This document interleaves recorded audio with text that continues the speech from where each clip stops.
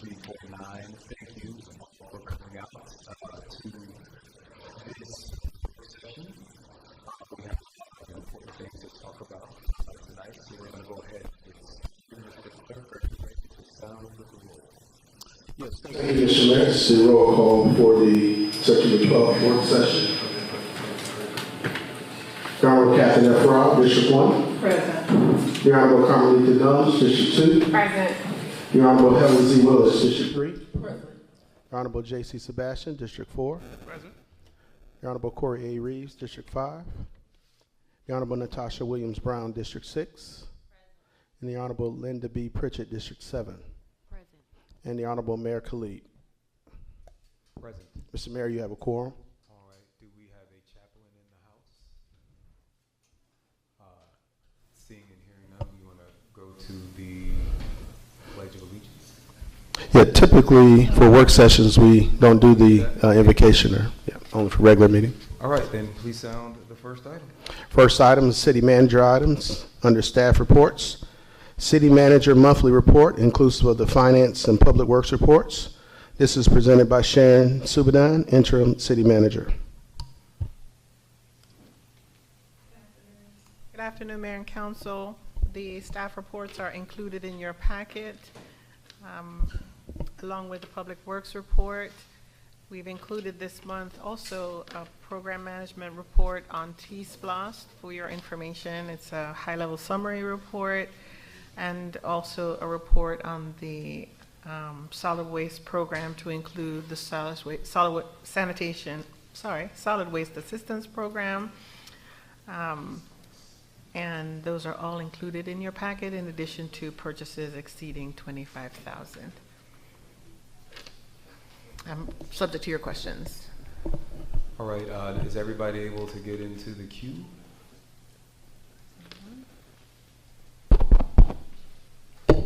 While folks are lining up in the queue, I will go ahead and start, Madam Subadan. I am still, we had a brief conversation about this, but I'm still getting calls from people that are being told they have to have forms either for bulk trash or they have to have a doctor's form to get the senior pickup. So I just wanted to make you aware that I know you were talking about a mailer and some solutions. And then the last thing I will say is I guess there are a couple of different numbers. Maybe there's a number for Waste Pro and then there's a number that's on the can that's different. And it seems like everyone at every number can't do everything. So I had a constituent that called some number and they could do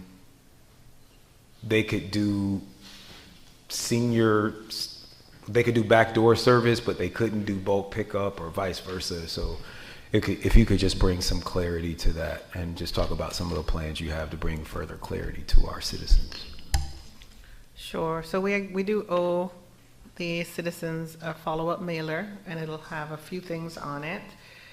In terms of the numbers to call, it should be seamless to residents. The only thing that our call center would not do is to take orders for additional cans. However, we will work to make sure that we make that more seamless to our citizens.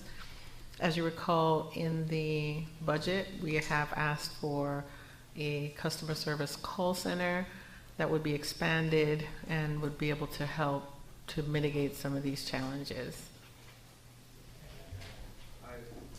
I also think that it's just worth mentioning, and I don't know that everyone was clear, but apparently at the last meeting, we heard that some people received tax notices or sanitation bills that were dated from January through December. But regardless of what was on your bill, this service is actually for June through June of next year. Can you just? It's June through May. June through May. When the online version became available, it patterned other jurisdictions, which is January to December. That has now been corrected. There have been some challenges with the online platform. My understanding is it is up and running, and The printed version was correct and went out with all the information as expected, to include the swap information on the back of the bill. Okay, and then the last thing, that I will ask about is that I know that there's a lot of speed bump work that is happening around the city, and I'm hoping that by our next work session, we could just see a chart of where things have been installed, what is on project to be installed, and what those installation dates are, just so that people can get aware, because we do get a lot of calls about that. Those are my questions. I see in the queue District 3 Councilwoman Willis. Thank you for recognizing me. When are we going to get a report or update on the solid waste assistance program? I know the deadline was August 31st. When can residents get notification whether or not they met the criteria or not for that program? We had 632 applicants. All but 85 were approved. They've been notified that they've been approved. We've sent the list over to the tax commissioner, and so those individuals that have been approved have been notified. Okay, you said 685 was approved, and how many was not? 632 were received, and I believe 85 were denied. Okay. There is an update in your report, but it was as of the day we sent it to the clerk, so it was a little bit behind. Can we get a report broken down by district of everybody who was approved and who wasn't approved? Can the council? We didn't ask them to do it by district, but we have their addresses, so we can pull that information for you. Okay. And when can we get that report? We will have it to you before the next meeting. Okay.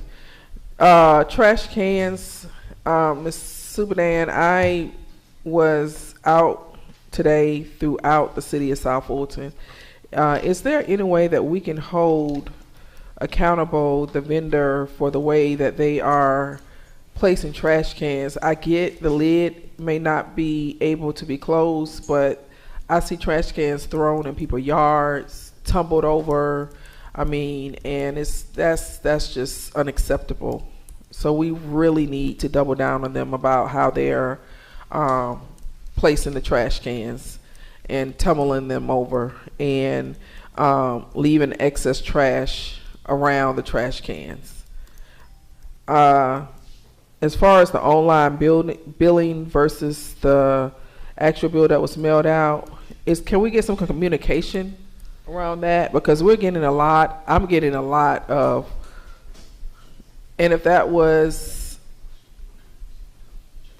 a discrepancy, I just would ask that we communicate with the council so we can know how to communicate with our residents, and then some type of communication be sent out so that we can give that communication to our resident, because it is a lot of confusion around what's online and what was mailed.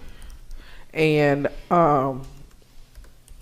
even on the tax commissioner end, some people are not confirming that they are talking with City of South Fulton residents versus City of Atlanta residents. And so some of our residents were told their bill was over $500 and due in January. And that is City of Atlanta, not City of South Fulton. So, but a discrepancy, when you pull up online, like you said, it does not reflect what was mailed to residents. And it's all over social media. And I just think, in my opinion, we should have gotten some type of written communication to share with residents. I am still waiting on a paving schedule. I need that as soon as possible on T-Splosh projects. Also, I sent you a long email about the roundabouts intersection. Dates were given to our community, and now we are surpassed a lot of the dates that were given to the community, so I need an update on that. And I know we do have some challenges internal, but I need something to respond to residents. Thank you. Thank you, Councilman Willis. Councilman Sebastian.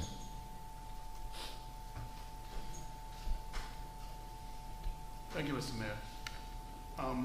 Madam City Manager, I apologize if these are in your report, but I need to ask a couple of updates because I know these things have been hanging out there for a while. The where we are with regards to procurement for the repairs to Cedar Grove Park and for Wilkerson Mill Park, and also to echo Councilmember Willis, where we are with the roundabout at Cedar Grove Road and Rivertown. 'Cause that's one I think has been a little behind schedule from what I can tell from what was earlier reported in the year. So I don't know if that data is there. The file is extremely huge, by the way. So normally the Public Works file by itself is large, so I've had to ask staff to chop it up if I want to put it in my newsletter. So I know yours is definitely not going to hold in there. So give some consideration that those of us that share these with the community, the size of the file. Okay? Thank you. And sorry, final thing, an update on the process for getting Merck Miles reopened, right? Because I see next door that people are talking about November, and I'm not sure if we officially released the date to the public, so I just want to make sure we sort of get ahead of the misinformation. Yeah, the information is in your packet. There's also a link on the site that now can give you more up-to-date information on Public Works projects. Additionally, the Merck Mile is out for bid. It closes on the 17th, I believe, of September. So as soon as we get those bids tabulated, we'll get it on an agenda. Okay. The chair recognizes Councilwoman Gomes, District 2.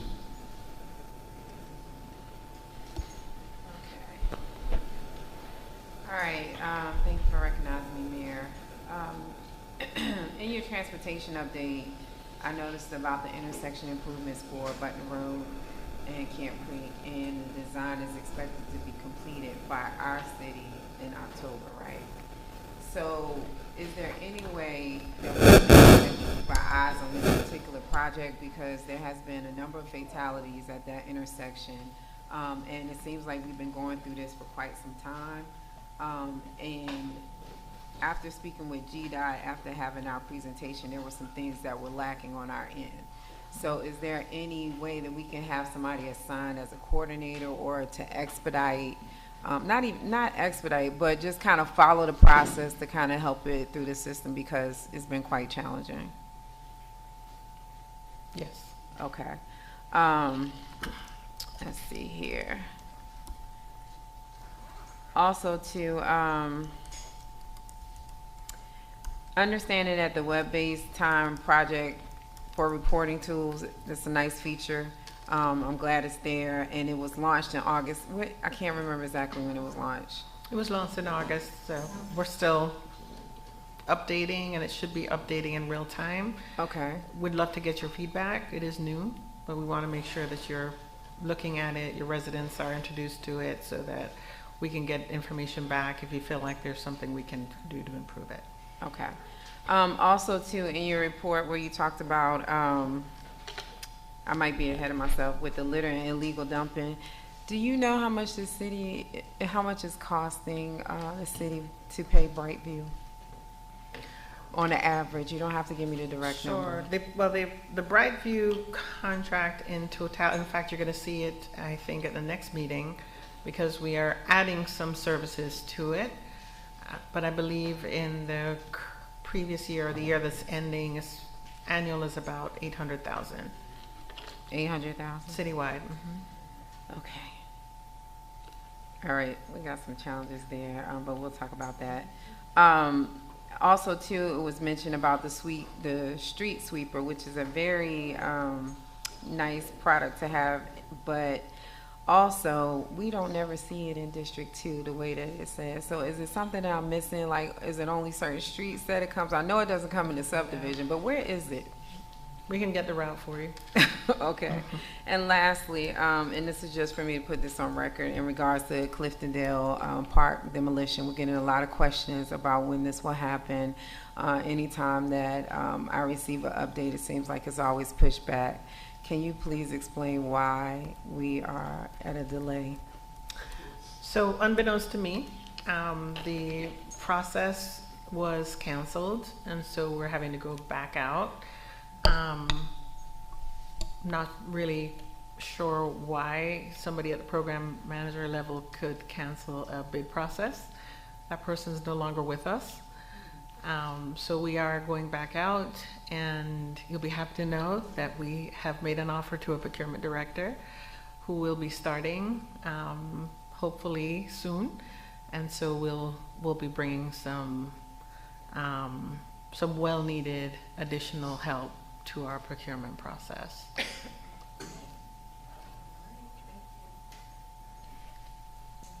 All right, thank you, Madam City Manager. That is good news. I do have to ask this one question on behalf of some residents who have cornered me about it. The trash cans that we have now are apparently somewhat smaller than what came before. I don't know, there's to great consternation. People have complained that they cannot fit all their bags. I'm going to make my statement, and then I'll allow you to respond. I haven't measured the trash cans. I don't make a lot of trash. I never fill it up, right? When I lived alone, when I lived with somebody, like, we never fill it up. But people are saying they can't fit all their trash in, and if they leave a trash bag next to the trash can, that Waste Pro is not picking it up. Their previous person picked it up.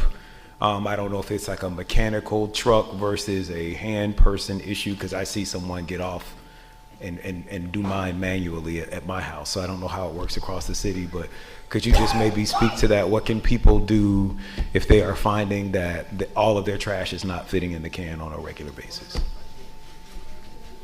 The trash can volume is the same. They're pretty standard. I believe they're a 90-gallon trash can. We have several issues with Waste Pro that we're working through. They have sort of ended their probation period, and so we've come up with a structure on how to penalize and fine to correct deficiencies in the contract. So we're now in that phase and noticing them on a regular basis. So as we learn about the challenges, we're making sure to pass that along. Whether it is hand pickup or the, I think they call it a left-hand, right-hand bandit, it is really a requirement that the trash is in the trash can in order for it to be collected. Okay. Do you have your answer? If you're in, thank you very much. The chair recognizes District 4 Councilmember Sebastian. Madam City Manager, before you got here, as we were going through this solid waste process, because we knew the recycling was not going to be included with the program right now, we were trying to figure out ways in which we could help the residents deal with the whole recycle thing. That was the number one question I had from residents of District 4, that we really want recycling. I know I had sent an email to staff, and the program we did discuss was possibly using some recycling centers where collections are done at our fire stations, at least for District 4. And we did look at this, and the room is there where we could have the bins.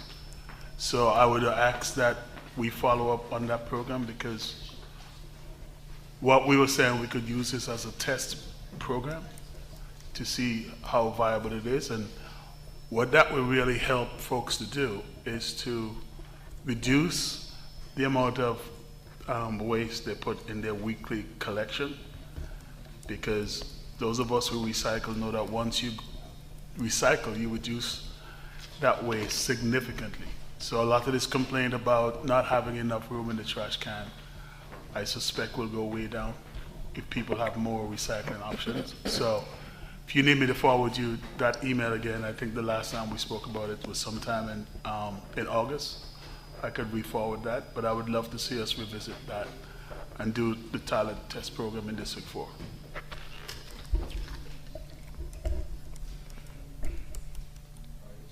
Chair recognizes District 3 Councilwoman Willis. Thank you. Ms. City Manager, can you have staff to provide us some additional options for waste transfer?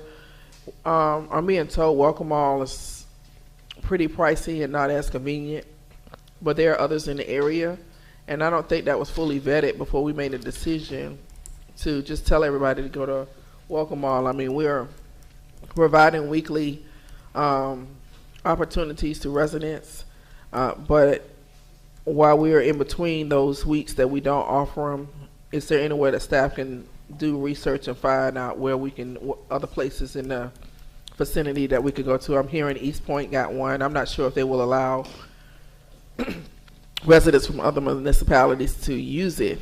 I don't know why, because we have allowed people from out everywhere to use our transfer station to, you know, recycle and dump, but if we just need that information. And I just would encourage you or the assistant city manager on the trash service days, just to drive around and just see how I feel that Waste Pro is treating our city regarding the placement of trash cans. I get they're using the mechanical arms and they can't close the, but to just throw them in people's yards and leave them tumbled over, I would expect for them to get out their truck and at least position them, at least in the, because one was almost in the road, and that can be kind of that can cause pedestrian safety issues. Thank you.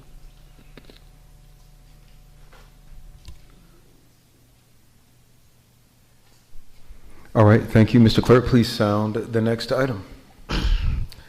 That moves us to Roman numeral 4, presentations.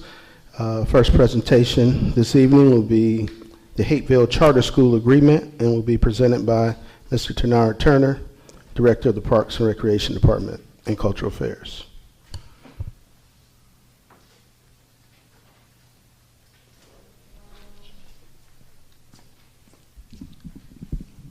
Good evening, Mayor and Council. This agreement is with Hapeville Charter Career Academy. It's an MOU for Hapeville Charter to utilize our gym at Burdett, their girls basketball team to practice. It's just formalizing the agreement. I think in past years they were using the facility, so I just want to make sure that we were covered in case of anything would happen. So it's just for them to practice at the Burdett Park facility.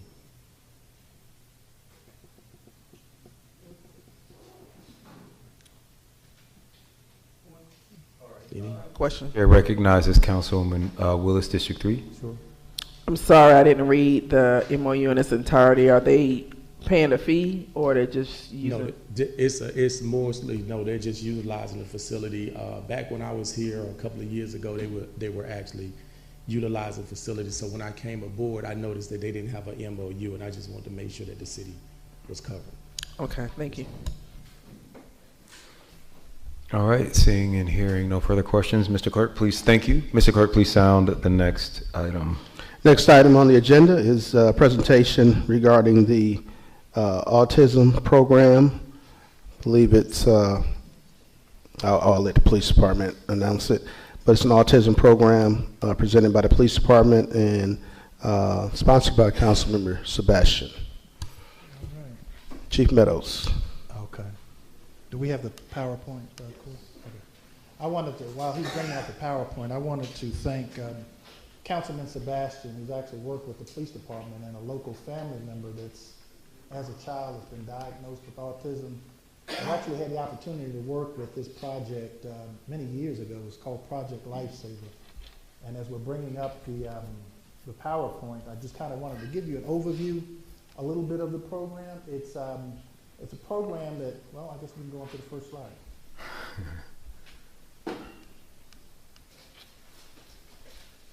You can go on to the next one, Corey.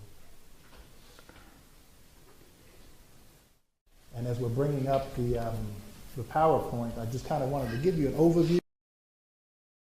Proactive program involvement in specialized operations that respond to incidences where Alzheimer's patients, patients with autism, or other people that suffer from diminished capacity. It allows us to actually track these individuals through radio telemetry. You can go on to the next slide.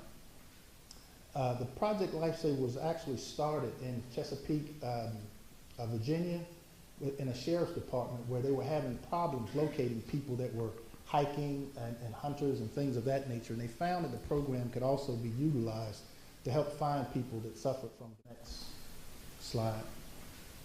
The Project Lifesaver was actually started in Chesapeake. It was costing a lot of man hours doing those searches, and people were sometimes found late or not at all. You can go on to the next slide. These are just some numbers that I'd like to share with you. According to the CDC, about 10% of people in the U.S. are over 65 years of age have Alzheimer's. 50% of the population in the U.S. over 85 years have Alzheimer's. The Alzheimer's Association estimates that about 5.2 million people in the U.S. now have Alzheimer's, and the numbers are actually getting worse. The autistic statistics for Georgia are really kind of troubling. If you sit down and you look at it, the CDC says that 1% of the world's population has autism, which equates to roughly 75 million people. Boys in the state of Georgia are 5 times more likely to suffer with autism. 1 in 39 boys and 1 in 181 girls usually suffer from autism. Approximately 36,000 people in the state of Georgia wander away from their homes every year. Estimated 12.7 million will have Alzheimer's by 2050. The cost, I'm sorry, you can go back to that. The cost to care for individuals with autism in 2015 is somewhere in the neighborhood of $265 billion, and that number is expected to swell to $461 billion by 2025. You can go on to the next slide. These are just examples of some of the things that Chesapeake found during their initial study. I'm just going to kind of go through most of these slides. You can go on to the next one. You can go on to the next one. And so statistics show that the number of people with Alzheimer's was on the rise, and also with autism as well. And so one of the things that we found is that we have quite a few people that are repeat offenders in the city of South Fulton that wander away from their homes. And this program would actually help us to cut down on our manpower and resources that we use during those searches. Quite often we have to put information out to the news media and things of that nature. So what this program will allow us to do, it will give us the opportunity to outfit some of the residents in the city of South Fulton with these radio transmitters. Now, we'd like to start off with 30. That number is kind of small, but the commitment to this program is kind of extensive. We're asking for those families that want to come and participate in the program that they actually are certified caregivers and that they're actually able to do the regular maintenance associated with these transmitters throughout the course of the year, because the batteries have to be changed at least once a month. They have to be brought into the police department and inspected from time to time. And what we don't want to do is put a bunch of assets out there in the field and we're not able to keep track of them. And so we're talking about starting off with 30 of the electronic devices. Right now, they're based on radio telemetry. We had looked at the possibility of looking at GPS items, but I had the opportunity to speak with Gene Saunders yesterday extensively, and we talked about the advantages and disadvantages of GPS technology as opposed to radio telemetry. And it's been his experience since he's been working with Project Lifesaver that the radio technology is much better, because GPS data would actually put our officers in the general vicinity of these lost individuals, but it doesn't actually take you to the actual location, which is what radio telemetry does. And so After having that conversation with him, we're going to go ahead and try the radio technology for now in the hopes that it operates the way that he says it does. And so this program is expanded. Initially, it was just for people with autism and dementia and Alzheimer's, but it's expanded to all types of people that suffer from diminished capacity. And we want to make sure that we're getting that sort of service out to our residents, because as it stands right now, we've just been kind of handcuffed with manpower searches, and we really want to try to get away from that because it takes up quite a bit of resources. And that's all I have, unless you all have any questions.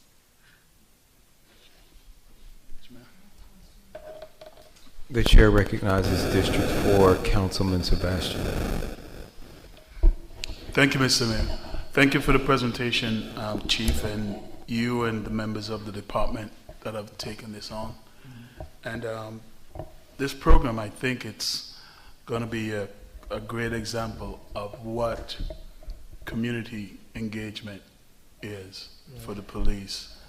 And I have always said to citizens that the best ways to gain knowledge and make changes is to engage with your government.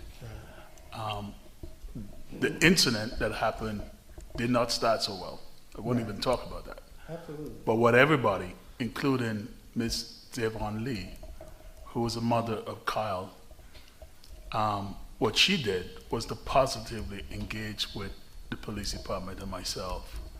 And the idea actually came from her, right? And so once she put forward the idea, and I brought it forward to you guys, I want to thank you all for running with it. I think this is going to be a positive thing for our city. Already, I know there was a young man that was lost in the woods of District 4 for 4 days. Right. You all remember that case? Yeah, I do. And so it was fortunate that because we spoke so much about it to all of our neighbors and whatever not, and we went out and searched. We didn't find him on an active search, but he was found on a Sunday morning at the side of the road. I recall that last year. This technology would, and program, would be able to help us find that kid in a matter of minutes, right? So I want to thank you. Kyle and his mom they're going to be at our council meeting to receive a proclamation, and hopefully we can launch this program at our next meeting. But I want to thank you all again. Absolutely. All right, the chair recognizes District 3, Councilwoman Willis. The chair recognizes District 7, Councilwoman Pritchett. Thank you for recognizing me. Chief, my mother, who died of Alzheimer's, she went missing 1 year while she was attempting to visit my father at the hospital. And she went missing from 1 in the afternoon to 1 in the morning. And we were fortunate to find her because of an honest taxi driver who said, "Lady, you look lost." And then ultimately, when she turned up, the police were there. So I'm really thankful to the New York Police Department for that. Is there a phone number that taxi drivers, Uber, Lyft drivers can use if they happen to encounter someone like this, and some kind of communication method that our police department can send out through these,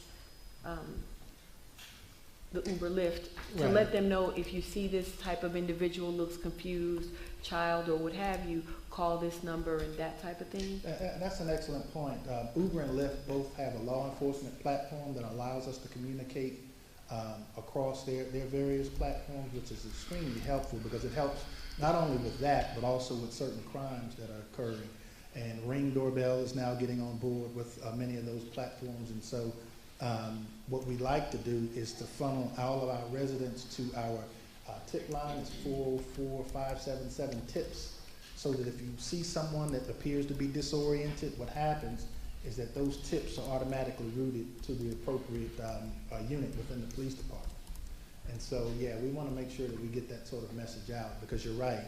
from time to time, you will have taxi drivers or Ubers or Lyft, or even a regular citizen see someone that might be disoriented. And it's, my preference would be that they call 911, obviously, but you know, absent of that, we would receive those calls through that tip line. And my additional question is, will you also be using drone technology to look for some of these individuals? Right. As well? In the case that Councilman Sebastian was talking about, we would utilize drones in densely populated areas. We have drones now that have heat-seeking technology on it, so we pick up, you know, heat patterns inside of wooded areas and so forth. And so, yes, we would do that in addition to our K9 tracking dogs. So that would help out tremendously as well. Well, I'm thankful to you and Councilman Sebastian for thinking about this, because it really is very important when someone is lost to have a mechanism to be able to preserve them. Absolutely. Thank you. The chair recognizes District 1 Councilwoman Rowe. I also want to thank you for the presentation. I was excited to hear that you moved beyond Alzheimer's and autism, because I had a similar experience with my dad following a stroke, where his mental capacity for a period of time was diminished and he wandered.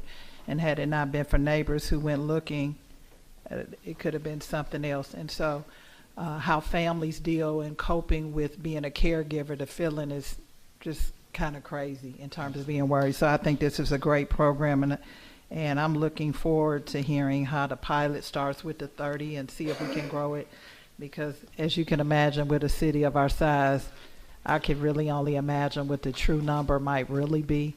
So I'm glad that we're starting off and with a smaller group to make sure we get it right. So thank you. You know, as I was diving into the numbers, Councilwoman, to your point, they talked extensively about the baby boomers. Now, I'm the last year, I'm a proud baby boomer, but I'm in the last year of it. And as we begin to age, it's going to be more of a need in our community, because essentially our ages are going to rise in this community. Well, thank you, but I'm in the Gen X.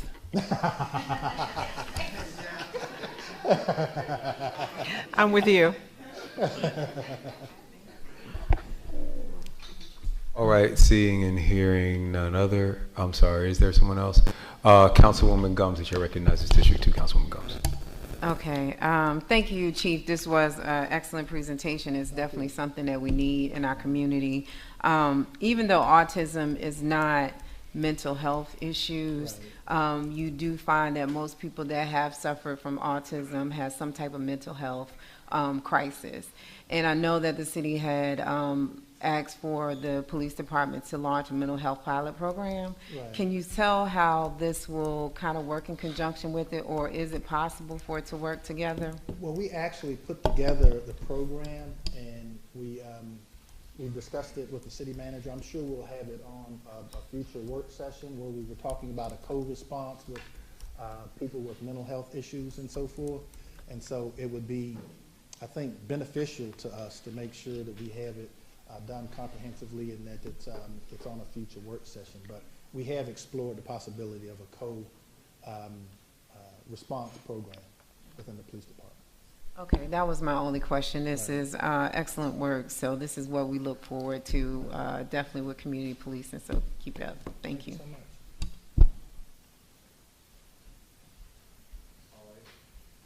Seeing and hearing none, thank you so much. Mr. Clerk, please sound the next item.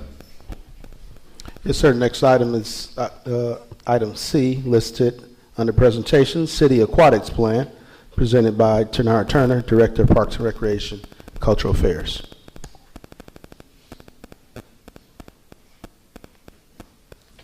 Greetings again, Mayor and Council. I'm here today to provide just a brief update in terms of the natatorium and aquatics program. And before I start, what I want to do is I want to kind of give you some historical data and kind of go back a little bit and to kind of communicate why we're here today.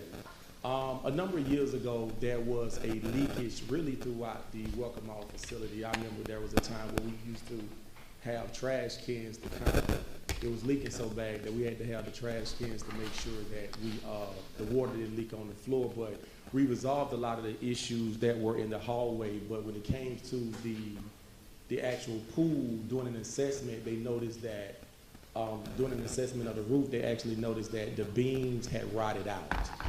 So upon doing that assessment that the beams had rotted out, what they wanted to do is they wanted to not only replace the roof, they wanted to replace the beams that was in the roof, because the contractor, of course, wouldn't insure the roof until the beams were actually fixed as well. So I just wanted to say that because that's kind of why we're here today, to talk about exactly the roof in terms of the leakage and things of that nature. So once they got in and they noticed that they needed to replace the beams, at that particular time, they decided to, we had what they call a retractable roof at that time. So basically, for those that don't know what that is, that's one of those roofs that kind of opens up. And the reason it opens up because it allows air to circulate in the facility. It's not many of those currently. A number of years ago, there were a lot of those, but currently there's not a lot of them. So at that particular time, they decided to go with a non-retractable roof and go with a more translucent roof, which looks great. You can, see the skies and things of that nature. But what happens is when you close the roof up, what happens is it doesn't allow air to actually circulate in the facility, so you no longer can get that air that you need, which increases the temperature in the pool. So that being said, that's been a lot of the problems in terms of contractors actually going in. It's been a safety issue as it relates to the temperature, because by us not having that open air roof, then it gets up to 105, 110 degrees. I've been in there just walking and start to sweat. So one of the things we want to do is ensure that the safety of our contractors that can go in there safely and be able to do the work. So working with General Services, what they've done over the last 2 weeks, they noticed that the temperature has dropped. The days are getting cooler, and if we go into the winter months, they'll be able to go in and actually do the work. And the hopes is they can start early, maybe 6 o'clock, 5 p.m., and they can get in about the time 1 or 2 o'clock when the temperature rises. They've done their 9, 10, 11 hours worth of work. So that's kind of where we are right now in terms of them getting back in, being safe and able to do the work. We had a couple of incidents where it just got too hot for them to actually be in there. So I wanted to kind of take you through that. This kind of, we have addressed the safety issue. We're going to also add fans to cool them off as well while they're in there working on the pool. So we addressed the temperature issue. We solved the temperature issue through the fans, as well as dropping the temperature and making sure we're keeping the gauge in there to see where the temperatures are so we can keep the contractor safe. We've done that, working with General Services. So we have a couple of options, that being said. We have option one, what they call a rebuild and repair. That basically means that we're going to rebuild or repair the pool pack. There's a pool pack that sits to the left of the facility. It's relatively 20-some years old, so they would just go in and replace it, basically replace it. From my understanding, it costs us about $800,000 to replace that pool pack. We'll replace it. And from what I'm being told, if we replace it, we could perhaps be up and running in about 9 months per se. That's sort of like if you want to get up and running, we can replace the pool pack and we can move forward. The second option is a complete demolition. And basically what that is replacing the pool pack while also replacing the number of the doors, the tiles, everything in the pool. Now, we have to understand a lot of these issues derive from Fulton County. We didn't have a good preventive maintenance plan, so this will allow us to go in and do a complete renovation of the pool. Of course, the roof is done, add a circular fan in there to get air in there as well. So we have those two options on the table. That is a repair and replace. That's basically replacing the pool pack, and a complete demolition. Of course, the complete demolition is going to cost a lot more. I think it's ranging anywhere from $1.5 to $3 million.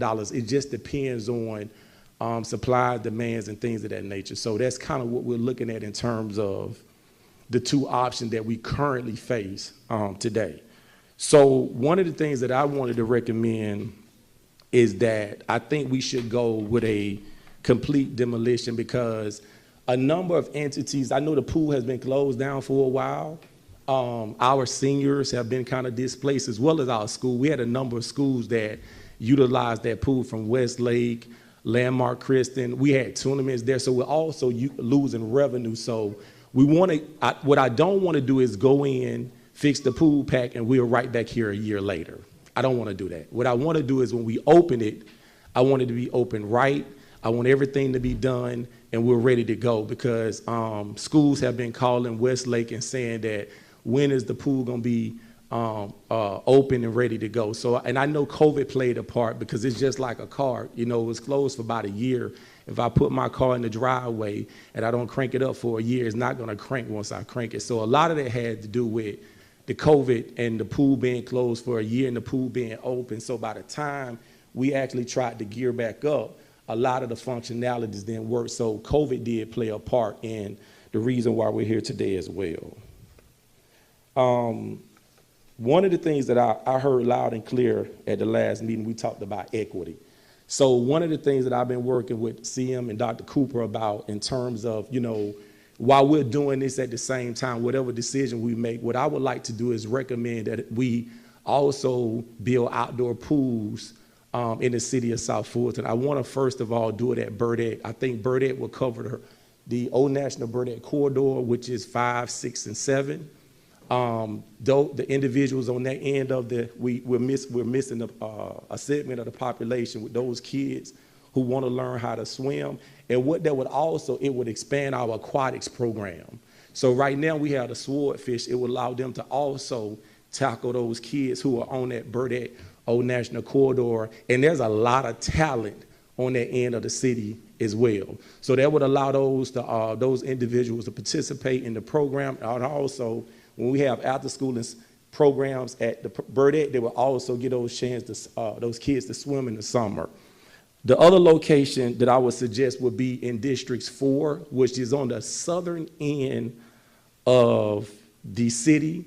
Currently, we don't have anything out there at Wilkinson Mill Park or Cedar Grove, so my next suggestion will be the same for those residents. Again, I think those residents are probably utilizing boundary waters on that end, or something in Fayetteville perhaps, but also what that would allow the citizens on that end to also have swordfish. Is a lot of talent on that end. So when we talk about equity, what it does is it allows each area to have some sort of swim program, because all the kids would like to swim. I know right now it puts a lot of strain on Welcome All Park.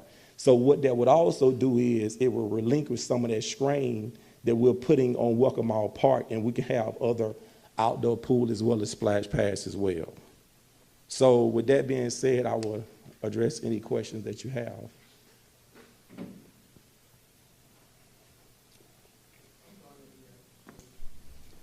Okay, the chair recognizes District 7 Councilwoman Linda Pritchett. Thank you, Mr. Turner, for your presentation. Yes, ma'am. What I would like to say about equity is, although people generally think that since the Old National Corridor includes 5, 6, and 7, sure, my opinion, I do not believe that it is equitable. You're waving, okay? I need to speak closer. Okay, thank you.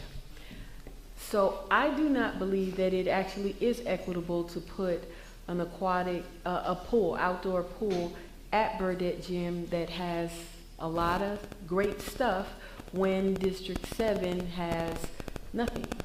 And District 7 has a park area, an area that will be a park, and that I'm not sure if it's in the design phase or you can still get in on that design, but I would think that that would be a wonderful opportunity to add aquatics to that end of Old National, sure, because although most of the people or children in that area in District 5/6 go to the Tracy Wyatt Center in College Park to use the pool. Sure. So on the other end of Old National, we would be very excited if we had something as amazing as an outdoor pool. So please consider us. Yes, yes, ma'am. Thank you. Yes, ma'am. The chair recognizes District 3 Councilwoman West. Thank you for the presentation, Mr. Turner. Colleagues, I sat in the meeting with all of the contractors, the city manager, Mr. Turner, and asked for this aquatic plan to be brought before council for several reasons. Number one, just to be totally transparent, this pool was never properly assessed from the beginning. We were told that there was a roof problem. Then we were told that we had to do a more extensive repair to the roof, and if you recall, we had a $1 million change order due to the rusted beams.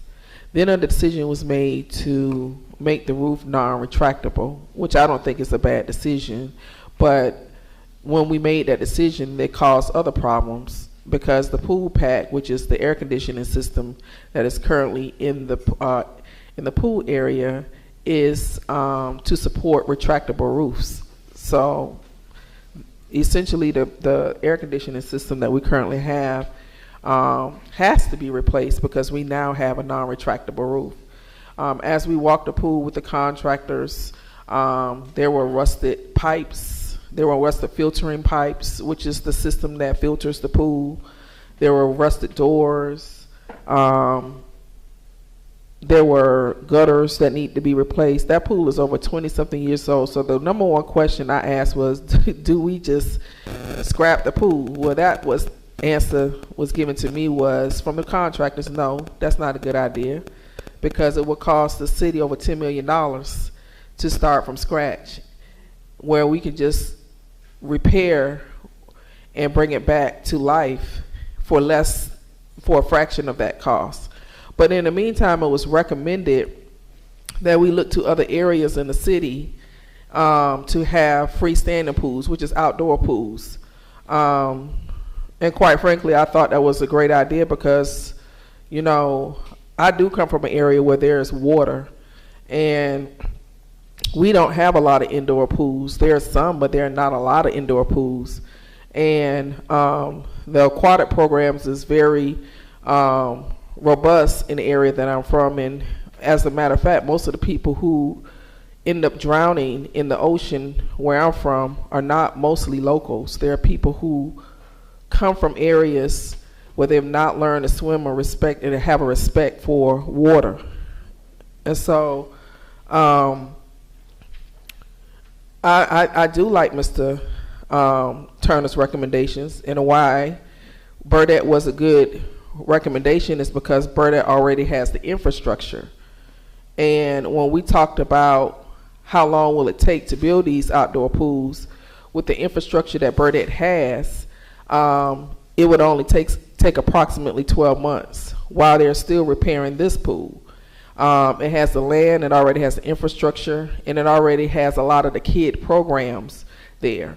And so it would not be hard to build an aquatics program because you already have the density and the participation at Burdette. So that is why Burdette was recommended. It was recommended for Cedar Grove because Cedar Grove basically is situated, District 4 is situated essentially between District 7 and District 4. I mean, there's an end that's very close to a District 7 that is very close to District 4, and there are not a lot of services in District 4. And people have been advocating and requesting for more services to come out in that area, especially the council member. And so Mr. Turner said that, you know, I think he said that it would be more feasible to put it at, then you said Wickerson Mill? Or Cedar Grove. Or Cedar Grove, one of those parts. Whatever would be feasible that would cost less money to put the infrastructure in place. Because what has to be considered at Cedar Grove is that they're not on sewer. And so, and then Walkmore Park, I mean, the pool is already here, and it's already on this side of town. The goal is to eventually put more pools, but we're talking about trying to put outdoor pools, which can be built quicker than trying to bring this pool. I mean, also simultaneously work on repairing this pool, but it's going to take a little time. So that was the thought process behind it, and I do support it. I do respect what you say, Councilmember Pritchett, but we were just trying to think of places that we can put the pool that already has the programs, that have the infrastructure, and that has a participation. I yield. Thank you. The chair recognizes District 1, Councilwoman Rowell. Thank you for this presentation. I actually think we started talking about the pool at our council retreat. I know Councilwoman Williams and Pritchett, we began talking about pools at that retreat. So I think it makes sense to make sure we have them spread out. But I think it is a great point, and I don't know what the cost differential will be, is that we have made investments in land for District 7 Park that doesn't have any amenities proposed for it. So it kind of makes sense to me to look at that. So, and I don't know if that was one of the places you considered, but being that that's the case, did you look at that at all? Yes, ma'am, but I was looking at more of 7 and 4. Like Councilwoman Willis said, I was looking at the southern end that could tackle that area. But I mean, you know, we're open for any suggestions. Right. Yes, ma'am. Yeah, I mean, I like I'm okay with the other 2 locations. I hope we'll consider this in the future, other locations, but I do think for Old National, it does make sense to spread it out, being that we have a park where we haven't allocated, I don't think, any additional investments other than the acquisition costs. City Manager, did we put money in additional for the District 7 Park? So we have money for Park CIP. We haven't narrowed down exactly what's going to be done with that. There is funding available that can be moved into the budget should you decide you want to move forward with an aquatic plan. And I was going to jump in because, quite honestly, we're making suggestions, but you're the policymakers. I think you all see a need elsewhere in the city, and the parks master plan spoke to splash pads, but it didn't incorporate pools, which I think was an oversight. I think that there should be the incorporation of both splash pads and pools elsewhere in the city. So we're looking to you for your recommendations. You know, we have suggestions, but ultimately we would like to get feedback from this council. Thank you. And I'm just curious, do you know, like, for example, for the city of Atlanta, how many aquatic centers do they have? Wow. I shouldn't know I was over them. Roughly. Roselle Fan, C.C. Martin. I think about 4. About 4 natatoriums, Class 5 facilities. Yes, ma'am. Okay. Well, I think it's a step forward. I can't recall, and that Mark, and you may remember the city manager, how many splash pads in addition to the actual pools, do you recall? In the master plan? I don't.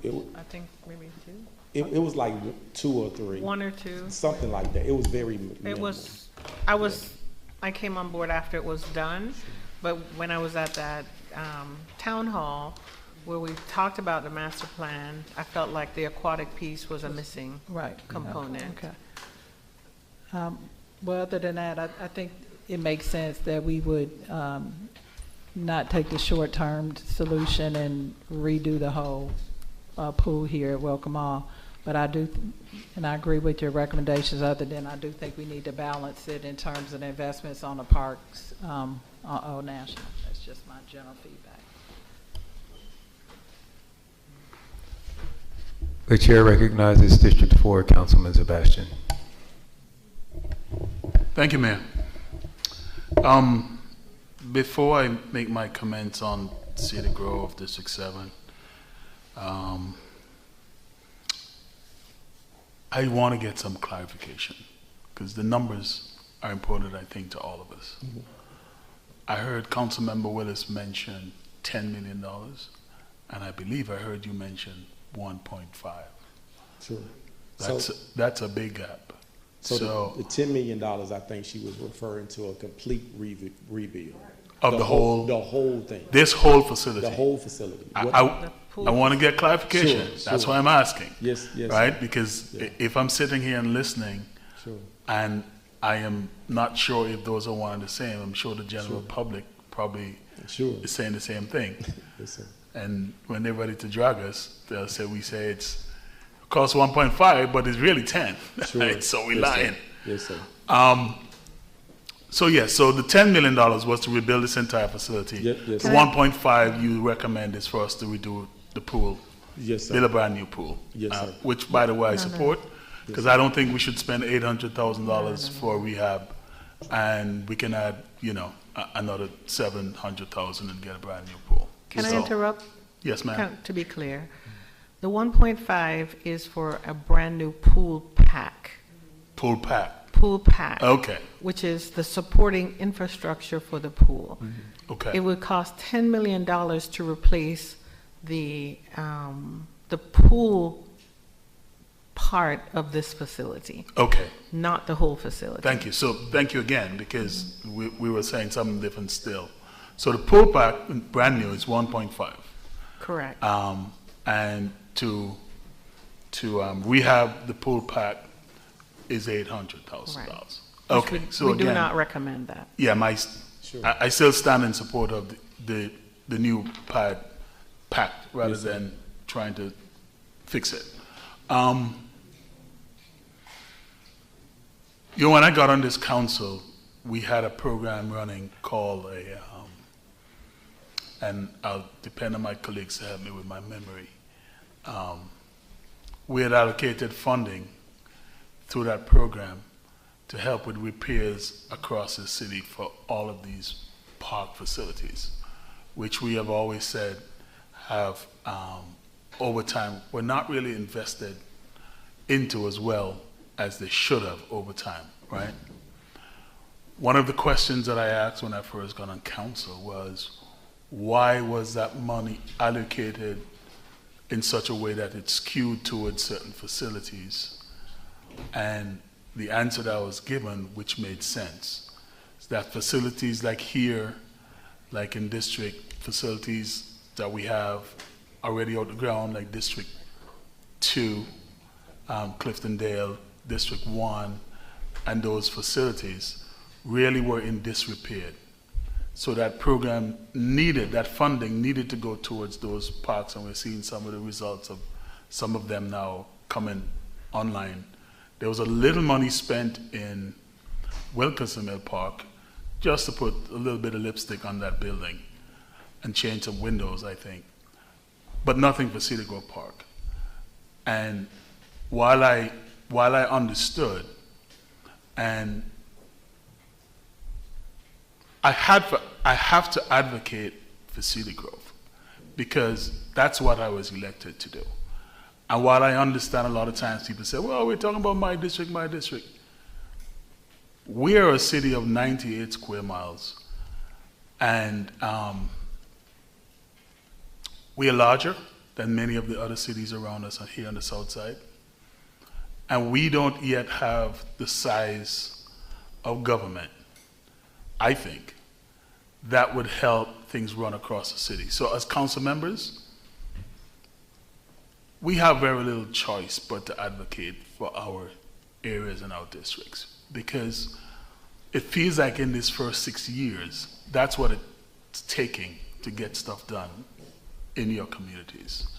I've heard from several of my residents who are, hear this talk about Parks Plus, and they have said to me plain out, don't come with that talk unless some money is spent in Cedar Grove Parks first, or at least District 4 Parks. So, first of all, I want to say thank you for the suggestion of the park.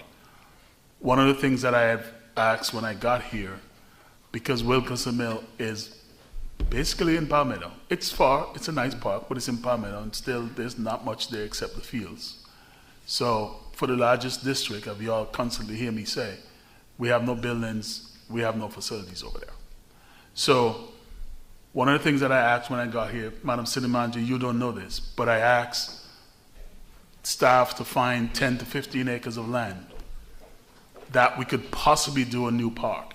And I said, just find me the land and let me help to advocate and help to find the money. That was part of what I said. I haven't been given that option yet. But to have what might be the smallest park, and Mr. Mayor, I beg your indulgence for a minute. What might be the smallest park in the city, which is City Grove Park, it is not that small if you really go out there and look at it. So some more things can actually hold there. But I think that we should try and find enough land eventually, and Councilmember Pritchett, I hear you, but I think eventually building a large multi-generation with multi-pools that I see exist in other cities, right? Where, you know, young kids can be over here splashing, the adults can be here, and, you know, teenagers can be over here, right? That is what I personally think we should be looking to place somewhere throughout this city. And I would say that is what sort of the vision that I had for a facility in District 4. However, these smaller outdoor pools that you're suggesting, to me, it's a great start. And yes, I'm in agreement. If we think Burdett is not going to serve District 7 adequately, I don't think it's 4 or 7. I think it's both. So I just wanted to lay that on the table, if we can afford to do both. But again, part of the reason with the funds that were put towards the parks when I got here is because they already had certain buildings that needed repair and they had certain infrastructure. We are saying the same thing now when it comes to City Grove Park. Okay? That there's certain things that are needed there. It's already in the midst where there's sewer and all that sort of stuff. So you're not starting from scratch. So I just want to make sure we know that it's not comparing apples to apples when we look at that facility versus, you know, Wilkinson Mill or someplace else. Sure. All right? Yes, sir. Thank you. Thank you. The chair recognizes District 2 Councilwoman Gomes. Thank you for recognizing me. Mr. Turner, thank you for this information. Have a few quick questions. So, do you have a timeline on this pool plan? No, ma'am, I don't right now. I just want to bring it before the board, and once you all make a decision, we can kind of go from there with city manager and Dr. Cooper on the timeline. So we don't have anything written down? Or you're saying we do have a I can speak to timeline? that. Yeah, so what we would like is to get some direction, and quite honestly, I would like to put it on the next agenda for approval so that we can move forward pretty expeditiously. We have to make a decision on Welcome All because we're at a stopping point, but we thought it was a good opportunity to talk about it and bring a decision, get a decision from you all to move forward. And once you have a decision, we would like to move forward with a rapid procurement to see if we can identify the spaces and then get pools up and running in pretty short order. So this is not a lot. Part of the reason it's on this agenda is because we want to move forward so that as soon as next year, potentially pools could be in progress. So at least by the summer? We hope. It depends on how long it takes to make its way to you for approval. So there's really nothing right now for us to react to other than you getting our consensus saying that this is something that we would like to see in the city. One, we'd like to know if this is consistent with what you all would like to move forward. And then two, if we can, as we work through this, define where they're going to go, then we can, in pretty short order. Pools are not hard to bid and build. But once the decision is made, then we can move forward. So that leads me back to my next question. How much is it for an outside pool? Is there an estimate? I have an estimate, but I do too, but go ahead. No. I'll let you go. Somebody. If he's wrong, I'll stop him. Okay. So roughly around 1 to 1.5 million I would say 1.5 to 1.75. I think once you go ahead and put the plumbing in the ground, you have the real estate, I think you should partner it with a splash pad and then restrooms, change rooms, and then wherever we go, we have to think about parking. So are these Olympic-sized pools or junior-sized pools? Yeah, these would not be Olympic size, and I would recommend zero entry as well. That What's way the zero you can. entry? What's that? It's where one part of the pool, little steps. people, Yeah. they slope so that little people can. Oh, so the little people can float. Right, okay. but then the other side of the pool is for adults and teenagers. So that so- would include the splash pad as well? Yes. The 1.5, okay. That would be my recommendation. I'm sorry, say That would be my recommendation. Okay. And so right now, we're saying that it's 1.5 per pool. And in this plan, how many are you recommending across the city? 4? 2. Only 2. 2 and the the completion of Welcome All. That's our recommendation at this time. 2 to start. Mm-hmm. And then every maybe 2 years, we'll be able to start looking at. Okay. Now, this question is for Mr. Turner. I know we kind of talked about maybe splash pads at Cliftondale. Sure. Is that still, I know we're going through the demolition and things of that Sure. nature. Is this still something that is on the plan? I Sure. can't remember. It's on the plan. Okay. Yes, ma'am. All right. That concludes my questions. Thank you. The chair recognizes Mayor Pro Tem Williams Brown.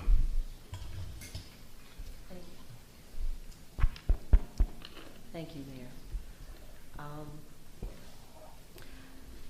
Councilwoman Gumbs asked sort of kind of part of my question. I really wanted to go back to Councilwoman Pritchard's comments around development of a park in District 7. Is there any sort of guesstimate on how long it's going, I assume we already have the land, how long is it going to take to actually develop a park and get it to the point where a pool could go in? No, I don't have a rough estimate, no ma'am. But I'm assuming that it would take longer to go that route than to put a pool at Burdette where there's already infrastructure to support it. Yes, ma'am. Okay, thank you. Yes, ma'am. The chair recognizes District 3 Councilwoman Willis. Thank you. The other thing I would like to add, yes, we are district specific, but for me, I'm advocating for pools all across the city. And, I know Welcome All Park is important to the schools, to Swordfish and everybody. And yes, it does need to be fixed. But we did, Burdette Park was due a splash pad. And they were due some type of water activity or infrastructure there. And so, as Councilmember Natasha Williams stated, it already has the infrastructure. It already has the programs. It already has the kids. It's near one of our most crime-ridden communities that we talk about and we see on the news every week. And so, I too had a crime-ridden community. And we went into that community. I worked with Chief Meadows. We provided resources. We provided programs, and it's not crime-ridden anymore. And so we need to put as much at Burdette as possible. I love the midnight basketball program. But I think the pool is going to even draw more synergy in the area. We have, the tennis courts that I hope we'll be putting tennis lights in one day, so I'm all for the pool, outdoor pool going at going at Burdette Park. The outdoor pools will only take about, what I was told in the meeting, 12 months to construct. This getting Welcome All back online is going to take approximately 12 to 18 months because they got to order the air conditioning system, the pool pack. And I think it has to come all the way from Canada, didn't they say that? And so it's going to be, you know, I agree. I don't think we should piecemeal this. This is how we got here, piecemealing what was wrong with Welcome All. So we just need to fix it right, so we don't have to keep opening and closing it, and then we don't have to violate any OSHA laws, because having workers in there working without proper ventilation and air conditioning system is a violation of OSHA laws, and we don't need to face any lawsuits around that. So I'm all for the recommendations as presented, and I will sponsor the resolution. I will ask 3 other of my council members to join me, and so we can get this approved at the next council meeting. Thank you.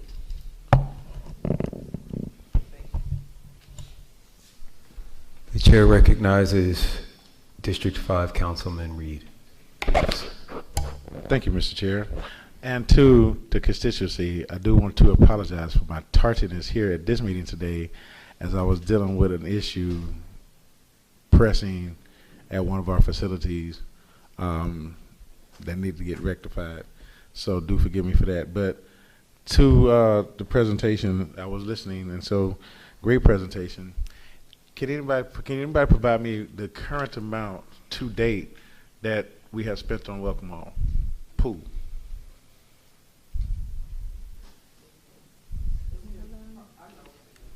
I would like to hear from the authoritative response from staff. Thank you. I'm pretty sure. Council, oh yeah. Yeah, we should be able to get that. Give us a few minutes, we'll get that for you. Okay, so we'll get back to that. But I would like to hear that. As there is a swim team, Swordfish, who has Olympic swimmers, really prepared Olympic, and they have to train somewhere else. And y'all know I like bragging rights, and so is to have them be here and practice at this pool in the facility, is they need one of those substantial pools that they have competitions in. So my ask is, if we're going to spend $10 million, can we just, let me first ask this, is that roof still retractable, able to retract? No. No, sir. It cannot retract anymore? No, sir. No. So it's okay, so could that area then just be repurposed, maybe like an indoor ice skating ring out there, introduce hockey or something, and the pool be completely separate? Because if we're going to spend that money, let it be separate, building its own little facility right here. Do we have the space for that?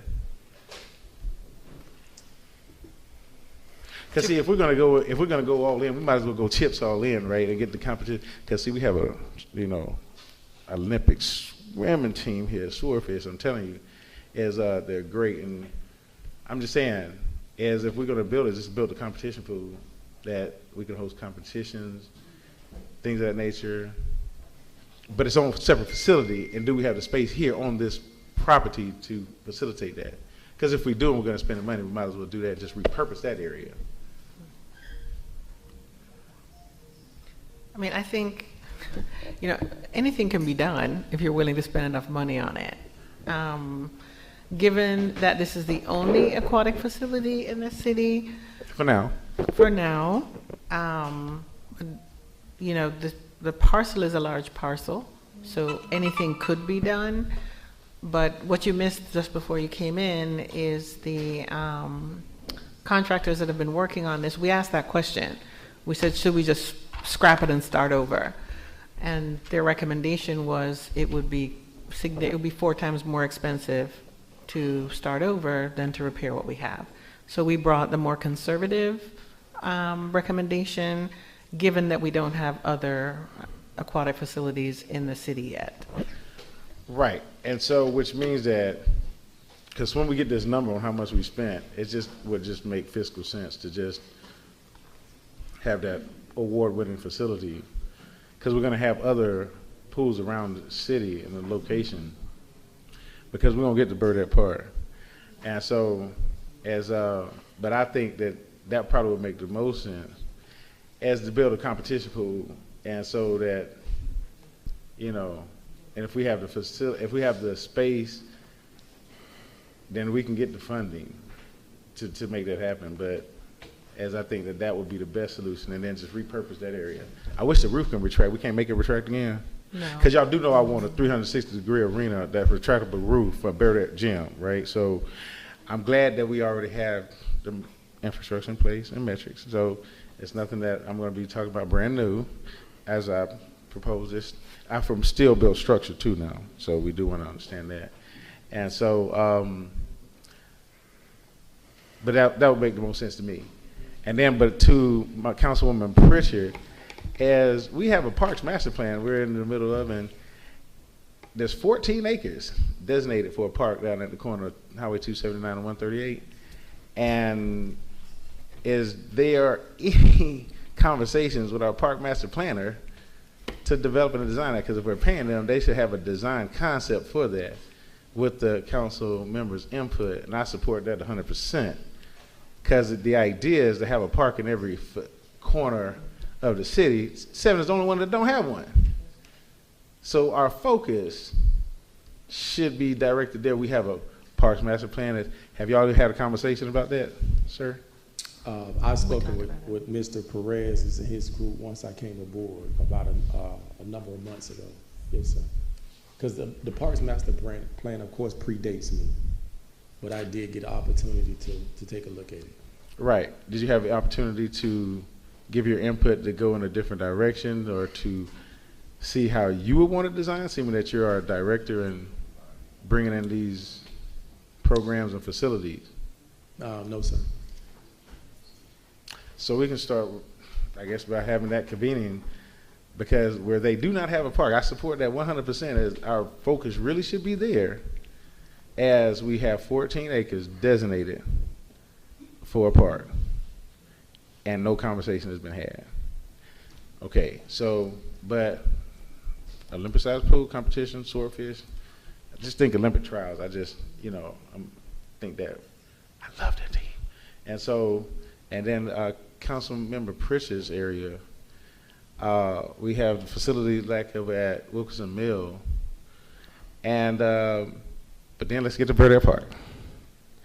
Y'all know I'm a little biased because it's a World History Park, you know what I mean, and so I do support a pool. You know, I asked for the little, kind of give me grace period here, so because I didn't come up with this, but hey, I asked for all the glitz and glamour and everything extra with it, with the lights, the whole, you know, we have the splash pad that lights up at night, you know, shoots out the water and stuff.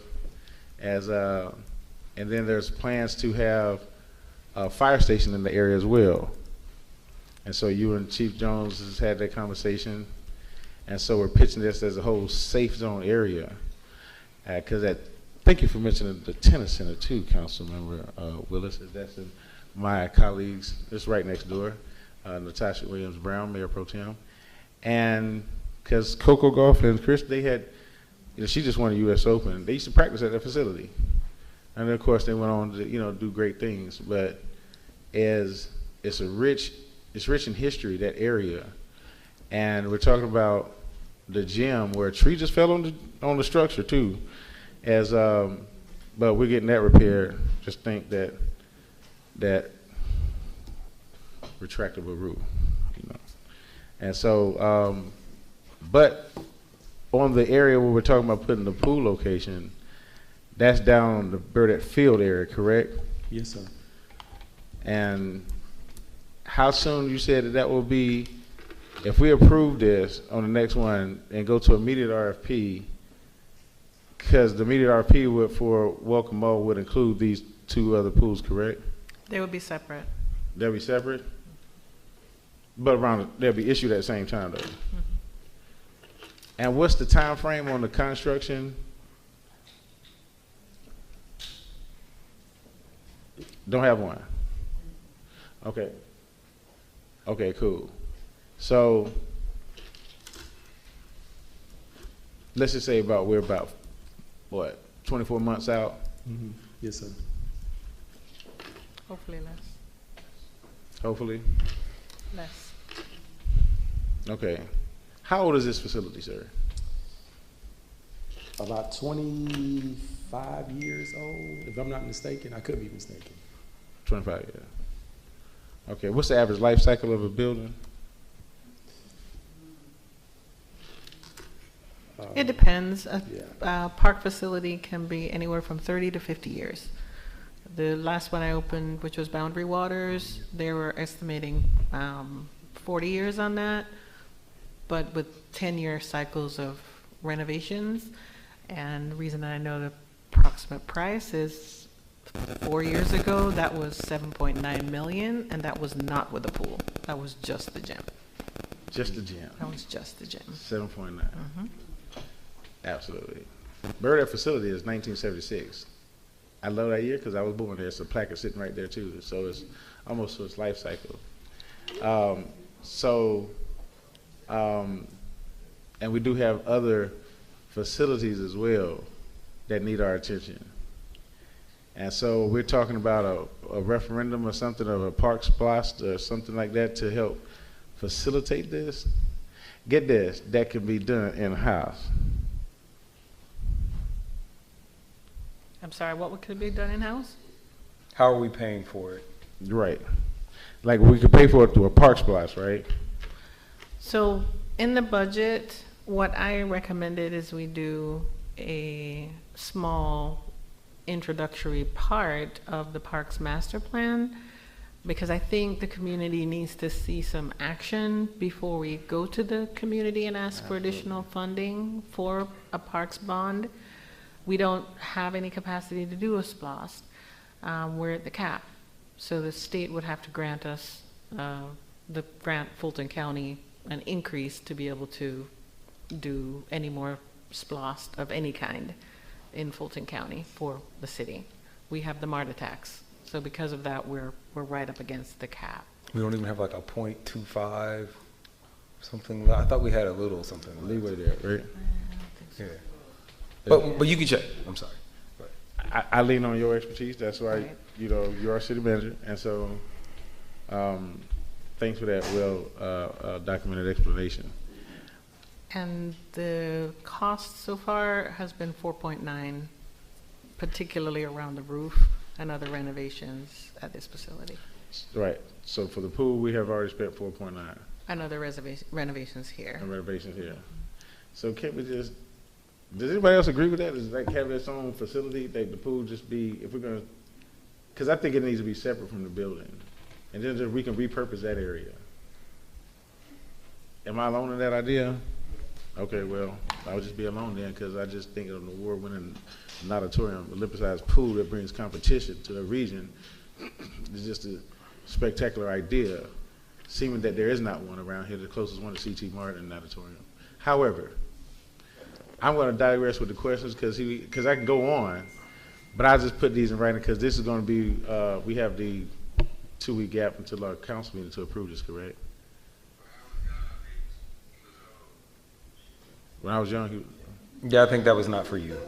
oh, that's, but look at, thank you, Director Turner, for your presentation, sir, and I would just encourage that we get with the park master plan and you have your input, because I think you have a direction that you want to take the parks system into, and that deserves a sit down and to definitely come up with a design for that 14 acres we have in District 7 designated for a park. Yes, sir. Thank you. I yield. All right, I have a couple of questions and comments. I just want to, I've heard a lot of different numbers and a lot of different things. I just want to be clear. The number that is on the table now to completely refurbish this pool at Welcome All is what number?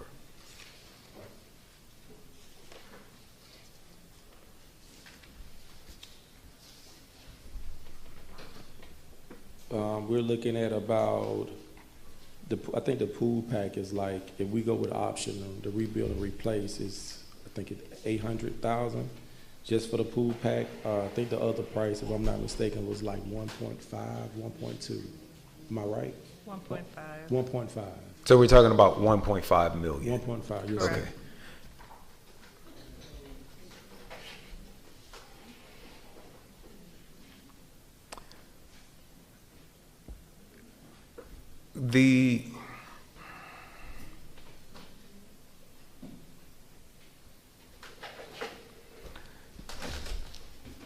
Madam City Manager, I know that you have not been here very long, but I'm wondering if you can see a pattern when it comes to our big public works projects and our procurement and our parks. 1 year we get a number. Within a year, halfway through the project, that number explodes. There is always some reason. It's the pandemic, it's the supply chain management, we didn't get a good quote, we didn't know about this in the roof or this in the behind the walls or whatever. We've just got to get better at getting quotes the first time. No disrespect to you, Mr. Turner, but I don't want to be back here a year and this 1.9 million is actually like 3 or 4 million because there's something that we didn't, that we didn't do. How much of this 5 million that we've already spent is related to we were going to have a retractable roof and that required a certain amount of ventilation, and then we changed the retractable roof which required more ventilation? Like, how much of these new expenses are because we changed the design midway through the production? Or is this a totally different, separate expense beyond that? Both. So because the design or the decision to go with a non-retractable roof was made, it basically rendered what was already a decrepit pool pack completely useless. And so I want to react to that a little bit.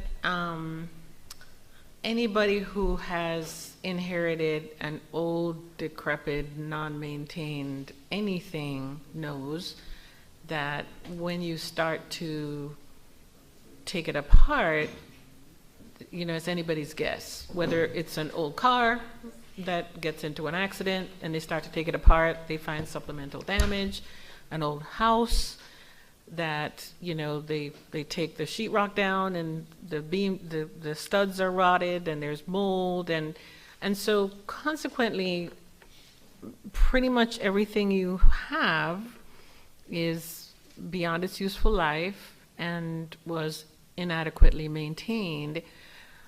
And the city really didn't have the resources to jump in and pour, the URA was a good idea, but you needed 3 times that amount of money to get out of the hole. And so, while I don't agree with Councilman Reeves' idea of turn the natatorium into something else and move on, building new is a lot more predictable. You bid it, you get your bid price, and you hold your contractor accountable. Besides the finding an Indian burial ground when they start to dig, that's your number, right? And so we are going to give you our best estimate, but I cannot sit here and promise you that when we go to market, we don't get a higher number. We will give you our best estimate in our agenda item for the next meeting. And so I think it's important to say that on the record. We don't know what we don't know. When you go out and build a brand new pool, again, unless you dig a hole and you turn dirt and you find something you didn't expect, your number is pretty predictable. I've built a few in my career and never really had a problem. So I can't speak to what occurred before. Part of the reason I keep correcting Turnard is because you need to build contingency. If the contractor tells you, it's just like you renovate your kitchen at home. You build some contingency in, because when they get ready to do something and they find that, your gas line needs to be replaced, You didn't plan on that. That's going to be a cost. But you're halfway through the project. You don't just say, I'm just going to go ahead and not have gas or plumbing. You've got to keep pressing, right? So our situation is, this is what we have. I think you make the best use of what you have, and you make plans in the future to build as new as possible. So I know that's probably not what you wanted to hear, but that's my perspective. That's good. Let's build in contingency. I don't want it to be like double or triple, but you know, my last piece is really a conversation about equity, and I'm going to ask the clerk if he would bring up my favorite slide about equity and equality, because I think that it's important to understand the difference between those two words. We use them interchangeably a lot. Equality means that everyone gets the same amount. Equity is about giving people enough to bring them up to level. And one of the issues that I have seen in dealing with these structures, particularly our parks, but all of our structures across the city, is that prior to cityhood, the county did not make a lot of investments in parks and buildings and centers. We, as far as I can think, the one new building that we have, Burdett, is 1976, right? So like the one new building that the county invested in south of Roosevelt Highway, districts 4, 5, 6, and 7 is the library, which is not even in our city, it's in Union City. And we are spending a lot of our resources on refurbishing or maintaining these buildings that were built north of that, right? I don't think that rebuilding an indoor pool facility here, like I don't think that putting 2 outdoor pools on the south side is like, that's not equity, right? We should build an indoor facility, and it's going to cost whatever it costs. Like we've spent $6 million, rebuilding this facility. Like I just wonder at what point do we get to building facilities in those districts that are equal to the facilities that we have on this side of town. And I don't think that we get there by, if we're going to spend $4 million on 2 outdoor pools, I don't know why we don't just spend, $6 or $7 or $10 million on an indoor pool, like on a natatorium. And so like to kind of agree with Councilman Reeves, I would just like us to build an actual facility and not like an outdoor pool or a splash pad. And I know that we have already made a parks master plan, but now we're talking about looking at it again. And I know we can't get far in these plans if we keep remaking them every time we have a new council or every time we have new department heads. But it's just these legacy facilities, we are just spending millions and millions and millions on them, and we never seem to get around to building new facilities of equal or better quality in other parts of the city. I don't necessarily care like what district it's in. I think that I do care that it's south of Roosevelt Highway in 4, 5, 6, or 7, but I think that we also have to trust our staff and that everybody is going to get something. If we really commit ourselves to equity, somebody's going to get a natatorium, somebody's going to get a track, everybody's going to get something. But I don't want to.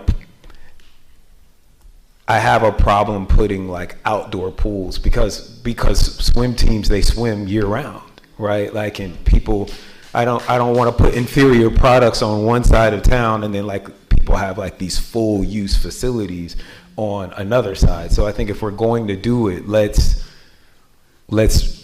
pay however much money we need to pay to make Welcome Mall right, and then let's build a facility like that in one of those districts. And you all, you pick where it is, but that is my comment about that.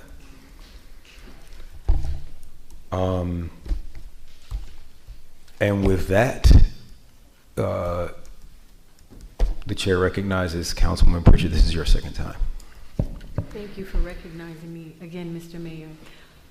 One of my constituents reminded me that when I went to the GMA conference, they talked about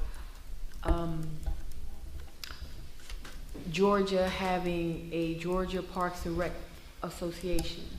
Mr. Turner, do you know if the city is part of that association? Yes, ma'am, we are. Okay. And so they mentioned that there were grants to help build and for maintenance. Have we looked at any of that funding? No, ma'am, not since I've been here. There are resources in GRPA that you can tap into. Yes, ma'am. So, Madam City Manager, could we? They're not for maintenance. There are no grants for maintenance. Most of the grants that are going to be targeted are going to be targeted for low-income communities, small communities. They may be tiny little grants for planning. We certainly can look into it, but there's generally very, very, very rare that I've ever seen a grant for maintenance.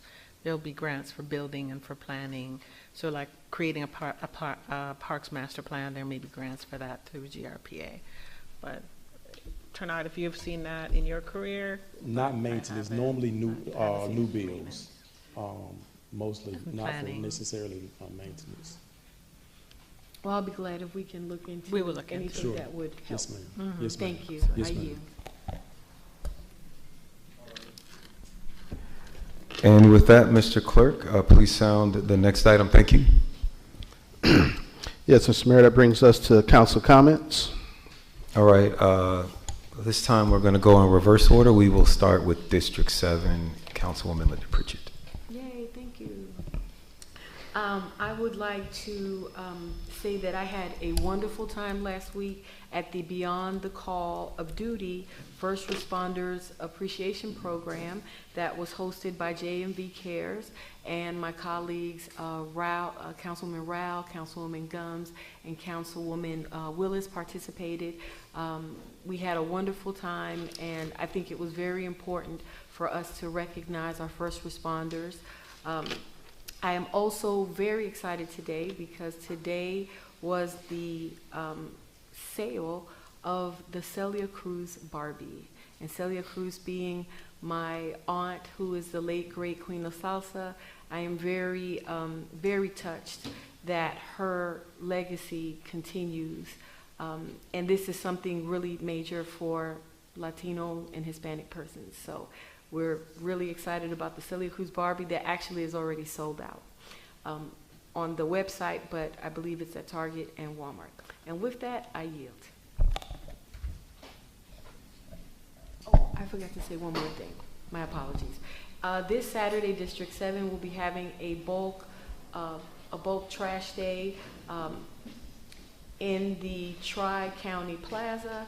So we have put out the flyer on the city website, on social media. So if you have bulk waste items, Saturday is your day. I will be there. I look forward to seeing you, and it is totally free. Thank you.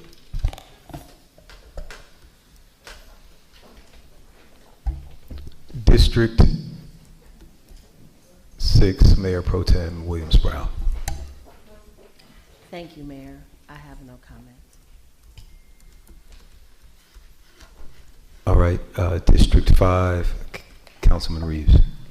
Thank you, Chair. I was hoping you had some comments today, Mayor Pro Tem. I was looking for something. However, but to all our first responders, I think we have a First Responders Appreciation Day as well here in the city of South Fulton. We appreciate all you do for every reason you do it. And so just a couple of things is we announced a new formation of our call, and so we call it District Live, and so down the call will actually be on the location, and some of our people experienced that because on Labor Day, we had a Labor Day celebration at Fellwood Farms, and so that's a new addition along with Rooted Affirmations. So we have Garden of Edens around here in the South Fulton area, and so as we're looking for them to come together as a collaborative, and so we're still working towards that goal. To our history world making program that's going on in the introductory to trade, and so part 2 has started. So Tuesdays and Thursdays, that's still facilitated. Balling with a Purpose recaps again tonight, and so for those who was in attendance, I think all of South Fulton came out, and so when we had the games against Atlanta, in which we won and brought home the trophies, and that just speaks further to collaborations win championships. And I'm always preach that. Mayor has a ring on right now, and you know what I mean, and so, and I appreciate him for wearing that, and so it's uniformity. And I'm just gonna say this is about, since you brought up something here, is y'all heard of Abra, I hope I'm pronouncing this right, Abra DuVernay? Ava DuVernay, yes. Heard that, thank you. So when people tell you you just can't do something, everybody tell you just don't do it because it's never been done before. Well, she kept applying to this Venice Film Festival, right? And so she finally got in, and for Origins, her film, first African American woman made history. And so it's when you feel like everybody's against you, it's that innate belief that you know what you have and you know what you are and you know what you bring to the world. And when people just tell you know, your persistence is you're gonna just keep at it because that's in the innate belief that you know. And if nobody else believes, you do. And it makes all the difference in the world. And so as she just did that. And so shouts out to her. Also too, as we look to attack homelessness, Facts to Thrive, and General Leverett, as I just won a grant for $70,000 to attack homeless youth.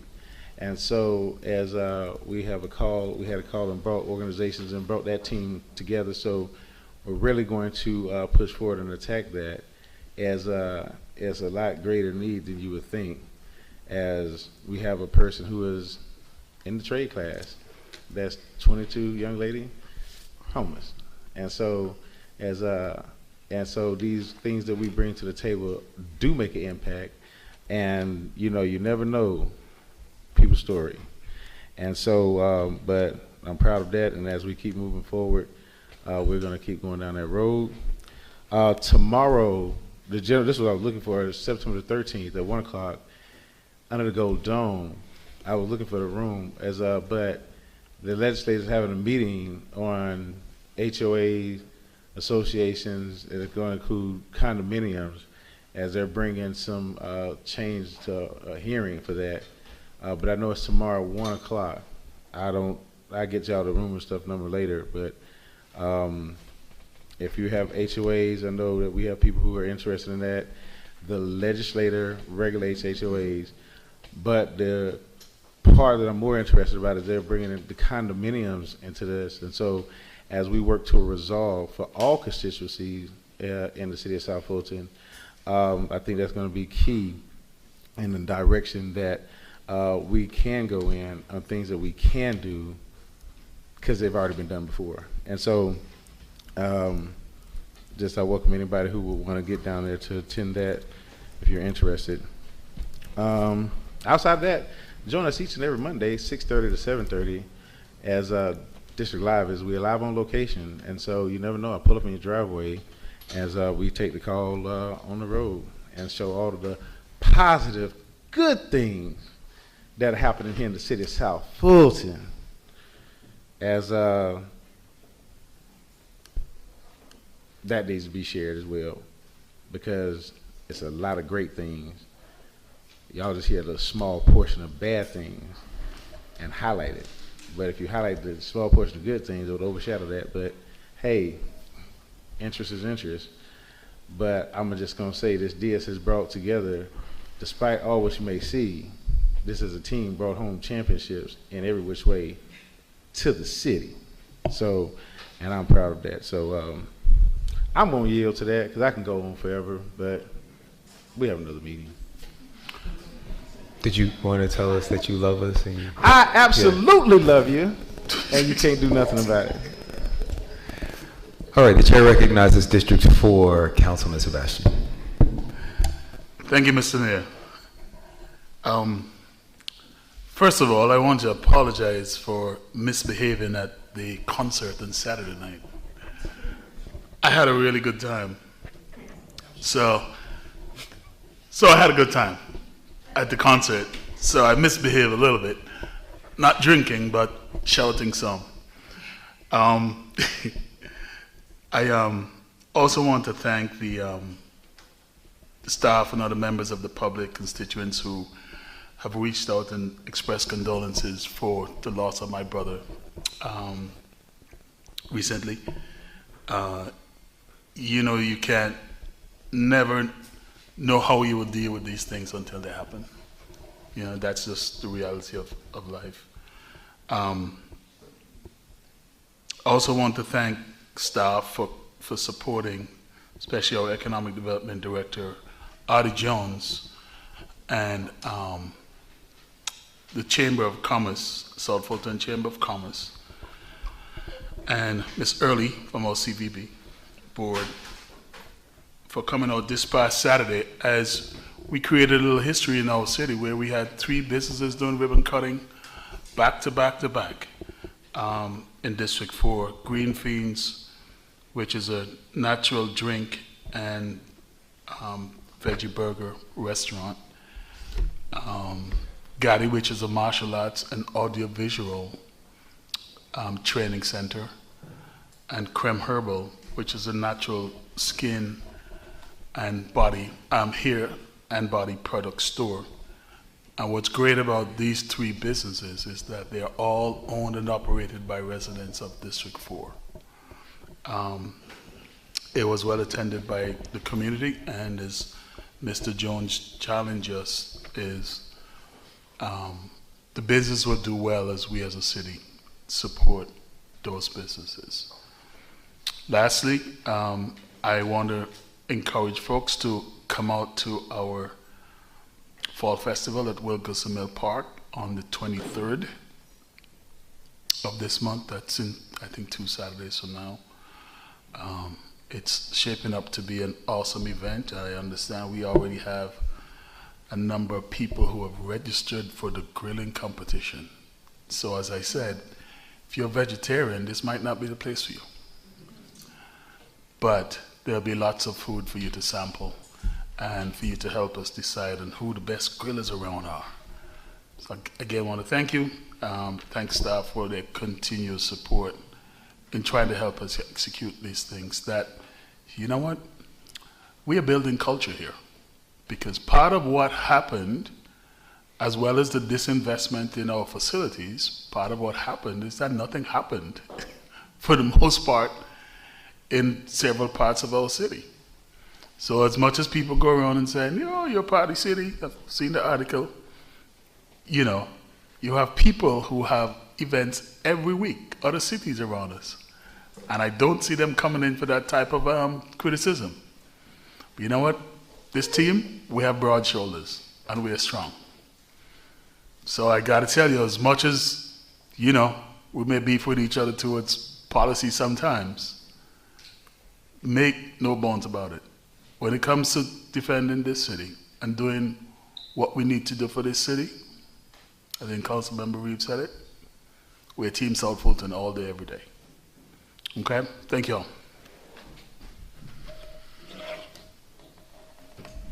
Thank you. The chair recognizes District 3, Councilwoman Willis. Thank you. I want to thank everyone who came out to support the Every Girl Shines mixer. We had quite a good turnout, and several mentees and mentors signed up for the new Every Girl Shine mentoring program that will focus on mentoring youth females from the age of 13 to 18 years old. It's not too late to sign up. If you're interested in signing up to be a mentor, please reach out to my office. You can send me an email at helen.willis@cityofsouthfultonga.gov. And tomorrow we will be having a town hall meeting here at Welcome All Park at 6 p.m. And it will, the focus of the meeting will be to discuss the aquatic plan that was given to council today and give the community several updates on renovations underway here in the Welcome All Park community. We also, I want to thank Caitlin King for working hard. We had a successful Red Oak Farmers Market this previous weekend. So thank you so much for doing everything to make that a success.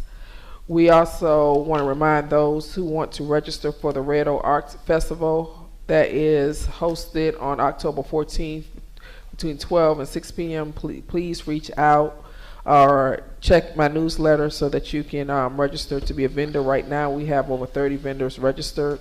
That arts festival has really grown over the past 3 years, so I'm looking forward to it on October 14th.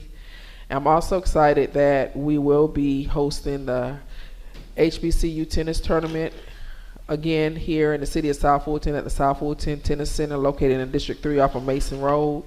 It kicks off on September 14th, 2023, and we have several HBCUs from around the nation that will be participating tomorrow. And I think they will have a recruiting fair and featuring several HBCUs. So if you have time, please stop by and watch some of our HBCUs as they contend for the HBCU Tennis Championship. I think that is it. I want to recognize all women in law enforcement today. It's National Women Law Enforcement Day. Thank you for all that you do. Females that are in law enforcement, thank you for breaking down the barriers. I know you still are a minority in this profession. And I just hope that you continue to reach back when you cross paths with other females and let them know they too can join this is a career path for them that is rewarding and they can do well in. So thank you for all that you do to keep us safe and putting your life on the line to make sure that we all have a good quality of life here in the city of South Fulton, and also those who work in the Metro Atlanta area law enforcement. Thank you for all that you do. If you are not getting yes.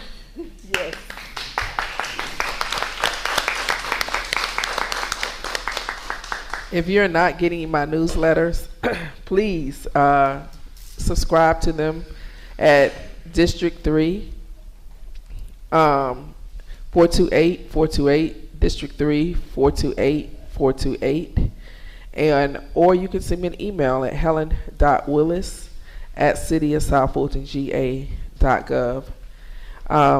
Thank you so much. Have a good evening. All right, the chair recognizes District 2 Councilwoman Gomes. Thank you for recognizing me. Happy National Police Officer for Females Day. If those females in the back, those police officers, can y'all please stand? Oh, it's only one. I thought I saw two.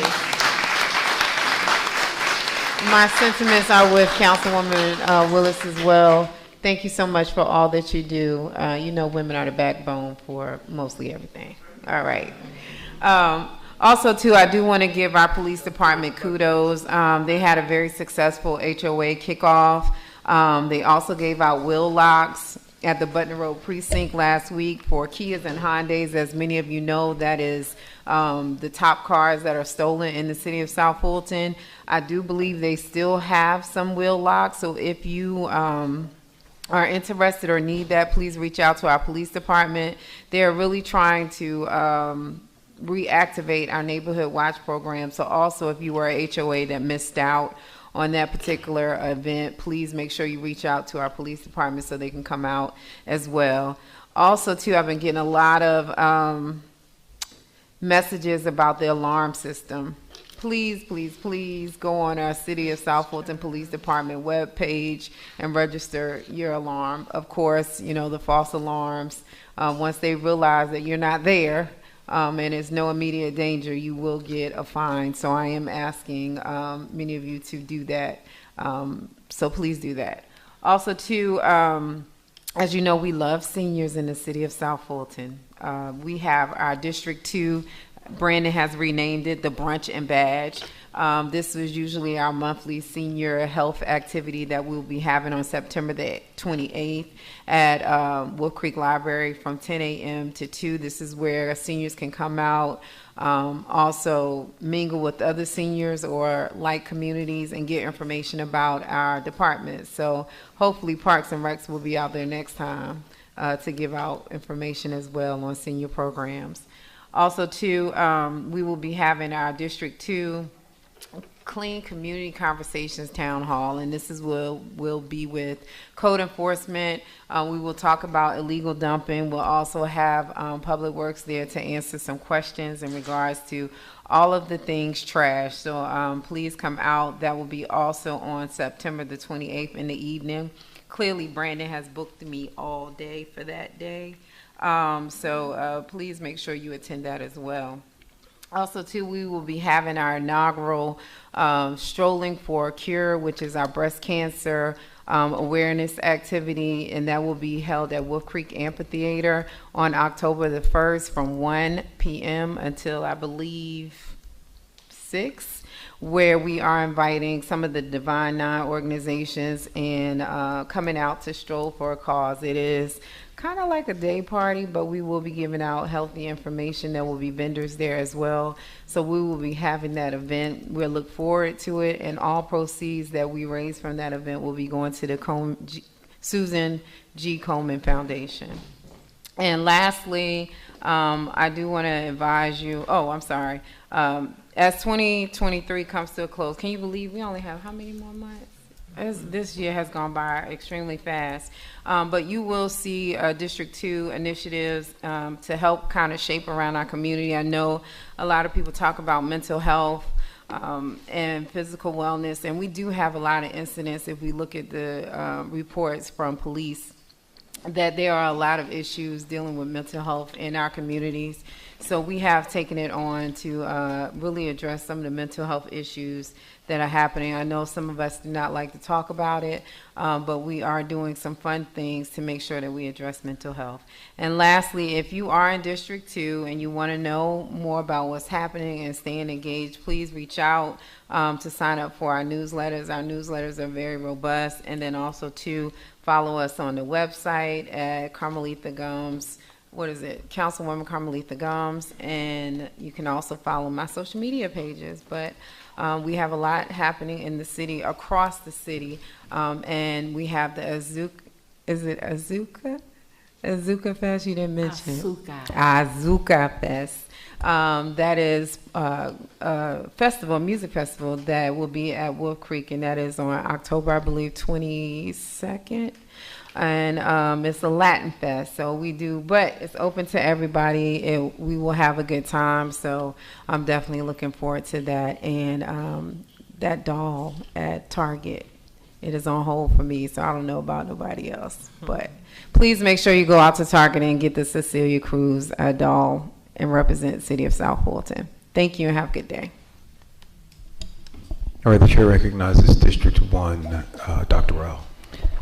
Thank you. There's a couple quick updates I want to make you aware of. The CBA, Cascade Business Merchants Association's monthly cleanup will be on September 23rd, beginning at 8 a.m. As you know, we meet at the Cascade Driving Range. In addition, I'm asking people to support two causes in our community. These are community-based organizations who are doing good work. The Westlake Football Foundation Classic, they're having their 3rd annual classic, and it's the booster club for the football team. They have a golf tournament at the Wolf Creek Golf Club on Friday, September 29th. Prices range from $65 to $500 for a foursome, but again, it supports our local schools. In addition, we have the Jordan Spears Foundation Golf Tournament. It's the 6th annual. It will also be at the Wolf Creek Golf Club on September 25th. So those are a couple events that we'd love for you to support. And finally, the District 1 Town Hall meeting will be October 4th with Greystone Power.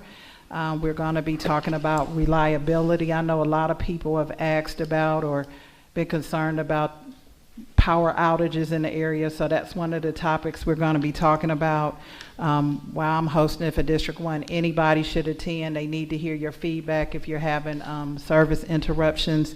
I know we are split between Greystone and Georgia Power, but it's really important that they hear from you. So come out. That'll be at the Southwest Arts Center on October 4th at 6 p.m.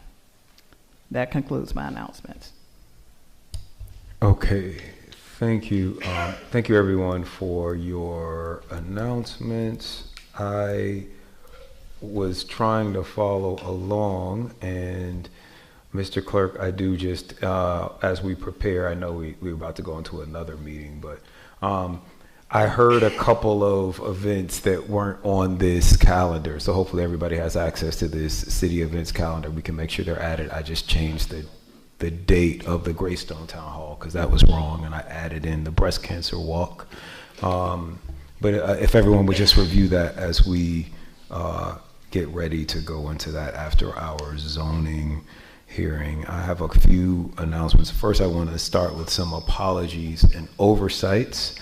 I blame it on the heat, but at last month's council meeting in the Black Box Theater at Southwest Arts, former DeKalb County State Rep Ron Mayo was there. We did not acknowledge him, so I just wanted to make sure that we did try to acknowledge you today.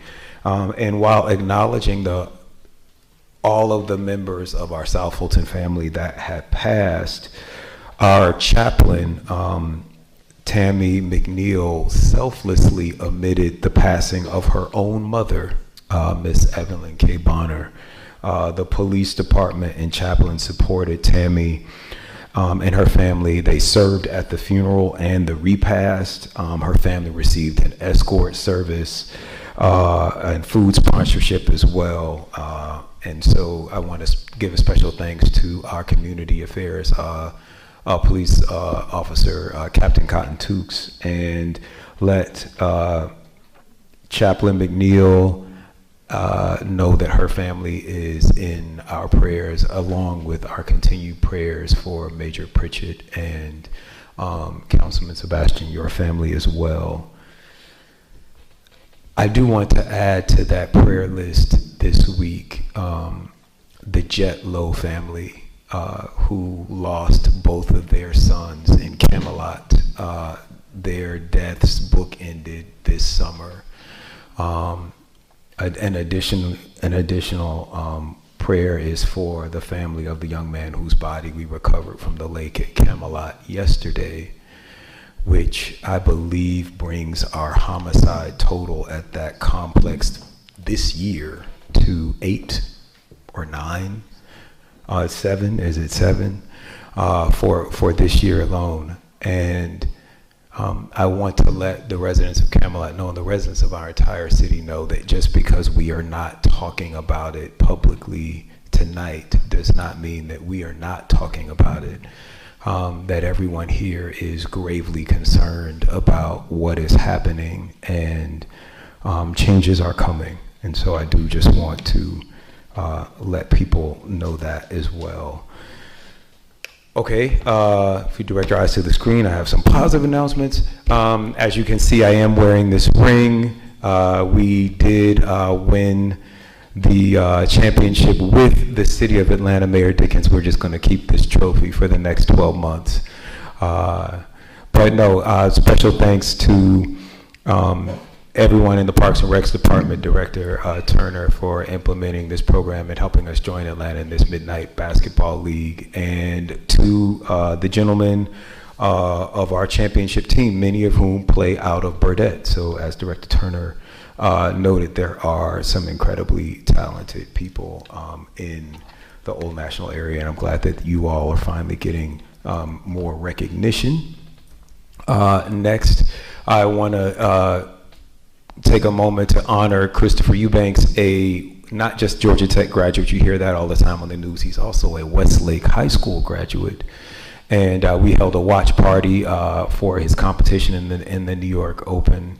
And I also want to congratulate Atlanta's own Coco Gauff, who becomes only the third teenager in history, fourth teenager in history to win a Women's U.S. Open title. So congratulations to her.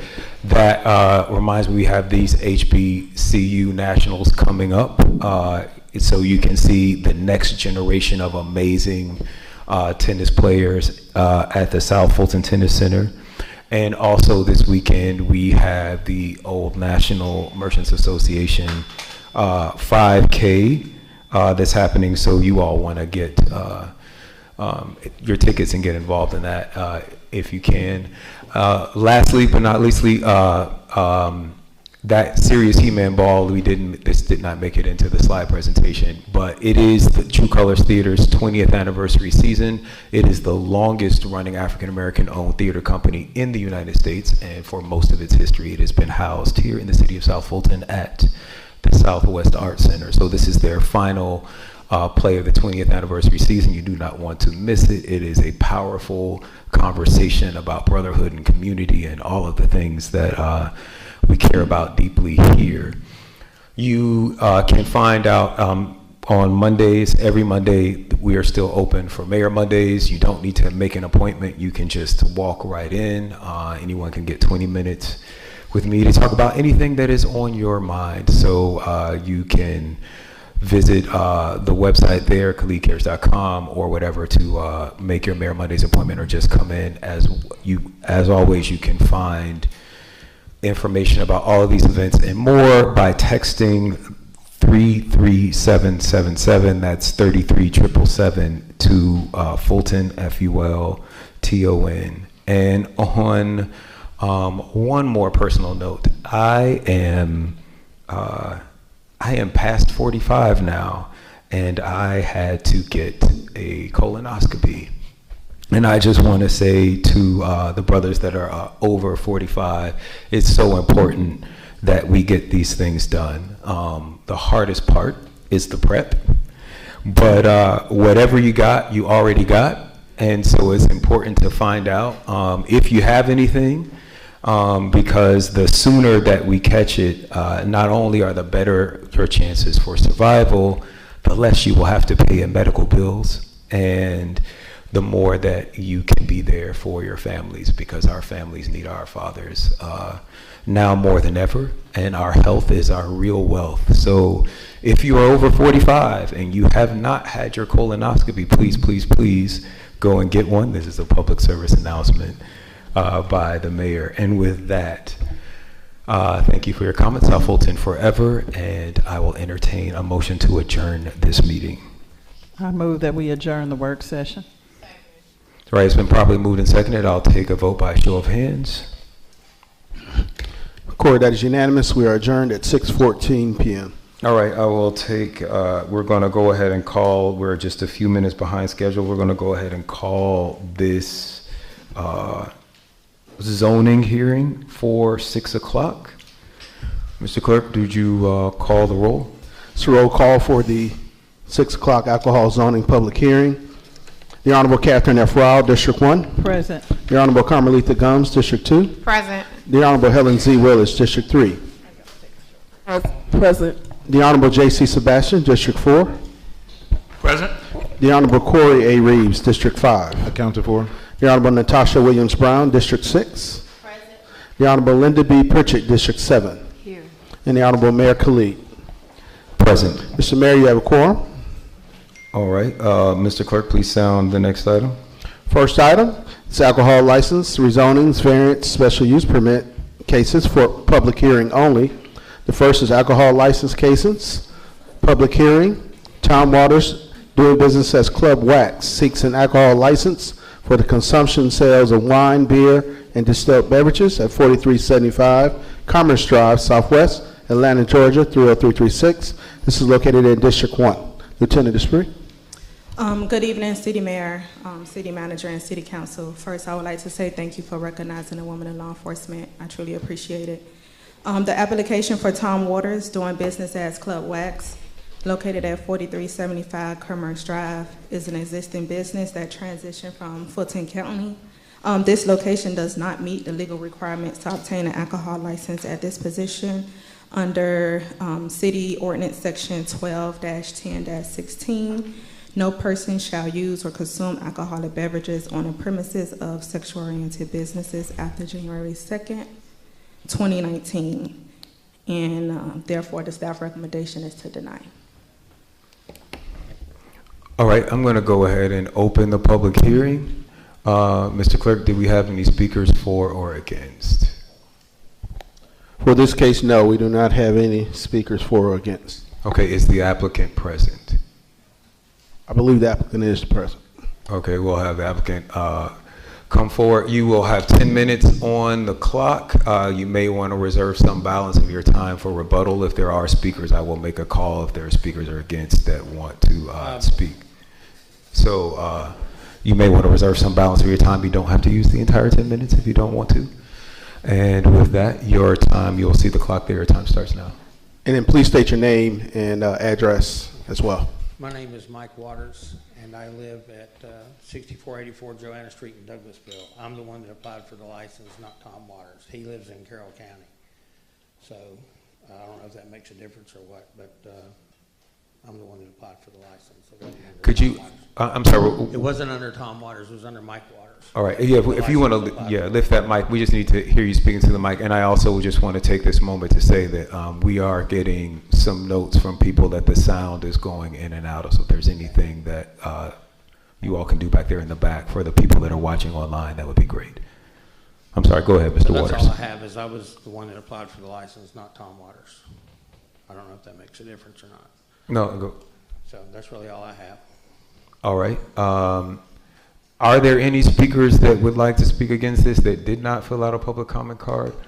All right, I am going to go ahead and close the public hearing. I'm going to open it up to City Council for any questions they have. I will just remind our council that we are not voting tonight. We're really here to listen, and if we can keep our questions and comments to a minimum, not only will that probably be legally advisable for us, but it would also help move the meeting along, and we will be able to ask more questions and have more discussion when we vote in 2 weeks.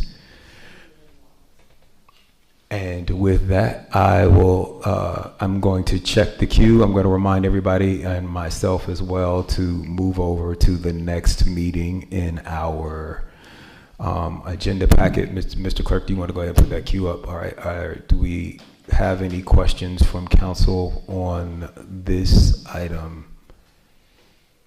Seeing and hearing. All right, we do have one. The chair recognizes District 7, Councilwoman Pritchett.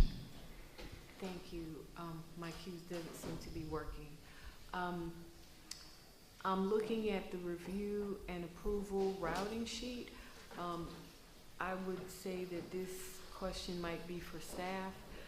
As I look at this form, I only, can I hear? Okay. As I look at the review, approval, and routing sheet, I do not see several initials on here from the city attorney, assistant city manager, and I guess that is a question for the city attorney. I'm not positive that you have to initial this, but I just want to understand why perhaps this may not have been reviewed by you or the assistant city manager, because I don't know if I even see the city manager's signature or electronic here. Normally, from the time I've been here, police is the entity that handles the background, the complete 9 yards, and then not unless they run across some type of legal question, then they'll email me or something to that effect. But other than that, I really don't get involved unless they particularly ask for a particular legal question. Thank you. I yield. All right, any further questions? Seeing, hearing none. Thank you so much, sir.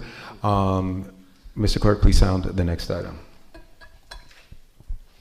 Next item is public hearing. IDK Incorporated, doing business as Club Babes, seeks an alcohol license for the consumption and sales of wine, beer, and distilled beverages at 304 Fulton Industrial Circle, Atlanta, Georgia, 30336, District 1. And I would like to let the mayor, council, and audience know that we did receive a letter before this meeting requesting to withdraw this application at this time. Mr. Attorney, would you like to opine on how we should proceed with this request for withdrawal? They've withdrawn their application. So it's really nothing to vote on at this point because they've withdrawn the application. Do we still need to hold a public hearing, open the public hearing, listen to comments for and against? I would, and just to see if anybody's here, but you can just close it because basically there's nothing for you to discuss or have a hearing on. All right, on the attorney's recommendation, we will open the public hearing. Mr. Clerk, are there any speakers for or against? I'm sorry, first let's hear from Lieutenant Esprit. I'm sorry, thank you. The application for IDK Inc., doing business as Club Babes, located at 304 Fulton Industrial Circle, is another existing business that transitioned over from Fulton County. This location does not meet the legal requirements to obtain an alcohol license at this location under City Ordinance Section 12-10-16. No person shall consume or use alcoholic beverages on the premises of a sexual-oriented business after January 2nd, 2019. Staff recommendation is to deny.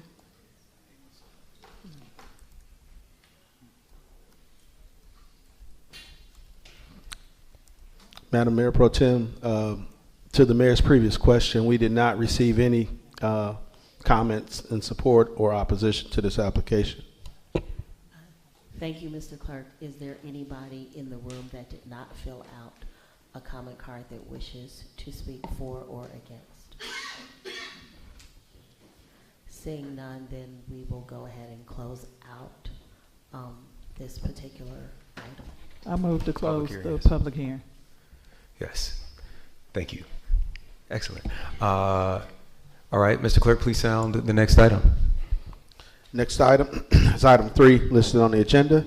It's public hearing for Fanny's Incorporated, doing business as Fanny's Cabaret, seeks an alcohol license for the consumption sale of wine, beer, and distilled beverages at 4401C Fulton Industrial Boulevard, Atlanta, Georgia, 30336. It's located in District 1.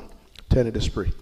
The application for Fanny's Inc., doing business as Fanny's Cabaret, located at 4401-C Fulton Industrial Boulevard, is another existing business that transitioned over from Fulton County that does not meet the legal requirements to obtain an alcohol license at this location under City Ordinance Section 12-10-16. No person shall use or consume alcoholic beverages on the premise of a sexual-oriented business after January 2nd, 2019. Therefore, staff recommendation is to deny. All right, thank you. We're going to go ahead and open the public hearing for this. Mr. Clerk, any speakers for or against? We did not receive any comments in support or opposition to this item. I do believe the applicant is here. All right, is the applicant here? Would you please come forward? As you have heard previously, you have 10 minutes on the clock. You don't need to use the entire 10 minutes. We might ask you to reserve some balance of your time for a rebuttal if necessary, and you don't have to use that either. Yes, sir. My name is Andrew Cargill. I've gotten to meet some of you since the annexation a few years ago. Excuse me, I have a phobia of my voice over the microphone, so I may move in and out.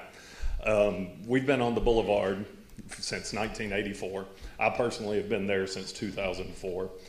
Numerous officers with both Fulton County and the great South Fulton Police Department have gotten to know me. We've worked with them over the years, you know. We feel we're a great stakeholder in the community. Again, with 20 years experience specifically in that location, I've kind of been a part of some of the ups and downs in the area.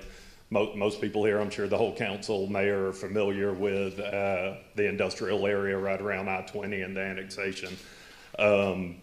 Having been a part of it over 20 years, and I've complimented both the chief and numerous officers on what the city has done in the area since the annexation. I believe it was June of 21. Shortly after the annexation, I reached out to meet with the city and just kind of see where we were going. Had a lot of positive conversations with numerous members of the staff. We were able to meet and kind of share some of our concerns, and we've been open to working with the city council and the area because we want to see it grow. We want to see it, be rejuvenated. To that end, I believe, even though we are a small place, we bring a lot of financial contribution to the area. Our customers are well off with disposable income. They're coming from surrounding areas, including the city of South Fulton. We want to see the area grow. We want to see restaurants. We want to see hotels. We want to see the growth in this area that I know has been expressed by this council. And we're here to work with you. We're hoping that we can work something out and our liquor license will be approved. Again, we feel we're pretty good citizens and neighbors and partners with the city and have been. If anybody has any questions for me, I would love to answer them. All right, wait, hold on. We're gonna close the public hearing first. Mayor, I would like to make sure that we could keep the record open so that we can submit some things if need be. Absolutely. Thank you. All right. Are you yielding now? I can yield my time to questions. Yes, sir. All right. Are there any speakers against? We did not receive any comments at today's meeting. Previously, we did receive an email from a constituent that I believe everyone. And we have that in the record. All right. Is there anyone here that did not fill out a card that would like to speak out? Okay. Thank you. Hearing none, we're going to go ahead and close the public hearing, but the meeting is still public. We're keeping it open. And now we will take questions from council. The chair recognizes. Is everyone able to get in the queue, or do I need to use hands, or what's going on? Okay. The chair recognizes. Okay, I got you. The chair recognizes District 3 Councilwoman Willis. Thank you. So is this an adult entertainment? Yes, ma'am. Okay. How are you? Were you all selling alcohol before we became a city? Yes, ma'am. So how did we get here? I believe it was through the annexation of the Fulton Industrial Corridor. So you had an alcohol license with Fulton County. Yes, ma'am. And so now you're seeking an alcohol license through the city of South Fulton. I've been seeking one since the annexation, when I was first notified by the city to start paying my alcohol taxes to the city of South Fulton. I believe it was June of 21, but don't quote me on that. It was immediately after the annexation. Okay, and this is September. So is there a reason you were not, did they give you a reason? No. City attorney, is there a reason? Not that I'm giving, from my understanding, the Fannies had kind of a unique agreement with Fulton County. If I'm not mistaken, I may be confused with another club as to, if I'm not mistaken, but there's something I think unique about this situation. City manager, do you mind if I, since the police chief is can I ask the police chief a question concerning alcohol? Is there a reason why we're here? Well, the ordinance prohibits us from issuing alcohol license to any adult entertainment establishments within the city. Oh, okay. All right. So we just don't have the authority to approve.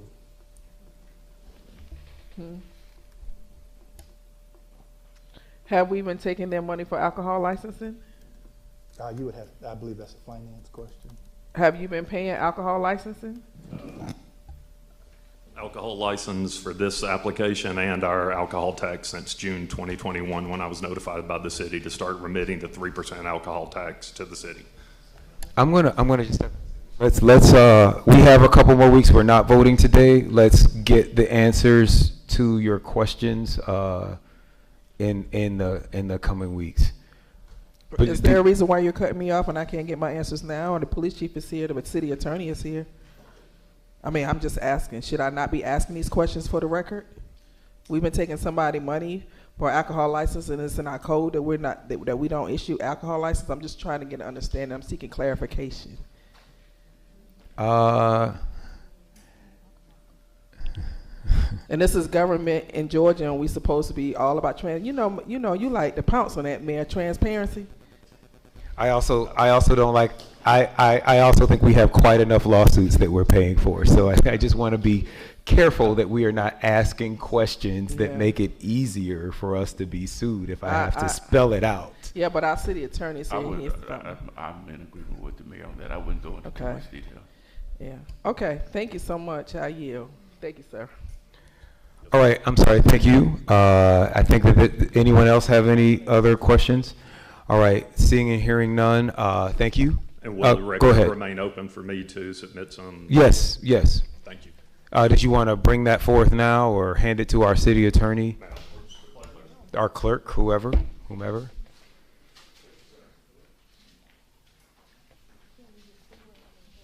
All right, thank you. Thank you very much.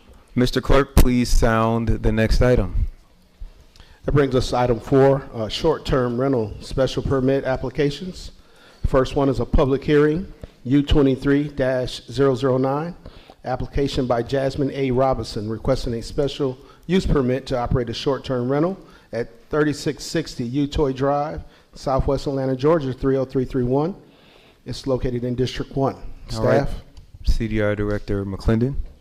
Thank you, Mr. Chair. Reggie McClendon, Interim Director of Community Development and Regulatory Affairs. Case number U23009 is a request for a short-term rental special use permit at 3660 Utoy Drive. This case, the applicant requested deferral to the September Planning Commission meeting, and there was no hearing held at the August Planning Commission meeting. So we would ask the council to defer your public hearing to October. All right, thank you. I'm going to go ahead and open the public hearing. Mr. Clerk, do we have any speakers for or against? So he's deferring, right? So we don't need to hear if there's a deferral. Thank you very much. All right, Mr. Clerk, please take your time.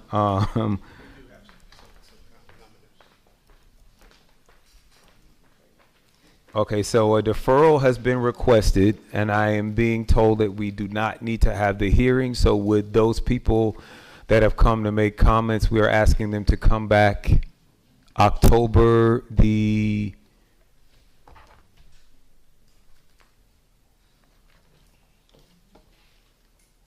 October the 10th?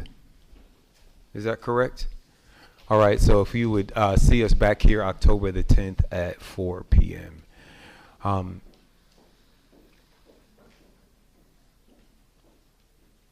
Mr. Clerk, go ahead, please sound the next item. Next item is item 5, public hearing, U23-007, application by ST Holdings LLC, requesting a special use permit to operate a short-term rental at 7240 Hopgood Road, Fairburn, Georgia, 30213. It's located in District 4. Staff?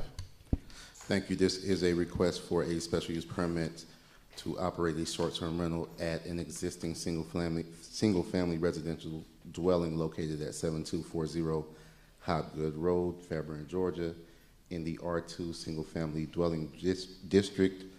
It is in Council District 4. Staff's recommendation is approval conditional. Planning Commission recommendation is also approval conditional, with those conditions being that the special use permit is not transferable and that the permittee is required to maintain a valid South Fulton business license to operate a short-term rental. All right, I'm going to go ahead and open the public hearing. Mr. Clerk, do we have any speakers for or against? Yes, sir. We have 3 speakers who did not indicate, well, let me see. They didn't indicate whether they were for or against. Glenda Collins, Shonda Simmons, and Opal Hadley is actually, she marked she's in support of the application. All right. Oh, you're not? So. All right. So what we'll do is whether if you're in support, we're going to hear from those people first. If you're not in support, if you hold, we'll call up. I'll make a call for those people who are not in support. But first, is the applicant present? The applicant is present. Please come forward. If you have something that you would like to say, there's 10 minutes on the clock. There may be other people who want to speak in favor of your short-term rental, so be cognizant of that because this time is shared by all of you as well as your rebuttals. So if there are any speakers, including the applicant. Mr. Mayor, I believe our rules say that if the applicant is not present, then we do not move forward with the public hearing. We continue. Okay, so the applicant is not present. I thought you were giving me the thumbs up that they were present. Okay.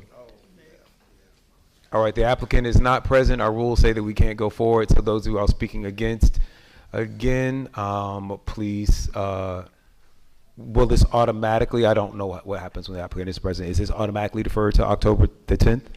All right, please join us back October the 10th. Sorry for this. Hopefully you're learning so much about the city though, and this is not a waste of your time. Mr. Clerk, please sound the next item. Next item is number 6 on the printed agenda, public hearing, U23-008, application by Sean McKinney, requesting a special use permit to operate a short-term rental at 5775 Dotson Road, Fairburn, Georgia, 30213. This is located in District 4. Staff? Okay, but before we begin, is the applicant present? Okay, so the applicant is. I do want to. Are there issues of notice that are happening? They received. There are no issues of notice, Mr. Mayor. We do let them know that they have to be present at all public hearings. All right. All right.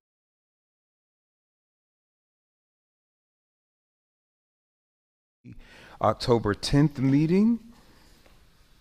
And I do just want to ask if you know how many no-shows does an applicant get?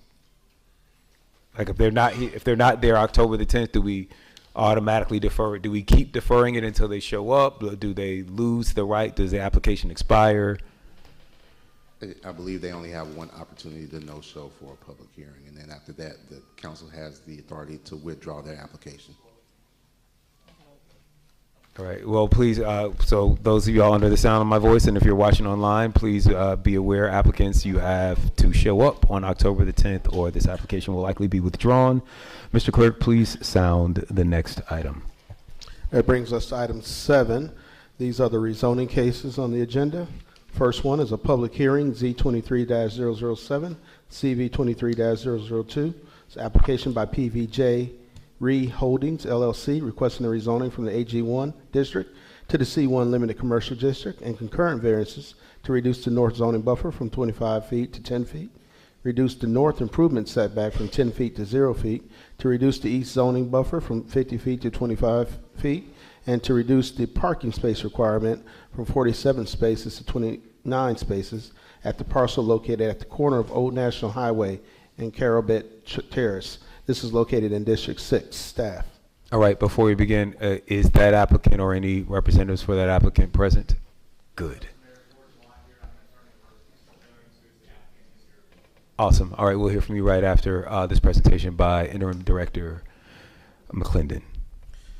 Thank you, Mr. Mayor. This is an application to rezone from the AG1 Agricultural Zoning District to the C1 Limited Commercial District, and a concurrent variance application for 4 separate concurrent variances, that being to reduce the side yard south setback, or buffer, I should say, from 25 feet to 10 feet, to reduce the south landscape strip from 15 feet to 10 feet, to reduce the east zoning buffer from 50 feet to 25 feet, to reduce the required parking spaces from 47 to 29. This is the address for this development is 0 Old National Highway at the corner of Old National and Carobet Terrace. The proposed development is a Smoothie King restaurant. The staff recommendation is approval of the rezoning application and approval of the concurrent variance application.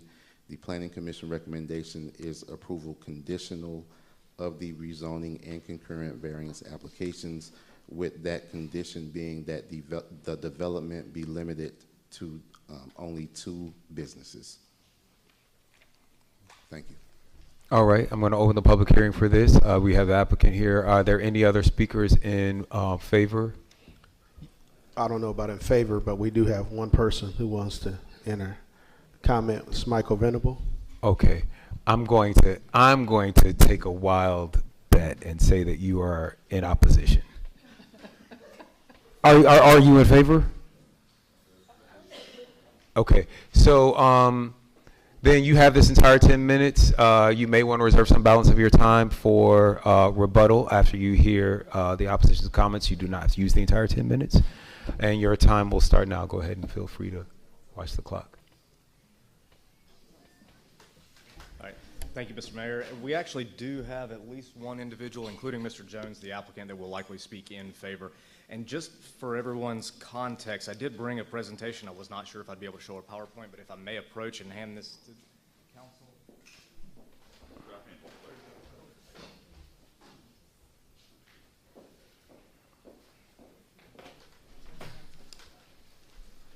So as you heard, we are here on behalf of PVJ RE Holdings LLC.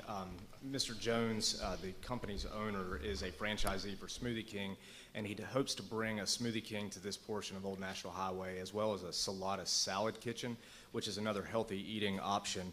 And as you were informed, we are seeking to rezone from agricultural to C1 Limited Commercial District, which is according to the ordinances and to the future land use map.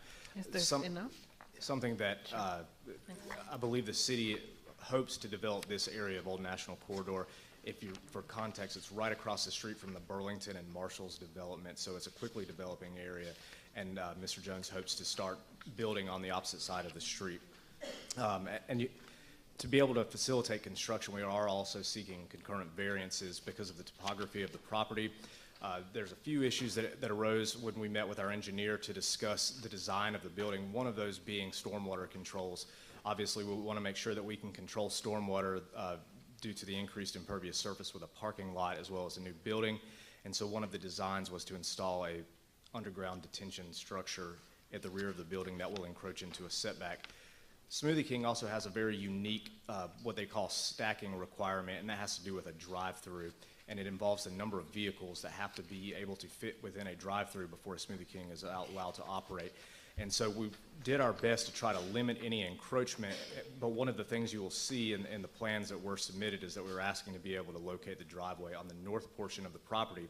And the benefit of that is that it will actually force cars to exit on Old National Highway as opposed to Carobet Terrace, because when we had our public participation meeting on July the 6th, we did have individual residents of Carobet Terrace that appeared. They asked questions, and their main concern was obviously, what is this going to do to traffic on our street? So we've gone back to the drawing board at least 4 times to try to make sure we were asking for the least intrusive variance possible, while also being able to facilitate the drive-through construction, as well as to be able to have the necessary parking and stormwater controls. I believe that this building and this business is consistent with the long-term plan for the city. I've reviewed the comprehensive plan pretty in detail, and it appears that citizens have expressed a desire for new restaurants, new businesses along this area, and the future land use map for the city actually indicates that this area is an area that the city hopes will develop into a community, I forget the specific language of the city, community live-work district. Mr. Jones, I'm going to defer to him to give you some of his background if he'd like, but he's a franchisee that actually owns the Smoothie King on Old National a little bit to the north. It's been there for a while. It's a very successful business. He employs quite a few members of the community, and he'll actually be able to employ, I believe, 20 to 22 individuals at this new location if rezoning and the variances are approved. He will also be able to bring in this new restaurant that, as far as I can tell, there are not any on the south side, and I believe there's only a handful of them in the metropolitan area as we sit here today. We did commission a pretty extensive environmental study through an environmental engineer who confirmed that there will not be any environmental impacts to this property or any neighboring properties. There should not be any impact to traffic in the area.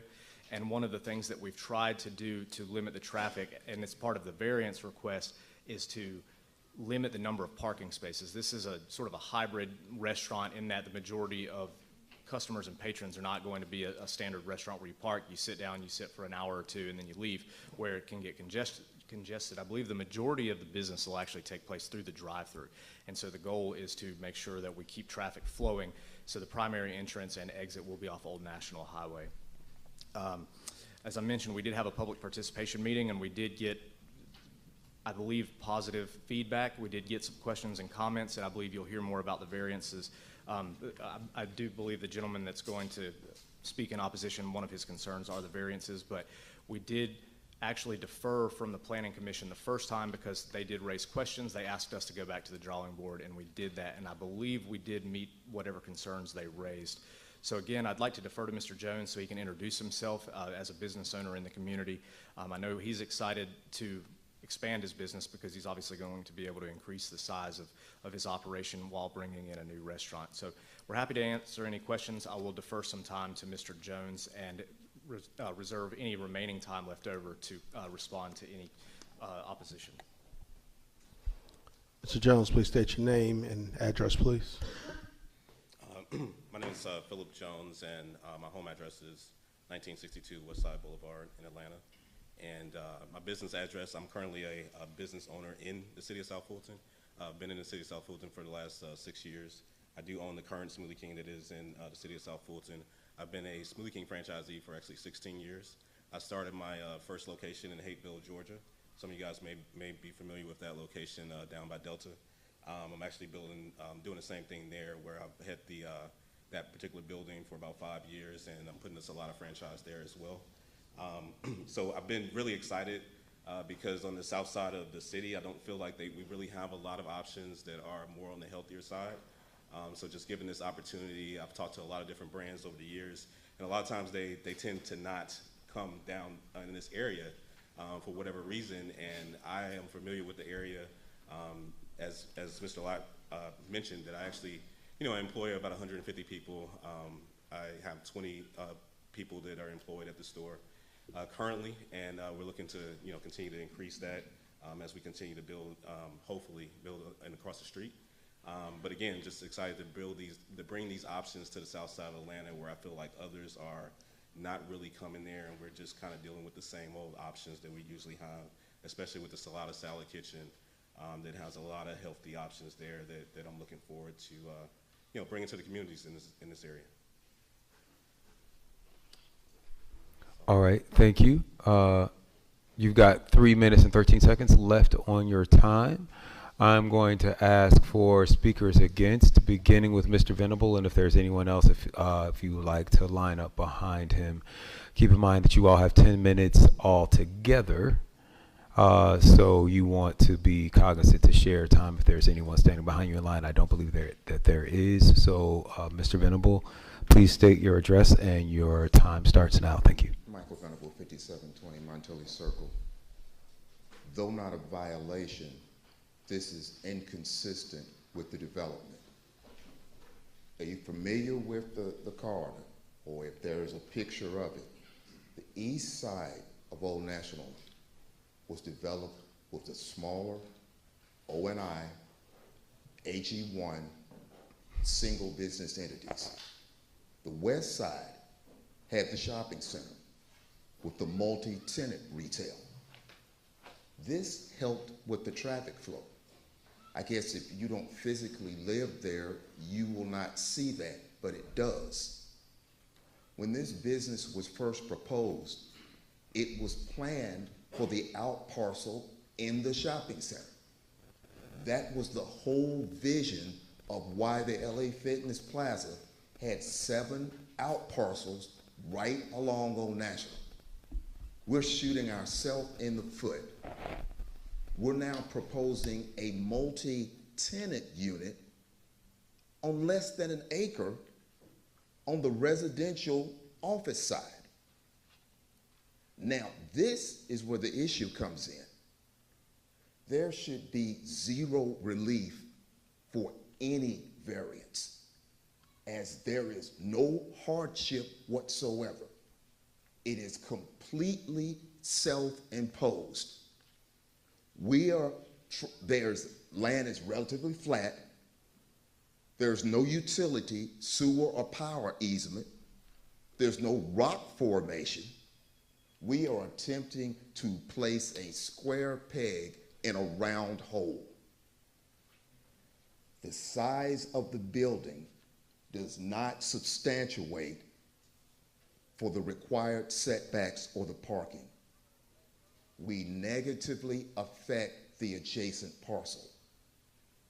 You know, you may be in your own subdivision and your neighbor will take the trash can and they'll sit it in the back, but it's right on the property line, right beside your space to where you can see it and you can smell it. We don't know what's gonna come at the parcel beside it. It could be another daycare. It could be someone's personal home. It could be an office where a school where somebody needed the quietness. It's not about this one entity, it's about everybody and the entire corridor. There is no hardship to validate any variance. We're trying to put too much in the lot and then asking for relief. Look at the reductions. We're talking 25 to 10. That's more than double. We're starting something that we shouldn't be starting. Businesses are great. I will not deny that. But what we do, if we start passing out favors, we have no justification of any land use plan or any zoning ordinance that we have. Look at the requirements. You must show a hardship to get a variance. And the hardship is self-imposed. Land is flat, no utility easements, no rock formation, no volcanoes or nothing, no lakes. There is no justification for the variance, and I just think those should all be denied, and that we need to make the building fit with all the variants that are required by law. All right. The applicant, you do get the last word. You have 3 minutes and 13 seconds if you'd like to respond. Yes, sir. Thank you, Mr. Mayor. Just very briefly, variance procedures are in place for a reason. The city has made it very clear that the goal is to develop this area, and to be able to do so and to attract businesses, sometimes things have to be granted the variance to be able to construct the types of businesses that the city wants to attract to this area. I understand the concern about the impacts to the neighboring property. That's why we commissioned the rendering that's included, because we have left the landscape strip. We have done everything we can to ensure that there will be a buffer between the building and, more importantly, the drive-through from the neighboring property, which is currently vacant as far as I can tell. It's been for sale for as long as I've been involved in this. So we've tried to address those concerns. As of right now, there may be some hypothetical business that will come to that property, like a school or something to that effect. But again, the future land use map is very clear that the goal is to attract commercial businesses. That's what we're attempting to bring to this area. And to be able to accomplish that, and I do have to disagree just briefly, there is a topographical map included within our site plan and within our environmental study. It's not perfectly flat. There are areas that are low-lying, and so we've done our best through the expertise of at least 2 engineers to try to design this in a way that where we were not building directly on the property line, there will still be a setback. There still will be landscape strips and buffers.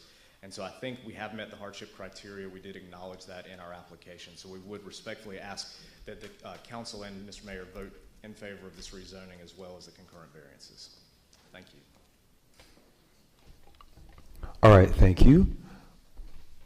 All right, I'm going to go ahead and close the public hearing and open this up for questions. I see no one in the queue. The chair recognizes District 3 Councilwoman Helen Willis. The planning commission, does the planning commission approve? Is that what I heard? That is correct. Planning Commission did recommend approval for the rezoning application as well as the concurrent variances. And staff approves? Staff also recommends approval. So we can't have it both ways. I mean, people say they want healthy food choices, they want healthy options. I got to drive all the way to East Point to get a Smoothie King smoothie. I don't think we have a Smoothie King. We don't even have a Smoothie King in the city of South Fulton, do we? Where? Yes. Huh? It's on Highway. It's across the street. This guy's just moving across the street into a building that he would own. Yes. I'm sorry, I go to Planet, the one in my district. Yeah, there's a smoothie. Yeah, there's a Smoothie King. They are trying to grow and expand, which I believe is what we've all sat here for council meeting after council meeting talking about growth and expansion and bringing more quality businesses and certainly healthier food options into the city, particularly in those areas that are oversaturated with fast food. Okay, all right. I yield.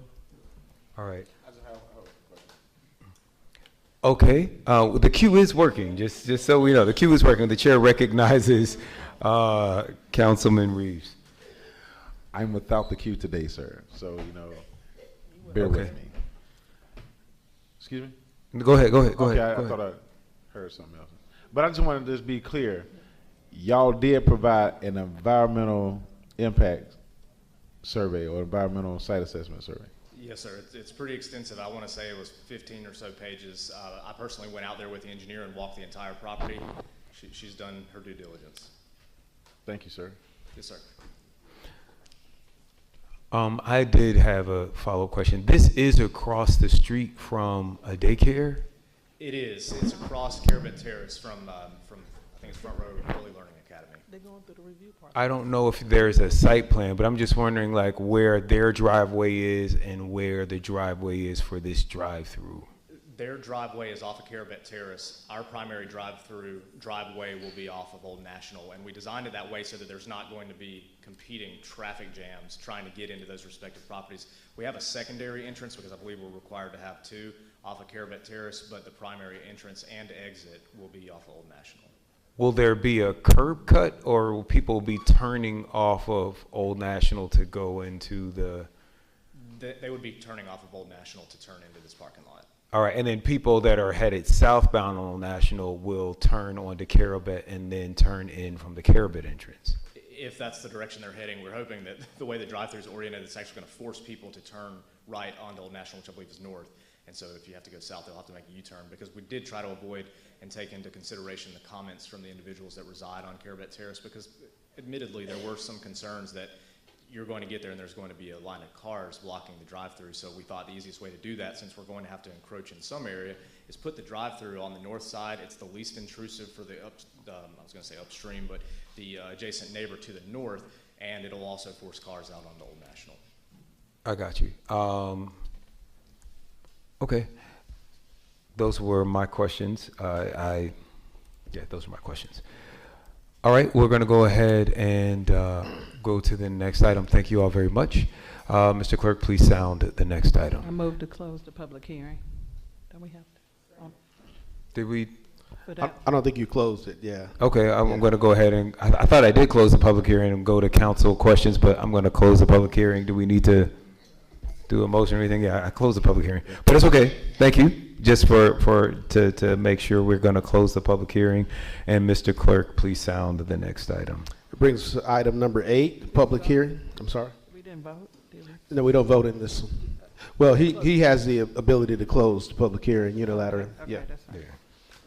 Yeah, item 8, public hearing, Z23-009, application by Kenneth Wilson to rezone from AG1 to M1, property located at 2888 Sullivan Road, College Park, Georgia, 30337. It's located in District 5. Staff?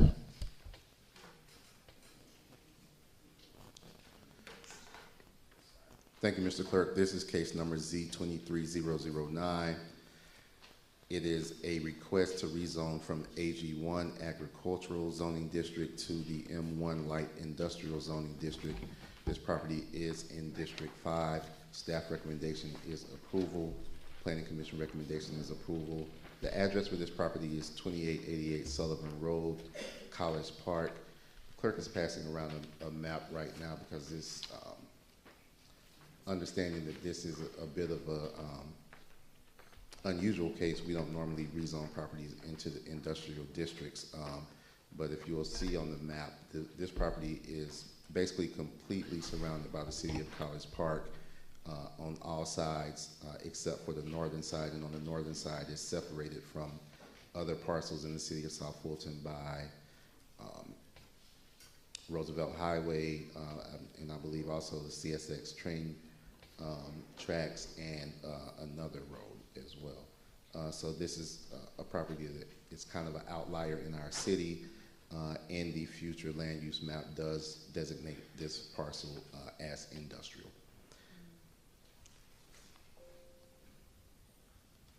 All right, I'm going to go ahead and open the public hearing. Are there any speakers for or against? Yes, we did receive 3 comment cards. Don't know if the applicant is here, though. Okay. Oh, the applicant is Sorry. here. The applicant is here. Do we know if these speakers are for or against? No, they did not indicate. So Is there an indication on the card? Yeah, normally it is. We had the wrong card. That's Okay. all. So it's Glenda Collins, Chandra Simmons, and Michael Venable. All right, so we're going to go ahead and have the applicant come forth. If anyone is speaking in support with the applicant, you can line up behind the applicant. You do have 10 minutes. We're going to put those 10 minutes on the clock. Please keep in mind you want to reserve some balance of your time for rebuttal, as well as anybody who might be standing behind you, but I don't think that there is. Your time will start now, but go ahead and make sure you state your name and your address.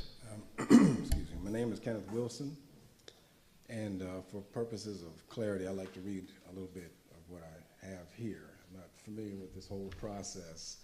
So in my letter of intent, I said the proposed location at 2888 Sullivan Road, College Park,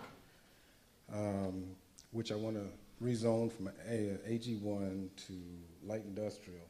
It's 1.9 acres, and it's my single family dwelling house for residential use.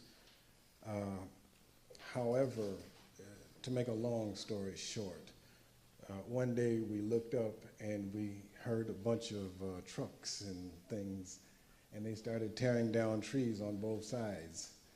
We made a fervent attempt to try to find out what was going on, but they kept it very much low-key, hush-hush. By the time I looked up, we had Amazon parking lots on both sides, making it rather uncomfortable for residential purposes.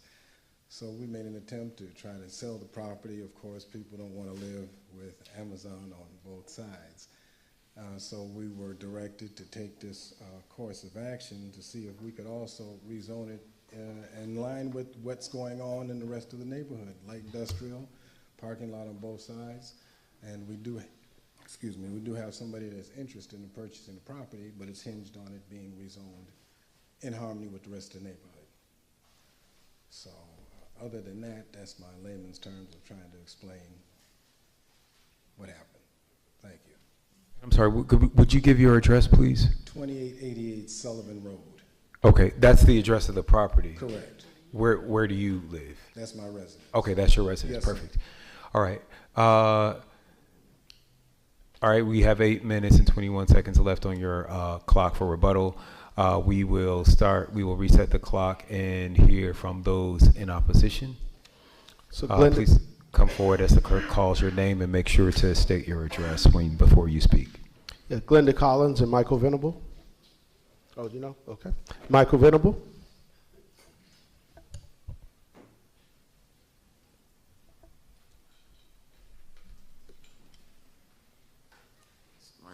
5720 Montelli Circle. This case visualizes and shows one of the major flaws in our zoning resolution. Every single zoning should have a site plan with it. Now, when this was presented in planning, it was just straight rezoning M1 industrial. Yeah, we could have had any industrial use whatsoever. Could have been manufacturing, light, warehouse. You know, people lost elections because they associated with warehouses, whether true or false. This zoning, to have a problem with it, it needs to be specifically restricted to a parking lot so that there are no surprises whatsoever in the future. And if that comes about, a site plan should be brought to this city so that everyone can look at it and make sure that all the regulations and things are in place as far as drainage, setback, etc. To give a blind zoning for something this intense kills us. Not against the zoning, but the zoning should have specific and deliberate denotion that this is solely for a parking lot and nothing else whatsoever.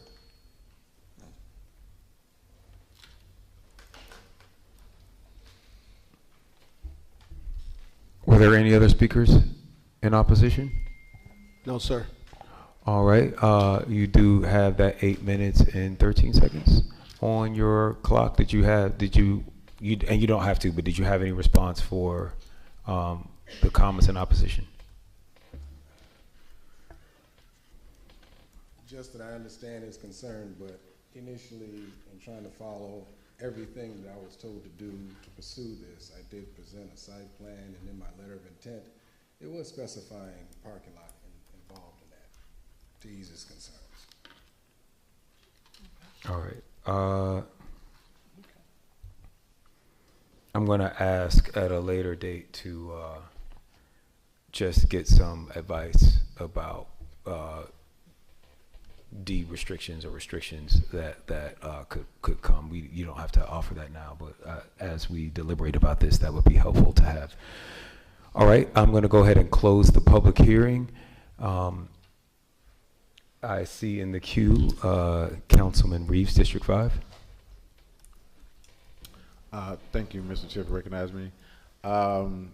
And this is one case where I actually agree with Mr. Venable, because I have been to the site and that location, because I think they invested $7 million in that parking lot, because this is for a future planned fulfillment center that they want to build, and this particular parcel is City of South Fulton, and we have another one that's on the other end of the road there. But to have the restrictions, because I think it's only fair to the resident who has to bear with the trucks. And I've been there throughout the night. They come in and out. I'm talking about like in and out. Go there at 2 in the morning. So that's what you'll understand. As I do agree with this rezoning, but I do agree with the restriction to a parking lot, because that's all they're going to do is just expand the parking lot out to that central location. And so, but I think that we can move forward, and we definitely can have that restriction. So. All right. Thank you for your comment. Seeing here no one else in the queue, Mr. Clerk, please sound the next item. Brings us to item 9 on the agenda. It's public hearing Z23-010, application by Randy Arnold Jr. requesting to rezone from AG1 to Sub A to MIX property located at 5425 and 5445 Buffington Road, South Fulton, Georgia, 30349. This is located in District 5. Staff? This is a request, Z2310 is a request to rezone from the AG1 and Sub-A zoning districts to the mixed-use zoning district to develop a church and recreation center and townhouse community on 3.521 acres of land at 5425 and 5445 Buffington Road, Atlanta, Georgia. This is in District 5. The staff recommendation is denial. The Planning Commission recommends that recommended deferral of this case to their September meeting, which will be held on September 27th. So they have not given a recommendation in this matter. Staff recommends that that council defer this case to your October public hearing.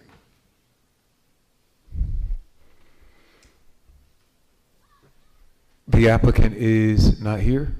The applicant is here and you're requesting a deferral, or the Planning Commission recommended a deferral? That's correct, Mr. Mayor. Planning Commission recommended deferral. Okay. All right. But the applicant is present. And I'm going to ask the applicant to come forward now. We're going to open the public hearing. You, I do want to just ask, you are not in agreement with the deferral? If I can get a little, give a little background on why it was deferred, I think it will give more clarity to. All right. I just want to, if you're not in agreement, then we're going to go forward with a hearing. So, yes. So we're going to go forward with a hearing. You do have 10 minutes. Are there any other speakers in favor that you have, or in opposition, Mr. Clerk? I believe we have 6 speakers. I know 3 are in opposition. All right. Are any of the speakers in support? Okay, we have. So we got, okay. Glenda Collins, Chandra Simmons, Wanda Sampson, Clyde Sampson. Oh, Otis no, I got Sampson, it. I just saw by a show of Bennett. hands. So we have 3 in support. So I wanted to let you know, sir, that you will have 10 minutes, but you may want to reserve some of those time because everyone speaking in support has to share those 10 minutes, and you may also want to reserve some of that time for rebuttal. And with that, your clock will start now. If you go ahead and start with your address. Thank you. Okay. I am Dr. Randy Arnold, and I am here representing the owner of the property at 5445 Buffington Road and 5425 Buffington Road, which are here today. With community growth in mind, I will start off with a year ago, we started presenting this property or this project to previous staff. The project started off with as a 38-unit community residential development, which included a church and recreational center, and a CUP zoning. And so after much dialogue with the previous staff, it was advised that we reduce the amount of units to 20 units in order to accommodate the church and recreational facility. Now, currently through great dialogue with the current staff, zoning staff, it was suggested that we reevaluate this project, which we did. And so we were presented with 9 zonings, one of them being mixed use. And so that's what we went with. We went with mixed use because we felt like that was the zoning that would better fit us in allowing us to have all 20 units as well as the church and recreational center. Now, staff would have you, believe that, it should be denied because of parking or because of the fact that we don't have 2 separate buildings, which is a part of the mixed-use code. But additionally, you can find various mixed-use zonings in the district, in the city of South Fulton, that does not have all 3 conditions met through the mixed-use zoning: conditional, institutional, commercial, and residential components. So there are many or various mixed-use units in the city of South Fulton that don't meet the mixed-use criteria. Now, Fulton County is the 11th in the top performing counties nationally to attract major corporate facility investments.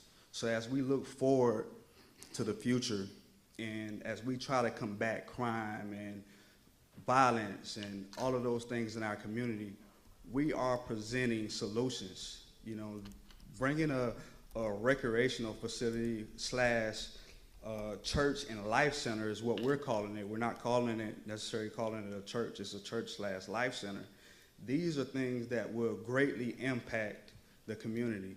And I have my computer here if you want to look at the renderings that we have.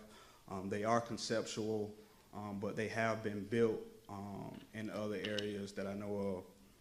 And so today we ask that you honor our request to rezone this property to mixed use, as we hope to contribute to the thriving plan to assist and develop South Fulton, you know, and provide more community resources. There are some speakers behind you. You all have 6 minutes. So whoever wants to speak in favor or in support of this project, you come to the mic now. All three of you, whoever wants to speak, you have 6 minutes. Keep in mind, you may want to reserve some of that balance of the time for rebuttal after you hear the comments that are in opposition. Go ahead. Hello, I am Clyde Sampson, 5807 Sable Chase Lane, South Fulton. I am in agreement with this development. I just think it'll be a great addition to the Buffington Road corridor, which is growing rapidly. Matter of fact, they're widening the roads to ease the congestion because Buffington Road, our corridor, has, you know, it doesn't look that big, but we have a lot of residents and with a lot of needs. And I think when it comes to our quality of life, I think this addition would be a great quality of life addition to the Buffington Road corridor. And also, when you look at the history of our the Buffington Road corridor, right next door, adjacent to it, what you find is a warehouse, and that warehouse with a farm, a little sized farm. And one thing that I don't want to happen to this parcel of land is that we deny and then they sell it and then it turns into another warehouse, which, I mean, there's a possibility, I hope it doesn't happen, but there's a good possibility it might happen if they deny and, you know, they're left with no other options. And when it comes to denying warehouses, well, denying and improving warehouses, I just think the South Side is more lenient towards developing warehouses instead of developing these life centers and rec centers that they're proposing. So I just think we should move forward with this project, and I think it would be great for the city of South Fulton and to the Buffington Road corridor and to District 5. Thank you.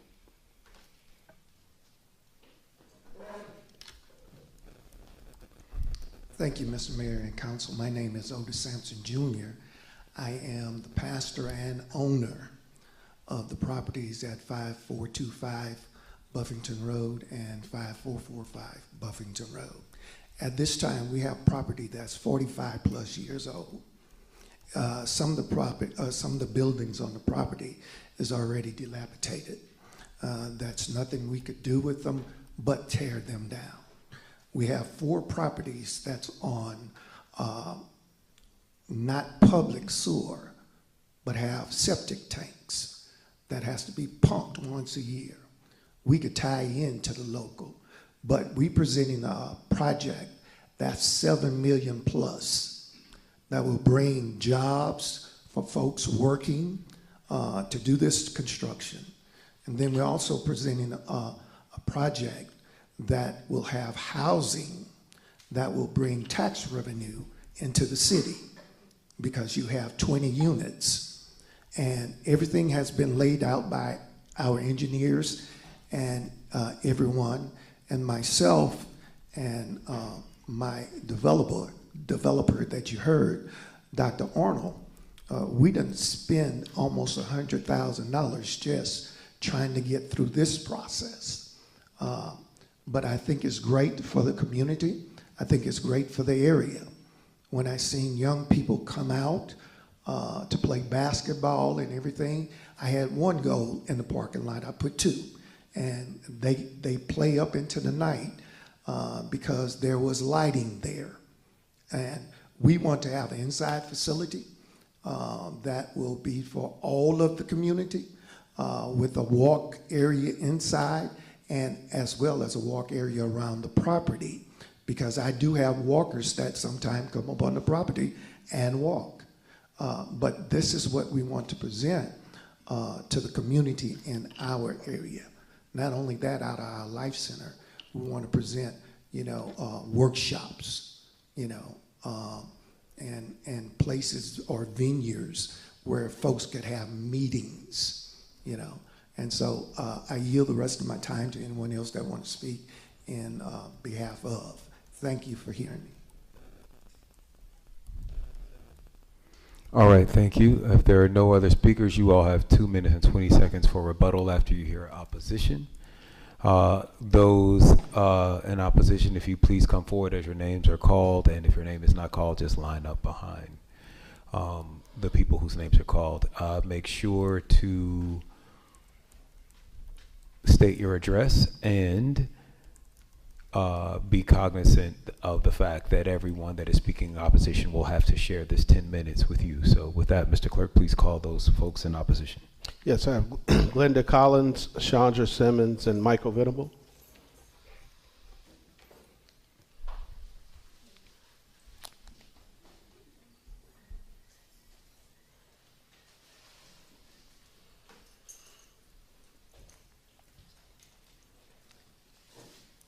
Good evening, Mayor and Council. I don't know if I'm totally against this project, but my concern is rezoning just to accommodate a project. I have great concerns with that, because once we move out of that realm of rezoning where we should be to this other project, just to support this project, we are opening our doors to many avenues that may not be beneficial to our city. Another thing is the infrastructure. Everyone talks about how great it is to have these projects and what we could do for the community. But when you drive in the streets, the infrastructure that are inundated on a daily basis is mind-boggling. And we need to look at that. And I understand this is what, 3.25 acres? You're gonna build a church, you're gonna have 20 housing units, and all these other activities. So those are my concerns. The infrastructure need to be addressed at some point, and the rezoning to accommodate, to move a project forward is quite concerning to me. Thank you.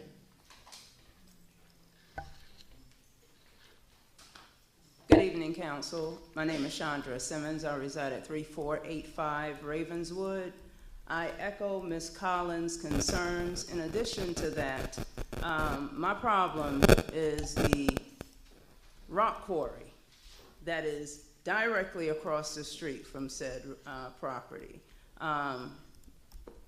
I have concerns considering I am at home sometimes to feel the vibration of blasting that goes on at that rock quarry. So in addition to what Ms. Collins said as it relates to properties being built there, new residents coming in, that is Rezoning is something that absolutely must be considered by you, the council members, as it relates to future projects, the land use, as well as making sure that what you are doing aligns with the comps plan. Thank you. Mr. Venable. Michael Venable, 5720 Montelli Circle. This zoning does not comply with the land use plan. Mixed use zoning is inconsistent with that area. By doing that, you're finagling the system because your residential units are above the maximum unit for housing in this area, 3 to 5 units. You're way over that. It's the little trick you do to get another one so you can add more to it. Biggest problem, you want to purposely place housing beside a warehouse and across the street from a rock quarry. Now we can sit here and make this big deal about, yeah, we've got issues in the area and you know, the other housing project, Camelot, we need to do something and whatever. Oh, okay, let's go get some basketball and do this in here. Why would you even start off with something like that? Knowing that the people that are gonna be there are gonna be miserable, or anyone that comes there is gonna be there for desperation. This is just dead wrong. Now I see the community center they have. It's probably a great thing by itself. You're in there, no one has to be there permanently, unlike the housing. Not the best area beside a quarry or a warehouse, but that might have a slight bit of palatability. But to go back and over-exasperate housing units above the limit for the area, when you know that every single subdivision around there has been freaking out about the noise, the cracked walls, the environmental conditions. Yes, you need to support staff recommendation for denial as this exists. Business-wise, you do not have quality of life for the residents that you're trying to get here. But like I said, this is a zoning case. This does not comply with the land use plan. End of conversation. It should be denied.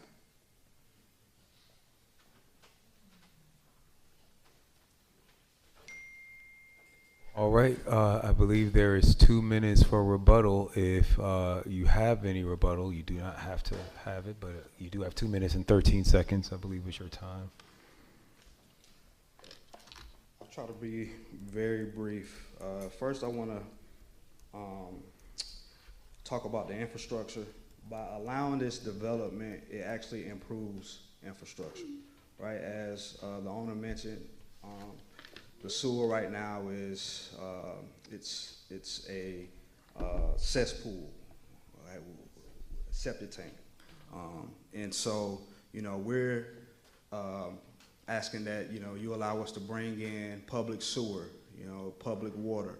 Yes, it is next to a warehouse, but it has no effect on the living conditions as it stands right now.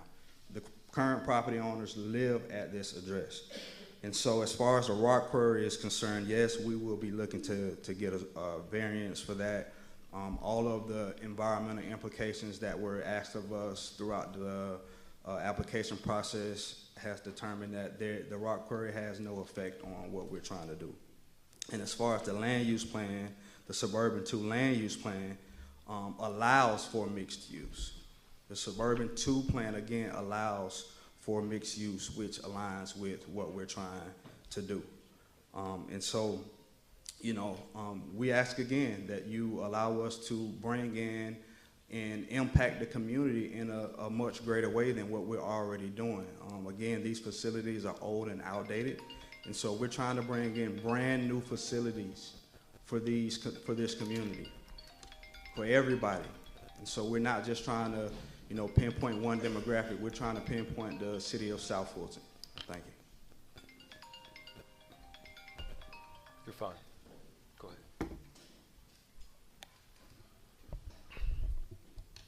Thank you, Mr. Clerk. Is that everyone that wanted to speak? Yes. Okay. Then I will go ahead and I will close out the public hearing. Are there any questions from council? Councilman Reeves. Okay, thank you, Chair. And I'm just going to say that one of the things is, because the name of the church is Calvary Impact, and this development makes an impact. They did seek out the surrounding community, took it to them first, and gained the support of the surrounding community. And I'm just going to say that I would agree that what is zoning out there, future land use map, as we put things in place and gets ruled unconstitutional. I don't understand that, but we follow a process, and I'm just saying that this particular development brings a resource center, brings housing choices and options, because there's a community next door, Sable Glen, 82-year-old young lady by the name of Mother Dillard. Is you talk about housing, she was used to paying $900 for 6 years, and 2 months before her lease renewal, they went up to $1,800. And where's she gonna go? Where's she going? We emerge from COVID and enter into market rate. We talk about housing. The most affected people that's going to be by this housing are seniors.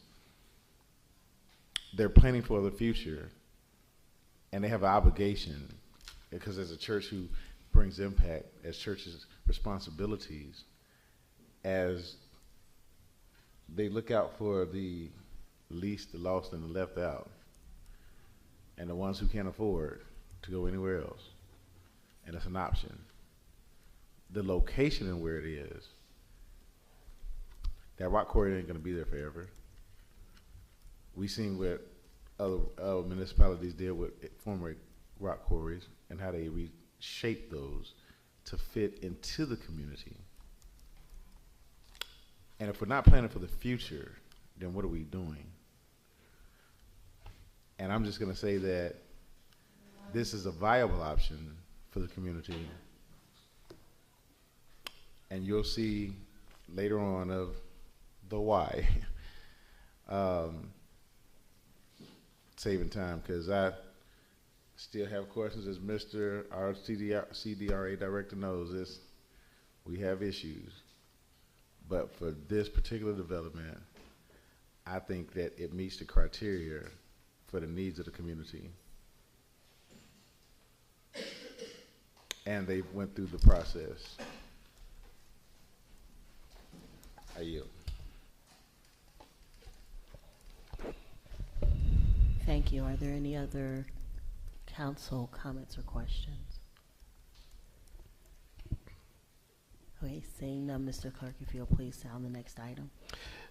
Next item is item 10 on the printed agenda. It's the public hearing, Z23-011, an ordinance to rezone from R3 to R5A, a property located at 0 Estes Drive. It's located in District 5. Staff.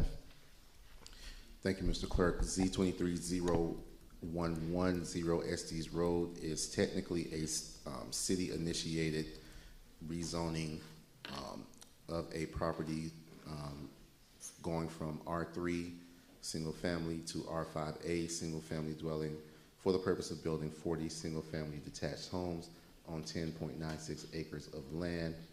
Staff recommendation is approval conditional. Planning Commission recommendation is also approval conditional. This is in District 5. The conditions recommended by staff are as follows: that the parcel listed shall be developed substantially in accordance with the submitted site plan, that minor changes to the approved site plan may be authorized by the Director of the Department of Community Development and Regulatory Affairs. Number 2, that the subject parcel is limited to no more than 40 single-family detached homes. Number 3, that the final development plat and the individual deeds must contain a disclosure that the property is in the proximity of an existing active quarry. And number 4, that a 20-foot undisturbed buffer must be maintained between the subject parcel and all surrounding properties that are currently zoned R3. The Planning Commission, in addition to accepting all of those conditions, have also recommended the following condition: that prior to the issuance of a land disturbance permit, the developer must submit to the City of South Fulton an environmental impact study and an air quality study, and that all recommendations as a result of those studies must be implemented into the development plan prior to the issuance of any building permits. As a final note, I will say that this staff-initiated rezoning is in response to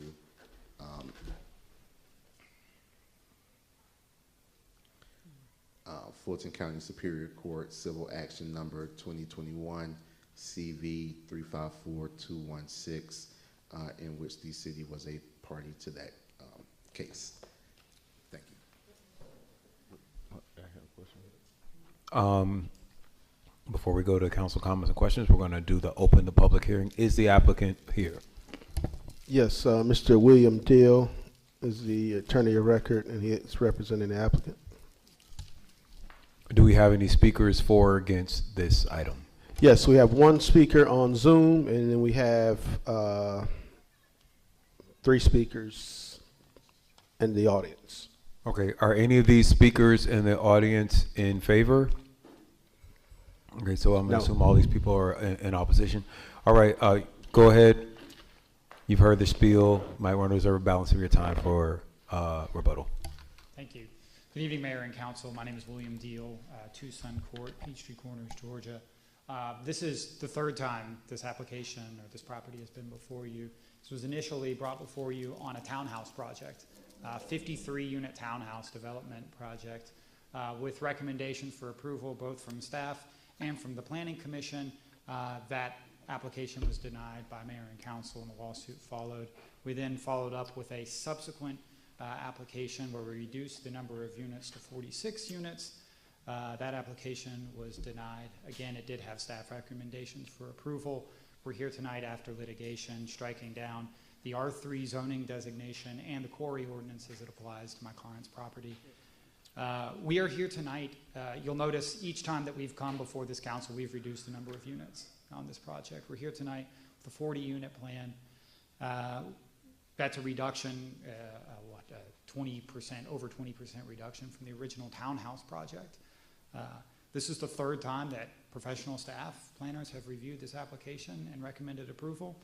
And we're in agreement with staff's recommended conditions, excuse me. We're willing to accommodate those conditions. We are not in agreement with the Planning Commission's recommendations. We believe that that is an attempt to reimpose the quarry ordinance with which the Superior Court of Fulton County already struck down. The quarry ordinance, we should talk about the development that surrounds this project. The underlying premise of the quarry ordinance just in fact is not based on anything empirical. My client has provided a survey, an environmental review previously, and that was provided to Mayor and Council. Again, in connection with this case, it shows that the building standards already accommodate the vibrations that would be expected from this property. And you heard the prior applicant who was closer to the quarry say the same thing. Building standards already account for vibrations, and we're willing to build to those building standards. And you'll notice as you look at the area, this is a growing area. We have had, the city of South Fulton has had subsequent development. There are townhouses that were recently built, recently given certificates of occupancy by the city of South Fulton that are adjacent to the quarry. They share a property line with the quarry. Those were approved and developed, sold to willing purchasers who were aware of the quarry, which was, again, behind their property. We also have the Chick-fil-A headquarters. Its corporate headquarters shares a property line with this quarry ordinance, with this quarry. That property is in College Park. It is a crown jewel in College Park's inventory of commercial property. And imagine if College Park would have said to Chick-fil-A, we don't want you to build this headquarters. We don't want you to make this investment in our city because you're next to a quarry and we're unwilling to accommodate any development in the quarry. That is what the city of South Fulton's quarry ordinance does. What's even more important to this, and I find this particularly telling, the city has a plan to expand Burdett Park. Burdett Park is closer to this quarry than this subject application, than this property is. That plan was developed with community input, and the community said, what do we want? We want to be outside, we want to be active. That plan was developed, and this council has approved a plan to expand Burdett Park. My client's property, which is farther away, is now being applied with additional restrictions. Again, we also note that there has been no impact on home values in this area. There has been stated concerns that the proximity to the quarry has impacted the ability of these property owners to sell the property. That has come out as just not being the case.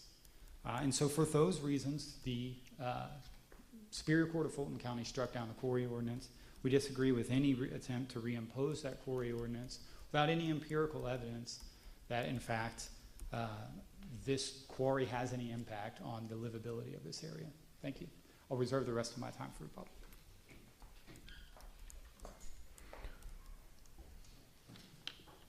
All right. We've heard rebuttals and people speaking for and against. I'm going to go ahead and close this public hearing. Or no, we have not heard. We haven't heard from people against. People against. I'm sorry. Go ahead. We're going to, you all know the spiel. 10 minutes, everybody shares it. Mr. Clerk is going to call you up, make sure that you announce your, or that you state your address for the record. Okay, sound staff, y'all are still working on the last one? On the Zoom person? Okay. So we'll move forward with the folks in the audience. Chandra Simmons, Michael Venable, Glenda Collins, and then D. Claiborne, who is on Zoom, will be last. Please be mindful, it's 10 minutes, and your neighbors would like to speak as well.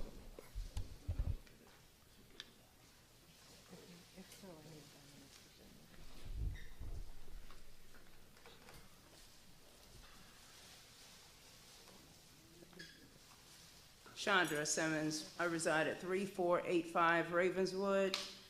In respect to my other colleagues here, I'm going to keep it simple. In response to Attorney Deal's comment about the rock quarry not being an impact to the homes around the rock quarry, it is documented that those homes were built prior to the annex of the city of South Fulton. That was Fulton County's decision. As a result of damage to those homes, the community sued the rock quarry. That lawsuit led to the rock quarry impact statement, which is currently in the city of South Fulton's comp plan. So there was damage to homes. There was. The rock quarry impact absolutely now requires that any future homes being built within a certain distance of the rock quarry must get your approval. So that's that. Ms. Collins? Mayor and Council, Glenda Collins, Morning Creek, District 5. My main concern is rezoning to accommodate a developer.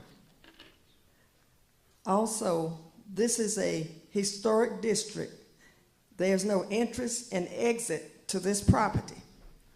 Because in the original plan, they wanted to cut through my neighborhood. So therefore, I am totally against this. Because once we start letting these developers change the zoning to fit their needs, we are headed down the wrong path.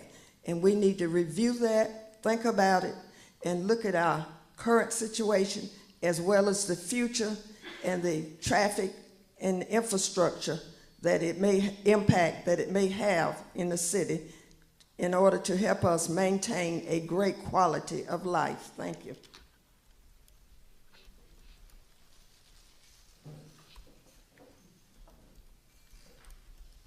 Venerable 5720 Montelli Circle. You know, let me just, someone that truly lives in the area, to give you the real facts. There have been damages from homeowners along this entire corridor. And you can ask any subdivision president, HOA resident, and they're going to confirm it. Go back old, you can look at Nextdoor, Facebook, you will see those comments. Secondly, you cannot compare a business and a park, which are short-term domiciles, to real homes for the effect. Now, just because the court struck down the ordinance, the impacts just do not go away. I understand that.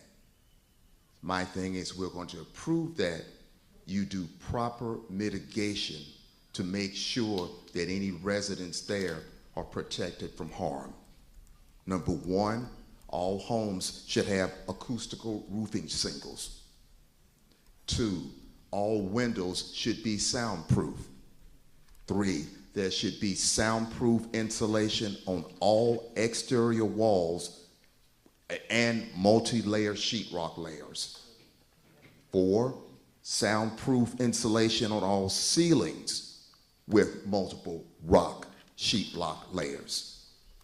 5, whole house air filtration systems in all the homes. And 6, the deeds need to be boldly marked as the structures are in a blasting zone. Not denying what he's trying to do, but the harm is there regardless of what any legislative decision was made. There is noise and environmental particles in the air. So these recommendations should be implemented for all the homes on this site. Acoustical roofing shingles, soundproofing windows, exterior wall insulation, soundproofing with sheetrock, ceiling insulation, soundproof with multiple layer sheetrock, whole house air filtration system, and the deeds need to be marked as a structure is in a blasting zone. Thank you. Last speaker is Mr. Claiborne. Mr. Claiborne, can you hear me?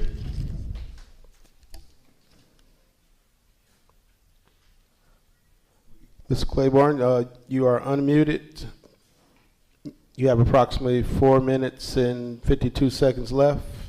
You may provide your public comment. I think we're still having some problems with Mr. Claiborne. Oh, okay. We're working out this Zoom thing, folks, but it's so much better when you're here in person.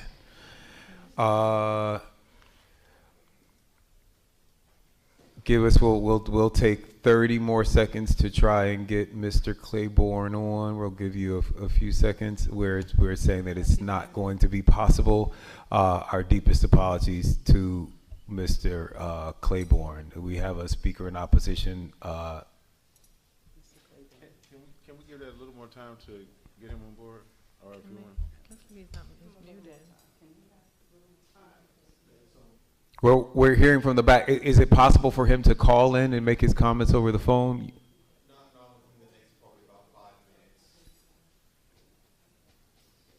What's happening? We see him on the screen. Do you want to?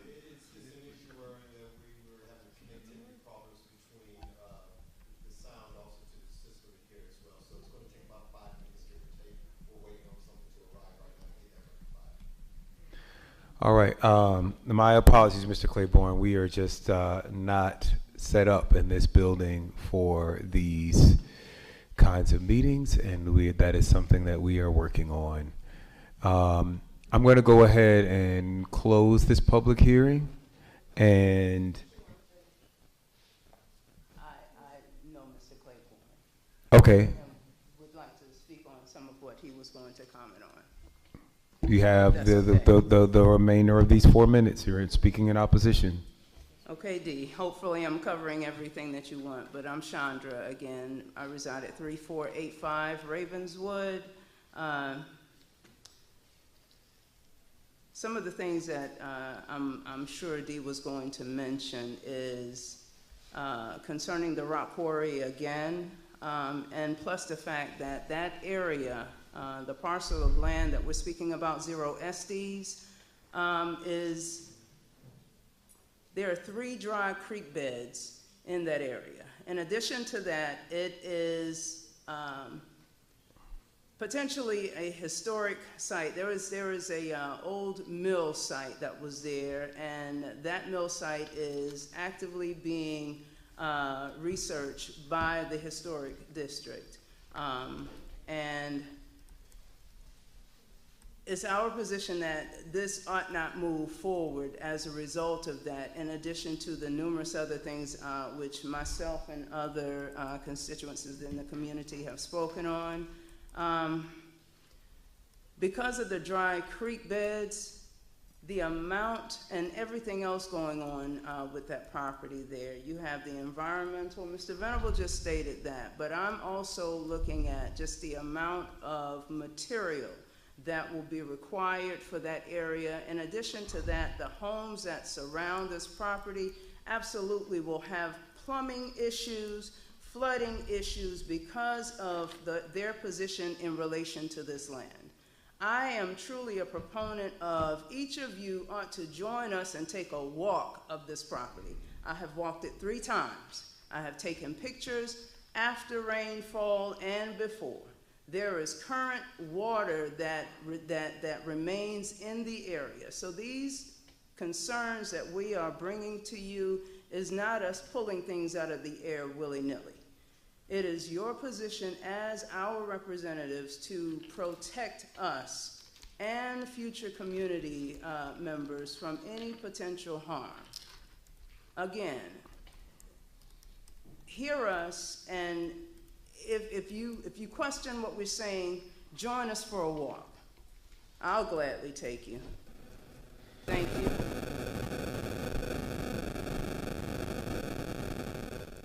All right. There is a balance of time of I think 4 minutes or some minutes for rebuttal. Mr. Clerk? 5 minutes and 28 seconds. Thank you. I do want to stress, I think it should be noted that the individuals that are speaking in opposition to this development all live in this area. And they've lived in this area for a long period of time. And they live in this area because it is a nice area to live. It is a thriving area of the city of South Fulton. And my client intends to develop other housing opportunities for other people so that they can enjoy that opportunity. Regarding the stormwater, we will submit a stormwater plan. That is a part of our LDP process. That is not something that should be addressed through the zoning. And again, this is the 3rd time this has been in front of this council. It's now in front of this council as an order from the Superior Court. Every single time it's been in front of the council, there's been experts that have provided that this development is appropriate, and we submit that it is. Thank you. All right, I'm going to go ahead and close the public. Mr. Hammond, I didn't know, are you able to?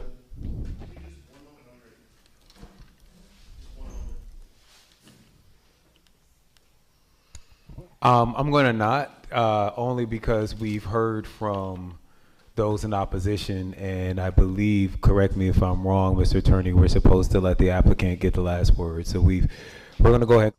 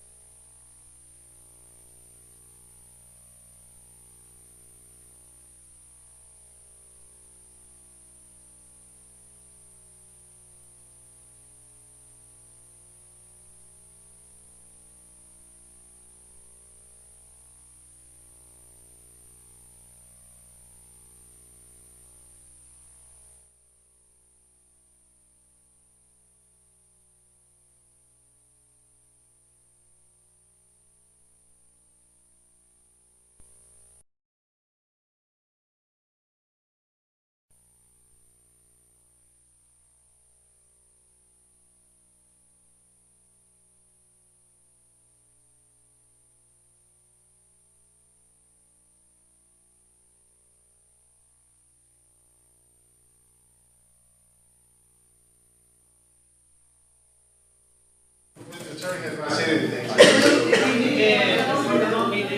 I know that's because I just said I need your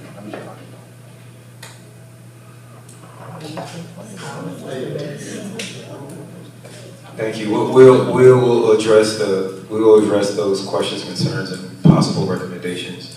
But for now, Mayor Pro Tem Williams.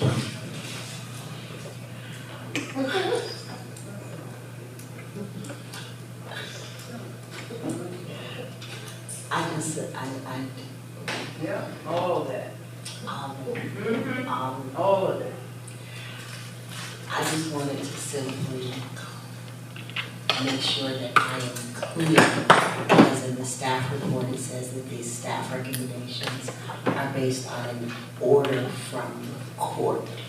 So I want to be clear that there is in fact on the table a court order that is governing this particular agenda item.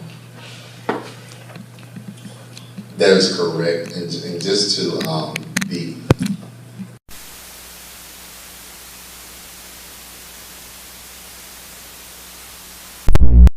the property, only municipalities in the state of Georgia have the authority to do rezoning. The court has the authority to tell us that our current zoning is unconstitutional, which is what they have done. And that is not requiring us to rezone the property. So this rezoning petition is a result of that court.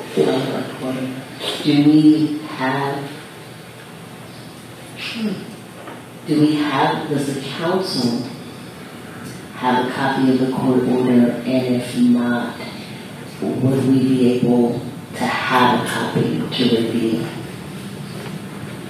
I can provide a copy. I think I've updated council, but I provided another copy prior to council voting. Okay. Thank you. All right, thank you all for your comments. I think that I'm going to make these comments, and if you feel just this burning to follow up behind me, then you can. But I think the cases that we've heard today,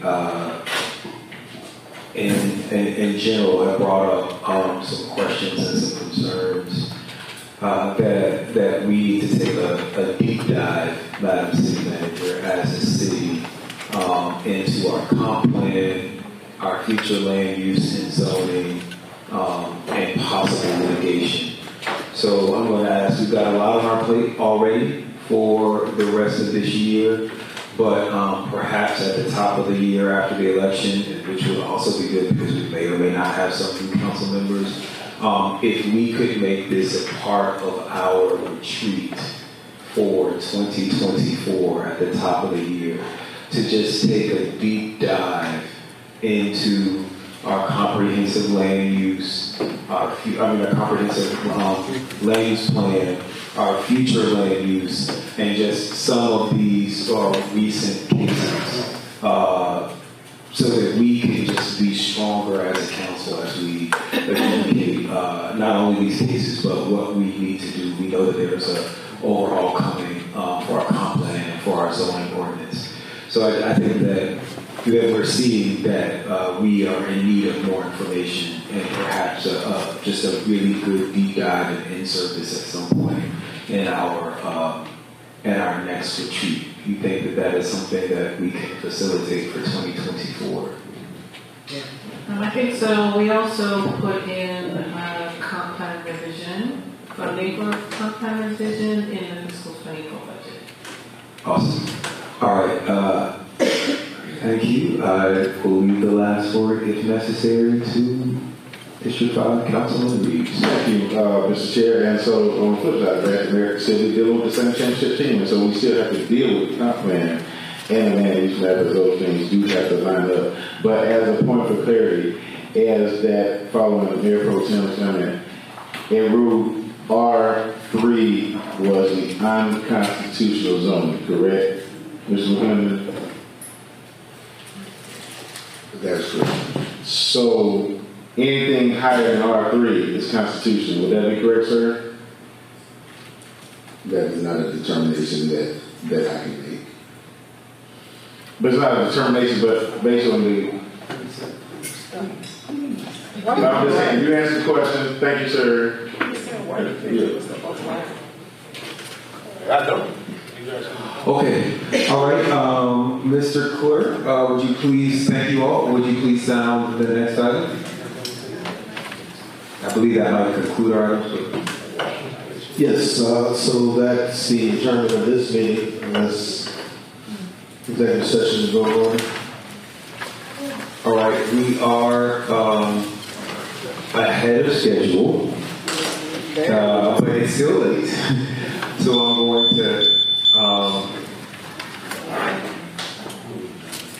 I'm going to ask if we could,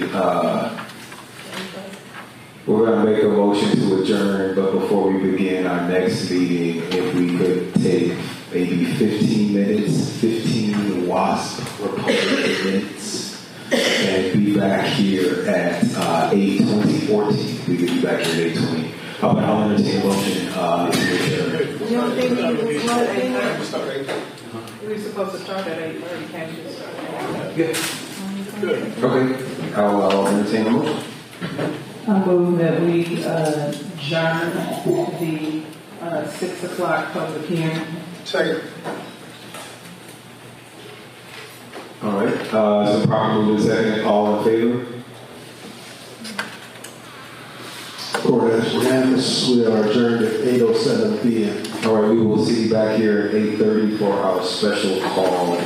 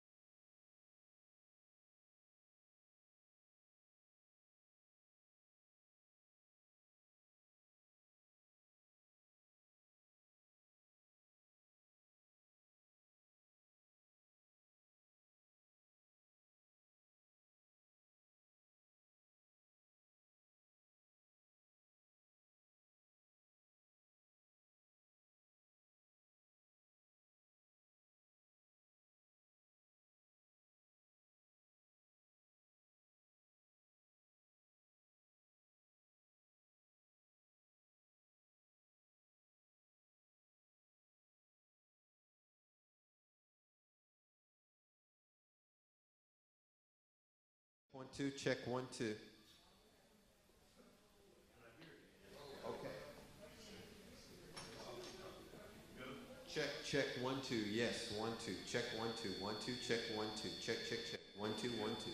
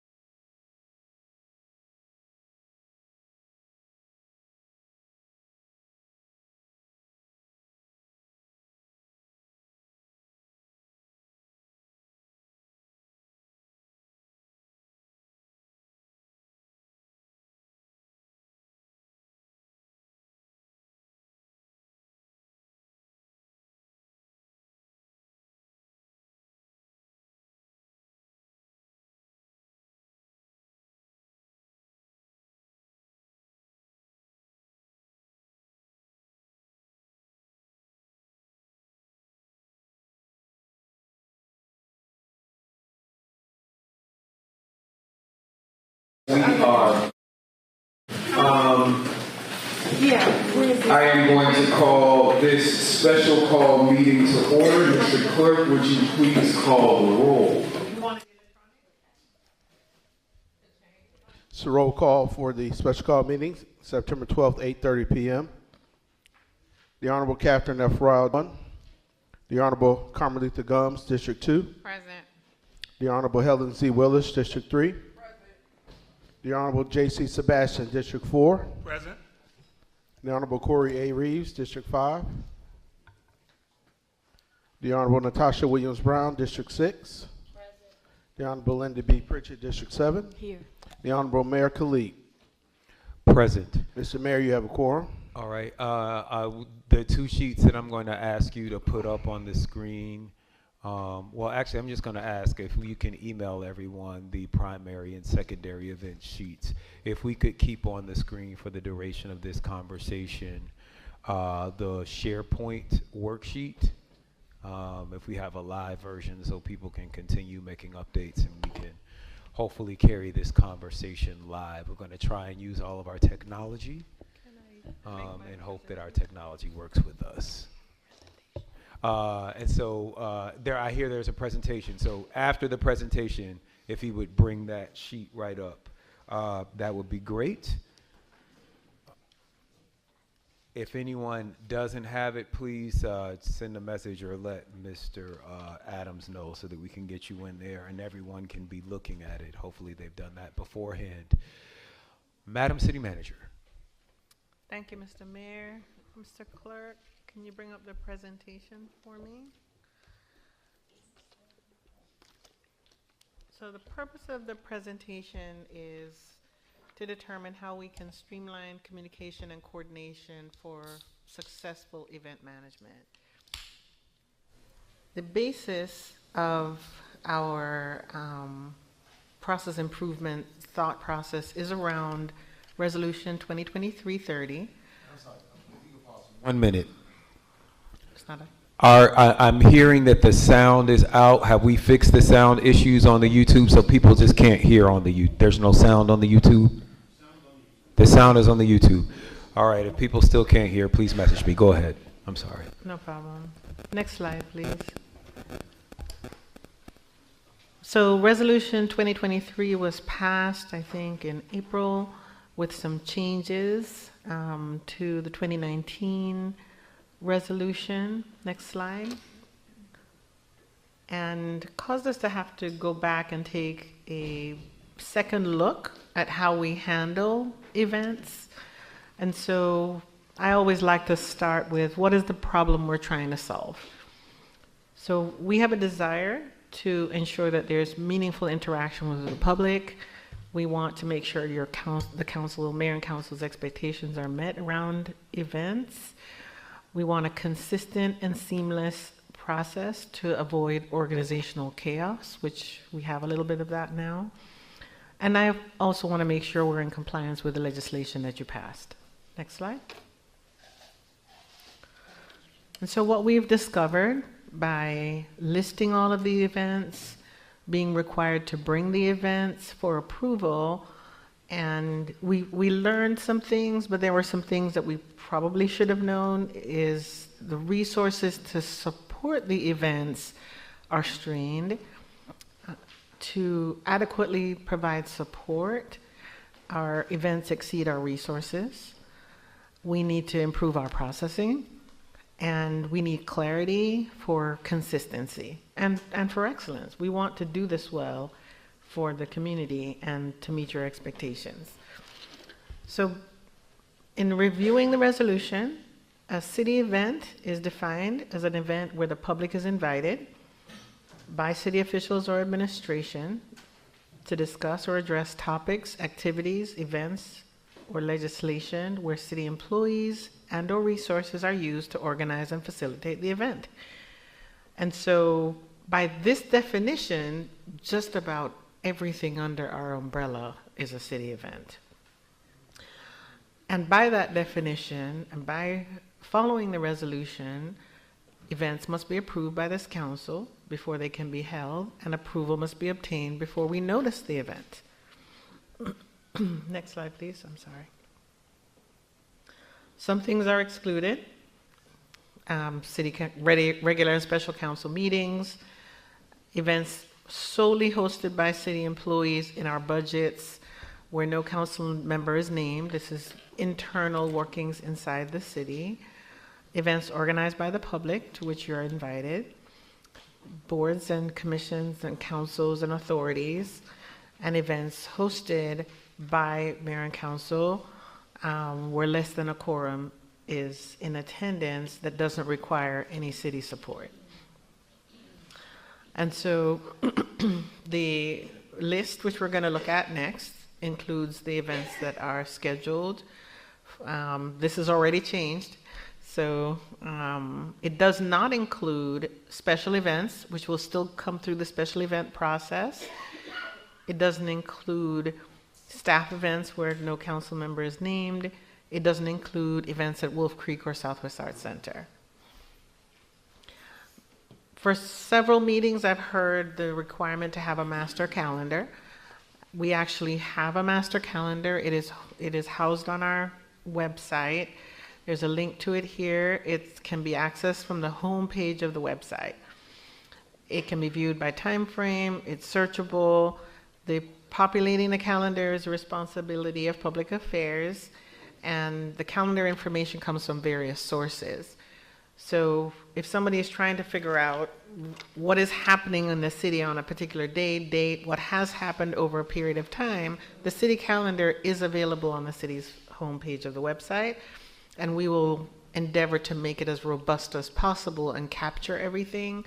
If there are items that are happening in the city that are not a city event, but we think they are important to advertise, we can put that on there as well with a disclaimer.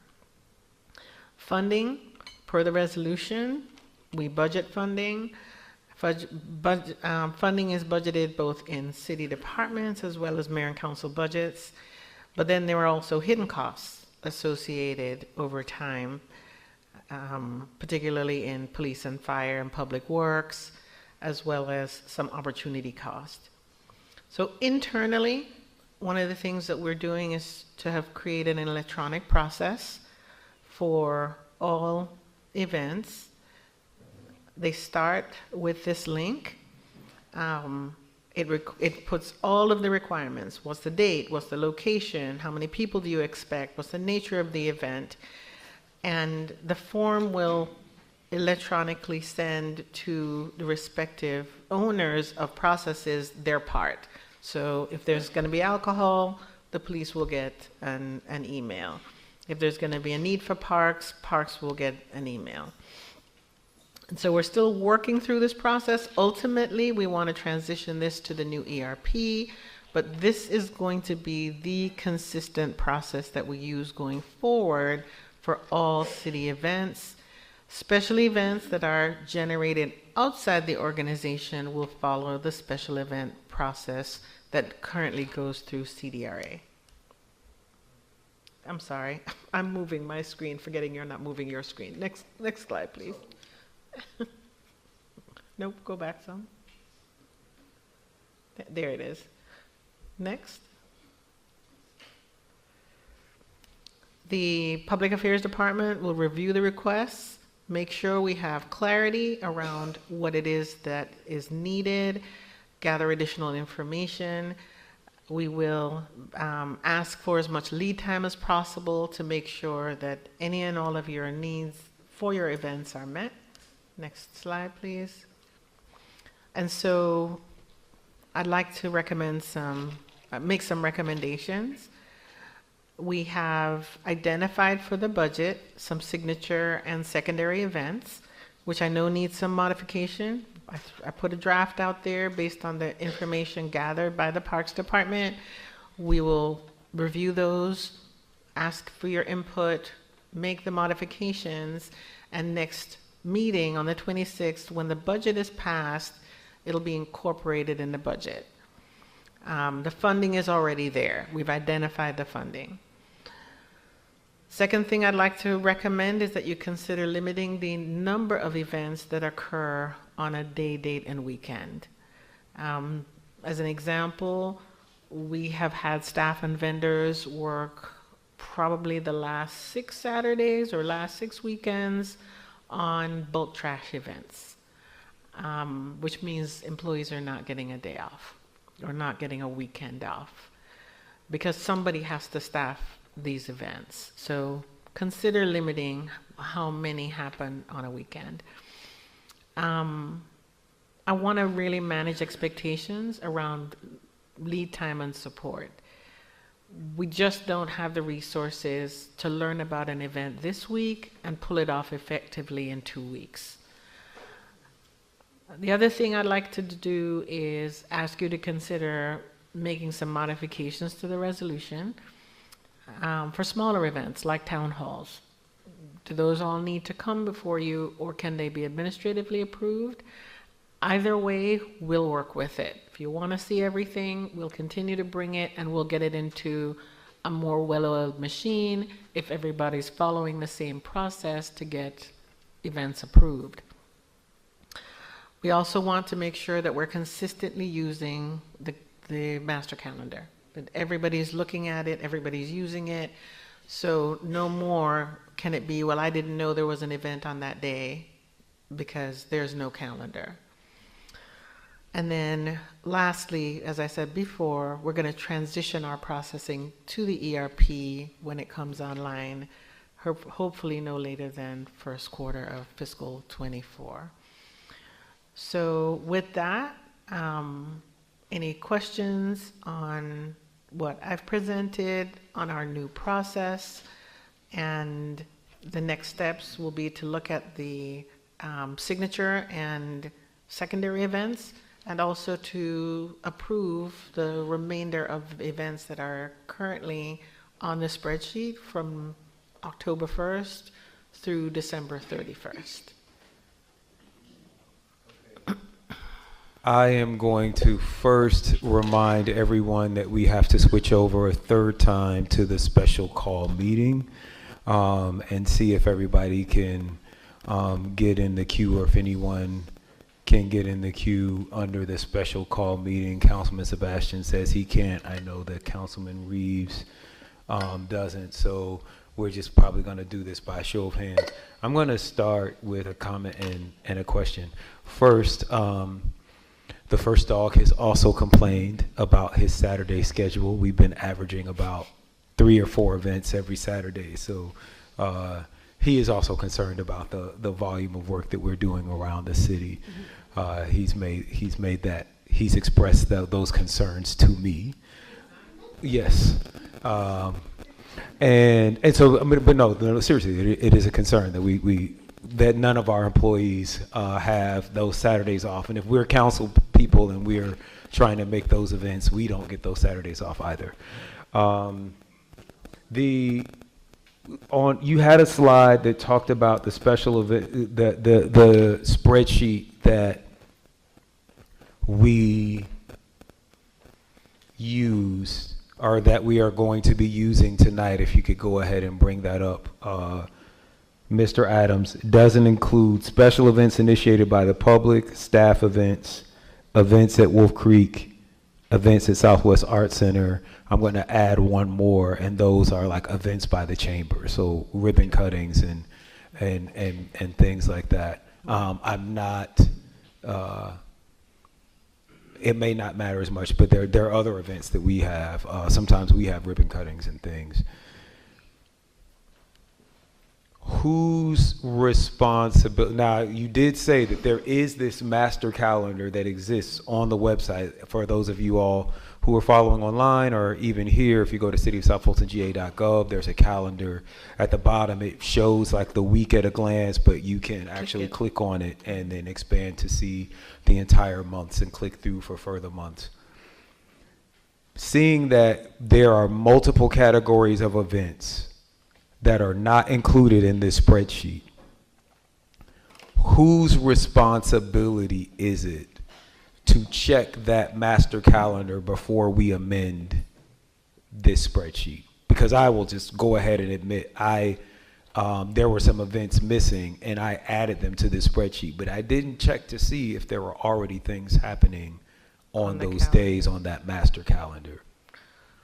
So tonight, we would need to look at what was added. So when the spreadsheet was submitted, we had missed some things and we got them after. Anything that we added, I know that Jackie checked, because I know that there was at least one event that she responded and said there's a conflict on that day and somebody picked a different date. If you added stuff tonight, then it would not have been fact checked or date checked. Okay, so as we're having this conversation, if you've been making additions to the spreadsheet, just please check that master calendar on the website to make sure that there are not already events that are scheduled that day, because there is a resource issue that we want to make sure we have comms people out there covering it, that we've got security, that we've got all these, all these pieces in place. It is in date order, so if somebody added something and inserted it on date order, they would have noticed that there was something that day. No, I'm saying, but there are things that are on the city's website that are not on this. So that's what I'm saying. As people are adding things, check the city's website to make sure that we're not adding events that are in conflict. And with that, I'm just going to go round robin. District 1, Dr. Rao. Can you add? Thank you. One thing I need to correct is the Gracetown Town Hall, as I mentioned earlier, is October 4th at the Southwest Arts Center from 6 to 8. And then I guess this is more of a clarification. I'm just looking at, like, I think the Yeek Fest and the community yard sales, are those external partners? I'm just still trying to make sure I understand the spreadsheet. No, I'm asking in general about the setup of the, like, if it's outside people, because these primarily look like outside partner. Again, the difference between the city event, because some of these are spearheaded. We might partner, we might attend. I guess that's the confusion, right? Well, so going back to the definition of a city event, it's defined as an event where the public is invited. Okay. By the city officials, elected or appointed, where we're using our resources to facilitate the event. So if it's at a city facility, if we're using staff, if staff is engaged, then by definition, that is a city event. Maybe I ask it another way. So these events, from a city standpoint, are we insured on all these events? So that's a very interesting thing, and that when we had our process improvement meeting, I really pushed back, because various people were like, oh no, that's not a city event. That's not a city event. But if we are using our resources, it's at our facility, we're promoting it, we're staffing it, in what world does that, how do you divorce yourself and say it's not a city event? Something happens, it's up there. People are going to be looking to us to cover it. Okay. And so, so our insurance will fall under our insurance umbrella. Now, what is not covered is if we have an event and we have vendors. The vendors have to have their own insurance. What's not covered is alcohol. Alcohol has to go through the city's process through the police department for alcohol. But it's not practical for us to support events, put our resources behind it. It has the definition outlined, and then for us to say, oh no, it's not a city event, it's not covered by insurance. That's just not realistic. Okay. I know you talked about in your presentation that you would maybe want us to consider the ordinance, some revisions, but you could deal with it either way in terms of the town hall. Do you think our definition of the city event is too broad? I think it has, but I think it was brought deliberately. So I wasn't here for the spirit of the conversation. And so, I'm not certain. I feel like it's broad, but I am not certain even if you changed it, that you could kind of bifurcate the city from events that we host, you're party to, we put our resources behind it, even if we set a different definition around it. I think from a liability perspective, I think it still falls under our umbrella. How we treat it, how you bring it for this purpose to be approved, you can, you're the policymakers, you can change that all day long. But in terms of the spirit of it being a city event, I think once you start to use resources, host it in your facility, put money behind it, if it walks like a duck, isn't that what you told me? Okay. If it walks like a duck, talks like a duck, quacks like a duck. One additional question, and I get city resources because regardless, you'll probably engage fire, police, those kind of people, somebody open up a building. What about the cost of the facility? When it gets on this sheet, do they pay for the facility?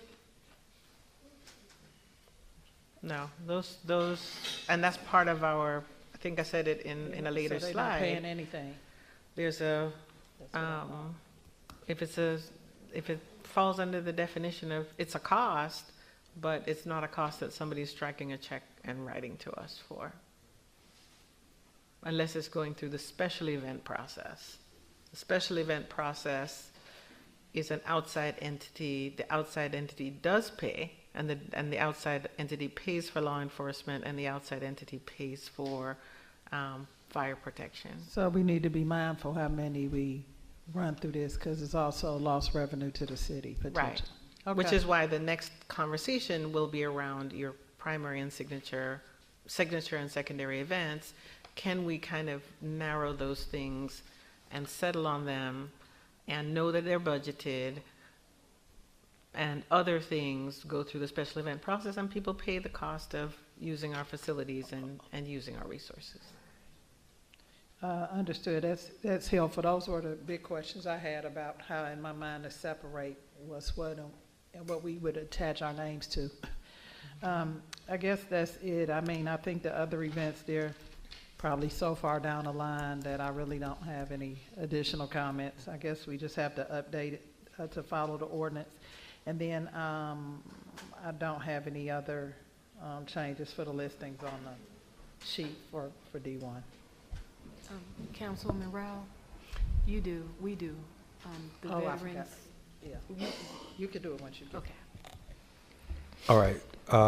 Thank you, Dr. Rao. District 2, Councilwoman Gomes. So I have a question. How fluid is this document? I mean, I understand for the events, if something you need to cancel, and for instance, for the signature events, if a council member does not come back or however the case may be, how are we handling that? So the purpose of the signature and the secondary events is really a budget conversation, and so it essentially gets funded in the budget and covered in the budget. If there are changes in January, potentially we could come back. If there is somebody new and they may say, well, I don't want to do fill in the blank, I want to do something different, then that would have to come back to you for approval. And with us approving the signature events, if in January maybe the platform has changed for a sitting council member, are they able to say, hey, I want to look at another signature event versus having that particular event? I would say that comes back. I mean, I think once you approve it, it comes back for revision. Mm-hmm. It's like anything else; it's not cast in stone.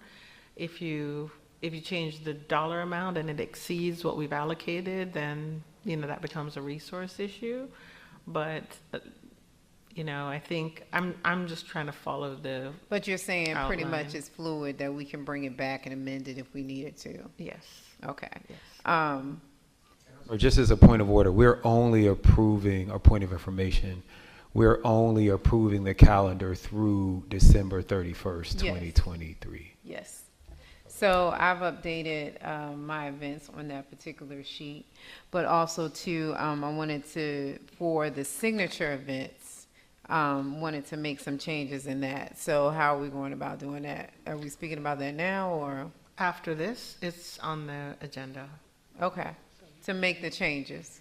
Yes, because I want to get that clear before we adopt the budget next week. So Okay. if there are changes that you know you want to make tonight, it would be helpful if I got that information. So when we do the budget when we adopt the budget next week. So who's it's in tracking there. the spreadsheet? You have the electronic version of the signature events and you're doing that, or is that Parks and Rec? I'm, I have the I'm last recording This it. one? I'm recording as You're well. recording it? Okay. So just so you know, under District 2, there was a Father's Day celebration, Senior Valentine's event. We already have that one for District 1. That's one that we partner with. So I wanted to change that to District 2 Blue Planet Bash. That will be held in April. Said blue. District 2 Blue Planet Bash. Oh, Blue Planet Bash. Okay. And is that instead of? I did not say Blue Flame. I didn't hear Blue Flame. Blue I'm sorry, Planet. what did you say? Blue Is it Planet instead of- Bash. Please Yeah, stop. so we're moving that from the Father's Day celebration. Okay. But the Senior Valentine is still there? Yeah, well, it's under District 1 as well, but. Right, we'll- that's one you're sharing. Yeah, we're sharing that. Well, we share kind of two of these events. And then also too, I'll make the additional changes as needed moving forward. Thank you, Councilwoman Gums. District 3, Councilwoman Willis. So, it's not on a master calendar. Every year we do a Thanksgiving's food giveaway for City of South Fulton residents. District-wide, we usually feed about 1,500 residents. And that money, since the onset of the pandemic, the money has been coming from the American Rescue Funds. And I didn't see that on the major calendar. And the persons that usually help with that is Park and Rec and Communications Department. And I know we have a Public Affairs Department now. Last year, Ms. Smoot worked with Parks and Rec, and then I helped them, secure the vendor to order all of the food and everything from. And so we've been doing that as long as I've been on the council out of Walkmall Park. Are we adding, is it on this? Is it? Okay. I didn't see it at all. Is it a turkey giveaway? Yes. It's on usually, there? we usually do turkey. Last year we did hens, and we did also vegetable offerings. We usually get the 21st? On the 21st? It's usually the Monday before Thanksgiving. The 20th, that would be the 20th. And we usually get the food at cost from our local grocery store.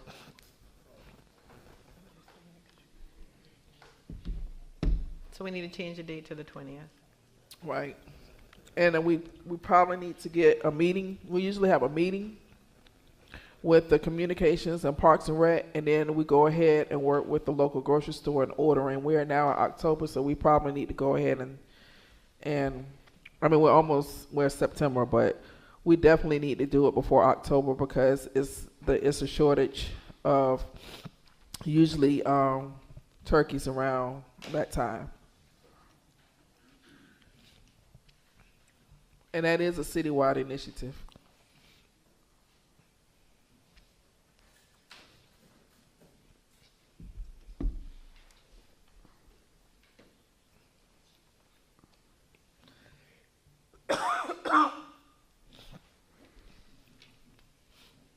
I'll wait till we start our discussion.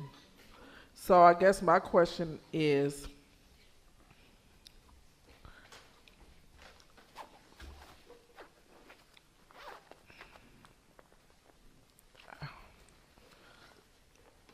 is there something in the budget for you to hire an event planner or coordinator? Because I really do think council need to get out of this. I mean, I'm sure there are certain things we want to do within our area, but I think it would be good to, I think these events are good because we want to bring a sense of community, and people love these events. And the expectation that we're not supposed to have events in our city is just ridiculous. I mean, we have events that happens Metro Atlanta wise. I just think we need to figure out how we can get one centralized person to kind of spearhead these events. For example, like Fairburn has the largest parade and fall festival every year in October, and that falls under Parks and Rec, and it's the largest south of I-20. It has grown, and mostly staff is handling that, but the entire governance benefits from it, and it's a signature event. So I guess for me, I just would like to see us move in those directions where we just have once a quarter signature events that move around the city. Or if we're going to have a fall festival, we have one big fall festival. If we're going to have a trunk or treat, we have one big trunk or treat. And I know that, I mean, we're not there yet, but I just hope that we get to that point once you hire that event planner. Thank you. Thank you, Councilwoman Willis. District 4, Councilman Sebastian. Thank you, Mayor. Madam City Manager mentioned about the issue of the town halls, and I would really love to see us take a look at the ordinance to exclude town halls. However, I don't want us to be doing 10 town halls each per year, because that would defeat the whole purpose. So we would be disciplined in doing that. I personally have been struggling with that piece, you know, given, as I've always said, the lack of space. So waiting on it to cool off to try and figure out how I do another town hall in one of my fire stations. The other thing is, and Councilmember Willis alluded to this, which I support. Second note that I have here is identify these citywide events and how we can do them. I actually started the Fall Festival in District 4 before I was a council member. And so I have continued that, but I have no problems in terms of if we as a city want to do a big Fall Festival and move it around if needed. So I would fully support us identifying these citywide events, as well as figuring out ways to rotate them around the city. Now, logistically, not everything might work in terms of moving them around, but as much as possible, we should. The other thing is logistics. As I sat at the D5 Taste of Sofu, I wasn't there when the setup happened, but I was there when, at the end, when I saw the folks from Fulton County rolled in. And I mentioned this. They rolled up with a box truck. It had the automatic gate that lowered these crates. Crates are on wheels. They roll the crates in. They just pack the chairs. They roll them back out, lift them back in the truck, and they were gone, right? We need to figure out a system like that that will help our staff be more efficient and not having to lift these things. Because honestly, I told staff on Saturday not to come back from my tent and the table and to put it in my truck at the end of the ribbon cutting. I was like, no, I ain't doing that again, right? So these things are heavy. These tents that we have, at least some of them are heavy. So I want to see us do as much as we can to help staff be more efficient and less impactful on the manual labor part. So hopefully the parks people are kind of looking into that and maybe come back at some time with a proposal for us to get those. The other thing I want to mention is the whole issue of the signature events. Some events that happen in District 4 are big, and I support them, and I'm connected with them, but they're not necessarily fully driven by my office. The Sing Fest, the Autism Fest, the One Love Ride, those organizations basically take care of their own. with some support from us, yes. But I would not say that that we should not do them because they're not quote-unquote signature events. So I look forward to January. As a matter of fact, something that I think I mentioned this before, one of the items for me that I think is very, very important that has not showed up here is this fire and ice training that I do with the fire department to teach kids about fire safety. And I started that initiative because in my first 3 months here as a council member, I think we had like 3 or 4 house fires that was started by kids playing with matches, right? So I felt that was something that was good to do, but that hasn't shown up here on anything yet because we're in the last half of the year. So, and it is one of the more popular events actually that happen in District 4. So again, I think I asked these questions around email, is that how do we select these events to be supported? Because I saw the Autism Fest here for some funding, and I think I just heard that we have the availability to switch out some of those. So I'll be coming to talk to staff about exactly where I think the additional monies for District 4 should go. It could be split between a couple additional events. And yeah, that's all I have to add at this point. So main thing is figure out the citywide events and how we rotate them out around the city, right? And to get staff some help in terms of logistics. That's all I have to say. Thank you. Thank you, Councilman Sebastian. District 5, Councilman Reeves. Thank you, Mr. Chair, for recognizing me. The Outlaw Classic that's a signature staple event in itself from Parks and Recs. As I don't see that on the sheet here. Is that on there? It is. Get it? Okay, that's what I thought. It was there, right? So that's there, but you know, that's that staple event, and they had one for a Family Fun Fest, and I scaled back from my District Live, which was one event but 5-part series. But however, so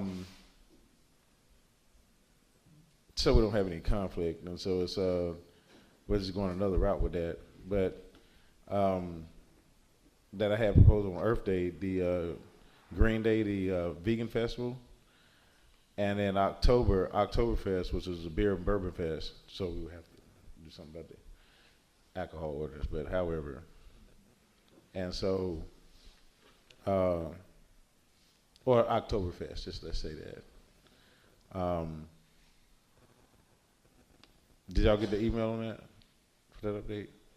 So I'm looking at the list between now and the end of the year, and I don't see Oktoberfest on it. No, right, it wouldn't be for this year.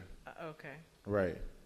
And then I do want to ask is that if in an event that we have, if we're able to get sponsors and offset some costs, any of that unused portion of the money, could you just, what would happen to that? Or could you just allocate it to, reallocate it to somewhere else so that they can? The funding is in Parks budget. It's Parks budget. So if it's unused, like any other line item, if it's unused in the budget, it remains in the budget. Right, at the end of the year. Right. Because this is funding, so on the other sheet, well, both sheets, but the funding is what's embedded in the Parks budget around events. What we tried to do is ensure that they were spread throughout the city. So if you recall, one of the goals is to try to limit the number of events. Right. And so if event turns out to be less than what was expected, my expectation wouldn't be, you know, oh goody, we have extra money, let's just do another event. My expectation would be, we had a great event, let's move on. And conversely, if the event costs more, we're not gonna not have the event. We'll, you know, we'll make arrangements inside of the budget that we have. Okay, fair enough. But I did have the one for Earth Day. And that was on the other sheet, so I don't know if you're ready to flip to that. Is Could we add the Outlaw Classic to the sheet? And did you say there was another event that we needed to add? The Vegan Fest on Earth Day. It's on the other sheet. Right, it's on the other. That's what she was. Because he's not trying to. You're not trying to do it next month. No, ma'am. Right. So it's on there for. Why are you looking at me like that? Did I miss something? The Outlaw Classic is not happening before December 31st of this Yes, it year? is. The Outlaw Classic is. Okay, Yes. It's not on this sheet. Yes. What date is That's that? what I was saying. And so that's the, what is that? It's a weekend. Is that the 16th? Okay, we'll get that added. Was there anything else happening before December 31st of this year that we need to add to this sheet? No, that's what. Okay, so we'll. 16th, 17th, and 18th, correct? Of what month? December. Yeah. It's And not that's on why, there. right. And that's what I was saying is it's not showing on the September to December sheet as it should be. That's because somebody didn't submit the form. Right. So it's because it was on the original sheet. This is the revised sheet. Okay. Just note that there is the 18th is a Monday, and you have a District 5 Community Night meeting. I'm looking at the master calendar, so you wouldn't have that if we're having the Outlaw Classic.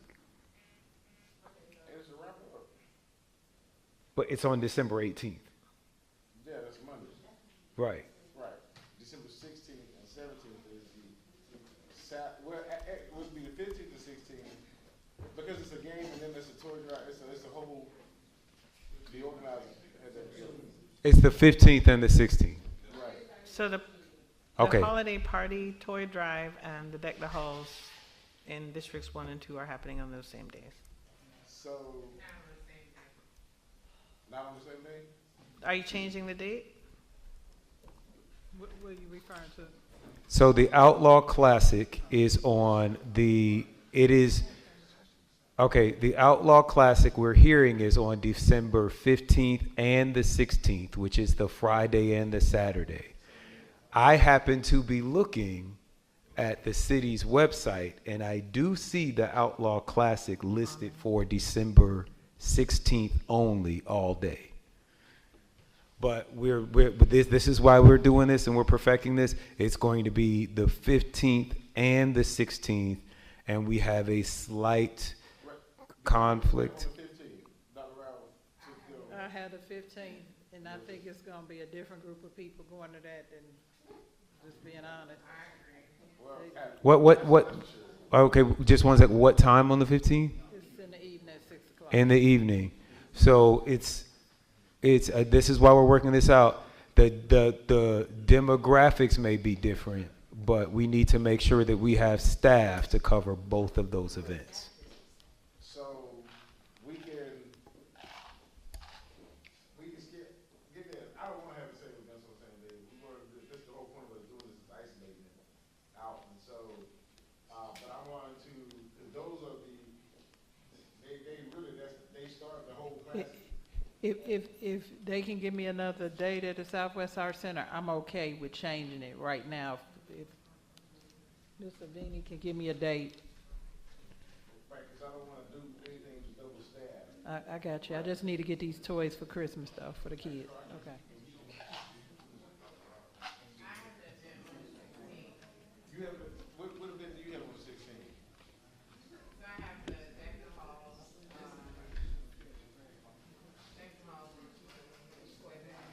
I've never used city staff. Oh, that's okay. That's separate out. So you have an event on the 16th. Just one second. I do see you do have an event on the 16th. You don't need any city staff. You don't need any communications people to come and cover it or take pictures or. Okay, because I think part of. Right, part of what we need to do, and this is Madam City Manager, and I'm sorry I'm talking out of turn, but this is where I was talking about, we need those like additional columns. It may be helpful to understand how many staff and whom we need for each of these events. It may be a possibility for 2 events to happen on the same day if the staff requirements are not so strenuous on both of the events, or if one is happening in the morning and one is happening in the evening. But that's the purpose of working all of this out. Well, let me just say this. Go ahead. As the dismal, anyway, from the last 2 outlaw classes, which did not give that any onus, I really want to be on a separate date, because as I want the full participation of the city as it should be for this particular event. And so, as any other event, and that's why we were trying to say we don't want events on the same day, so we can be amenable, like you said, we can do it right here. I was unaware of your event on the 15th, and I was unaware of your event on the 16th. As well. So we're going to pause. We're going to try and keep this in decency and order. We're going to go to. Are those your only do you have anything else? I know you have this, but in addition to this, okay. So we have two more council people and myself that are left to make comments. I will just say, if you all want to confer or talk amongst yourselves, pass notes. I'm looking at the calendar, and I'm just the 8th, the 22nd, and the 23rd are all empty dates according to the city's website and also this spreadsheet. So if people want to look at moving some things around or spreading those out, the 8th, which is a Friday, and the 22nd and the 23rd, which are a Friday and a Saturday, albeit close to Christmas, those are open dates on the calendar at this point. So as you all are considering that, if it's all right, I'm going to go on to Mayor Pro Tem Williams Brown, District 6.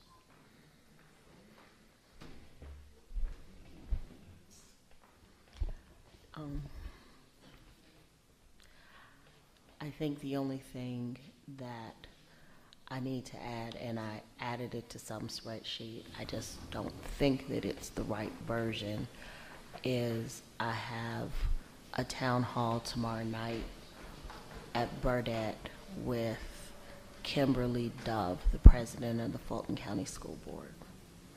I believe the Christmas Coffee with a Cop is already on there. And because I don't really have a lot. No, it's there. The town hall tomorrow night is there? Okay. But the coffee with a, yeah. Yeah. Y'all know I'm not the event person. That's not my wheelhouse. So I don't think that I have anything. I don't think that I have anything else to add. All right. Thank you. District 7, Councilwoman Pritchett. I would like to add onto this an event for. Could you pull your mic down? For District 1 and 7, we're hosting a Veterans Appreciation Luncheon on October the 14th. Okay, there is a Red Oak Shopping Plaza event on October the 14th. There's a festival on the 14th. I don't think we'll. Do you know the time of your festival? It's the Red Oak Historic District Arts Festival. It's huge. I'm just asking, is there a time? Because it's not on the spreadsheet, so we just need those. Because I'm just trying to figure out if it's in the afternoon and she can have hers in the morning. Is it all day and they need to pick another day?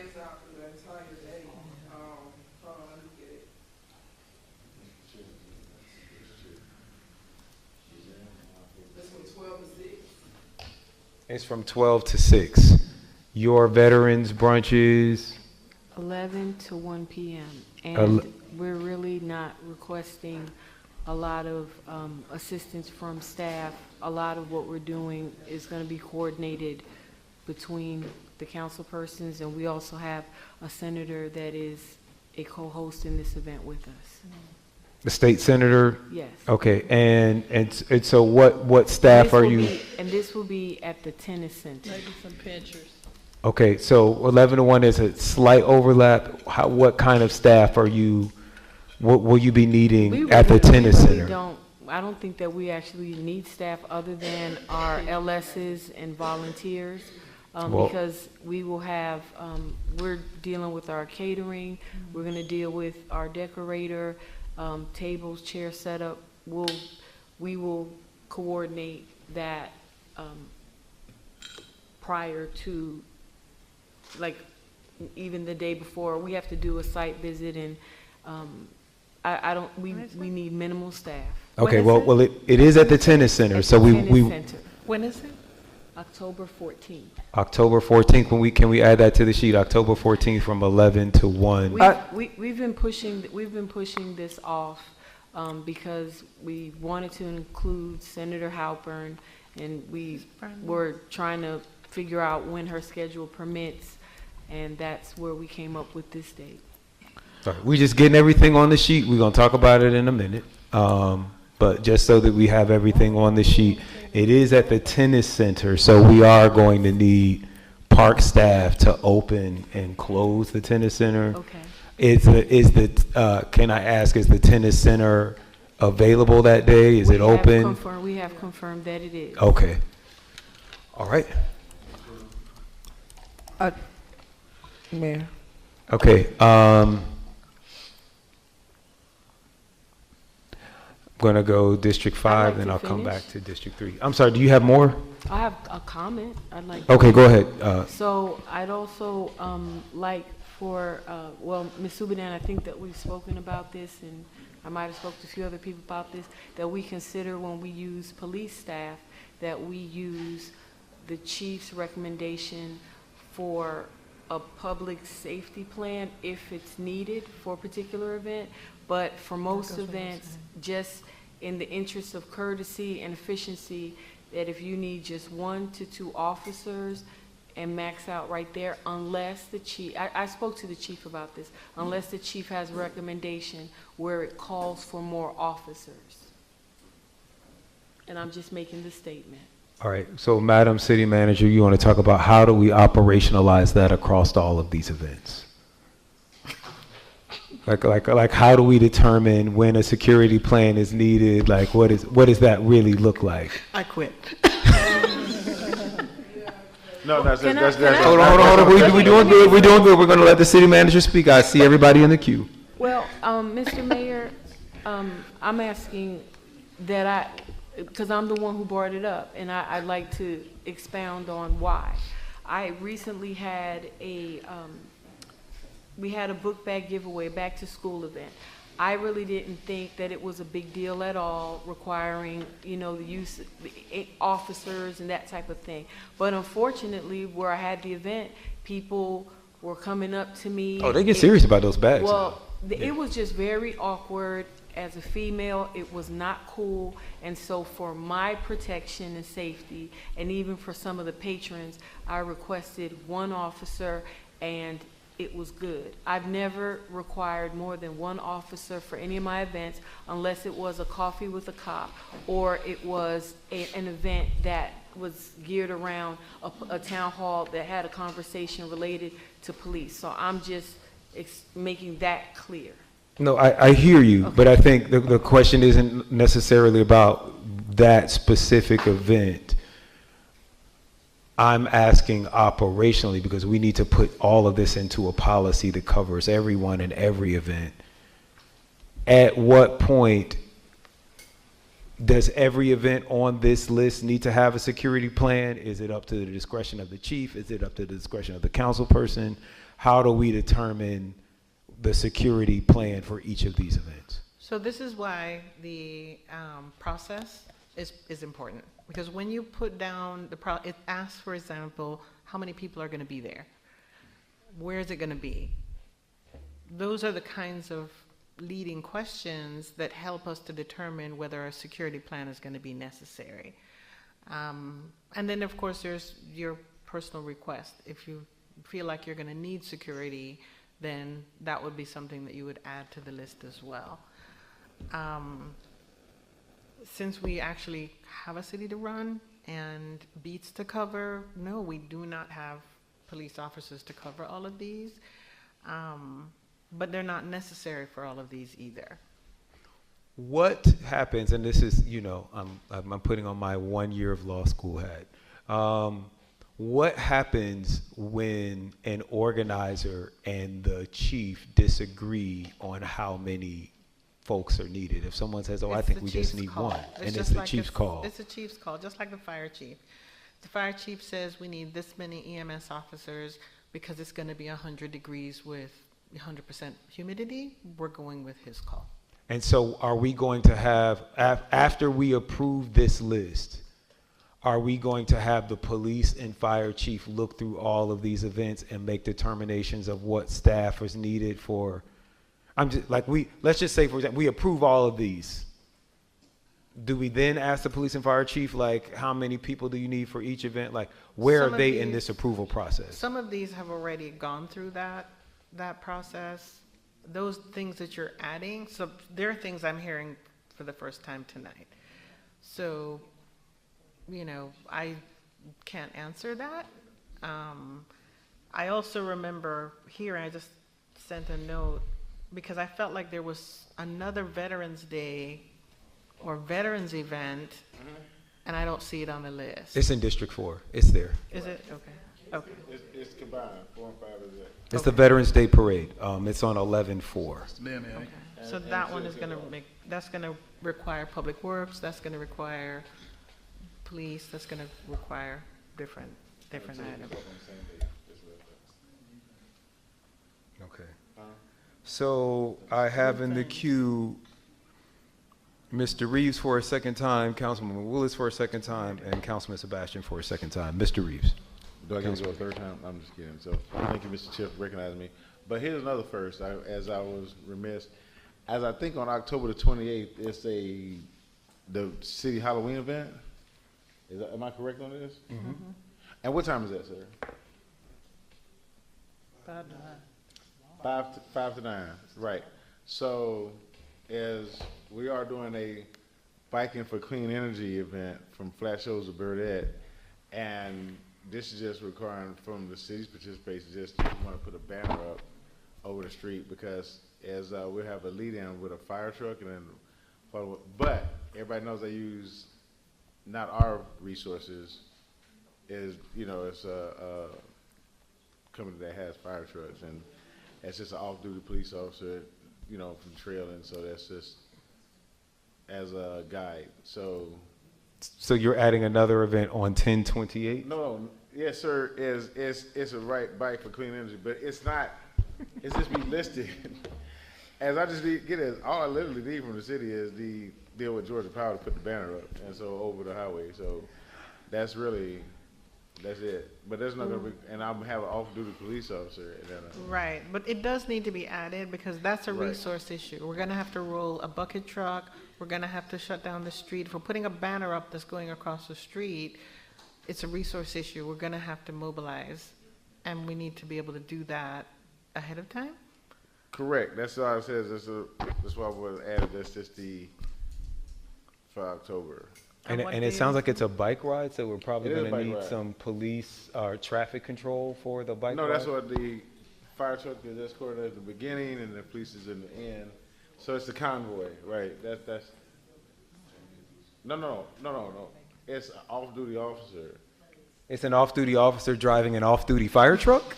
No. So they're driving a city It's an fire truck. off-duty officer. They have police cars. The fire truck is rented from somewhere else. Get this, it's not even our resource. As I do this all the time. So Okay. I'm just requesting, because literally it's just for the banner.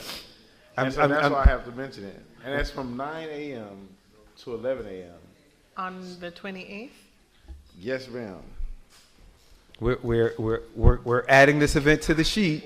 And what is it called? a race, a bike route for climate change.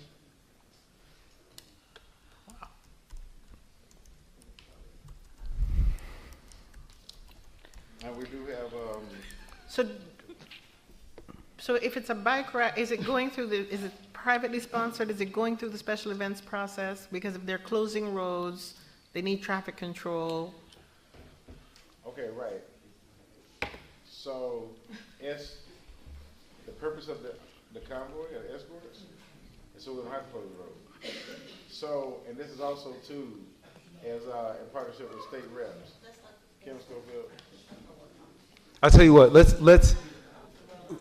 What we're not going to do is what we're not going to do is we're not going to plan the event.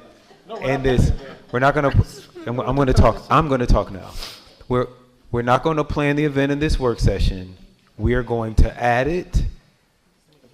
If it passes, because we got to vote on all of these things, we are going to consult with our staff, and our staff will decide what resources are and aren't needed.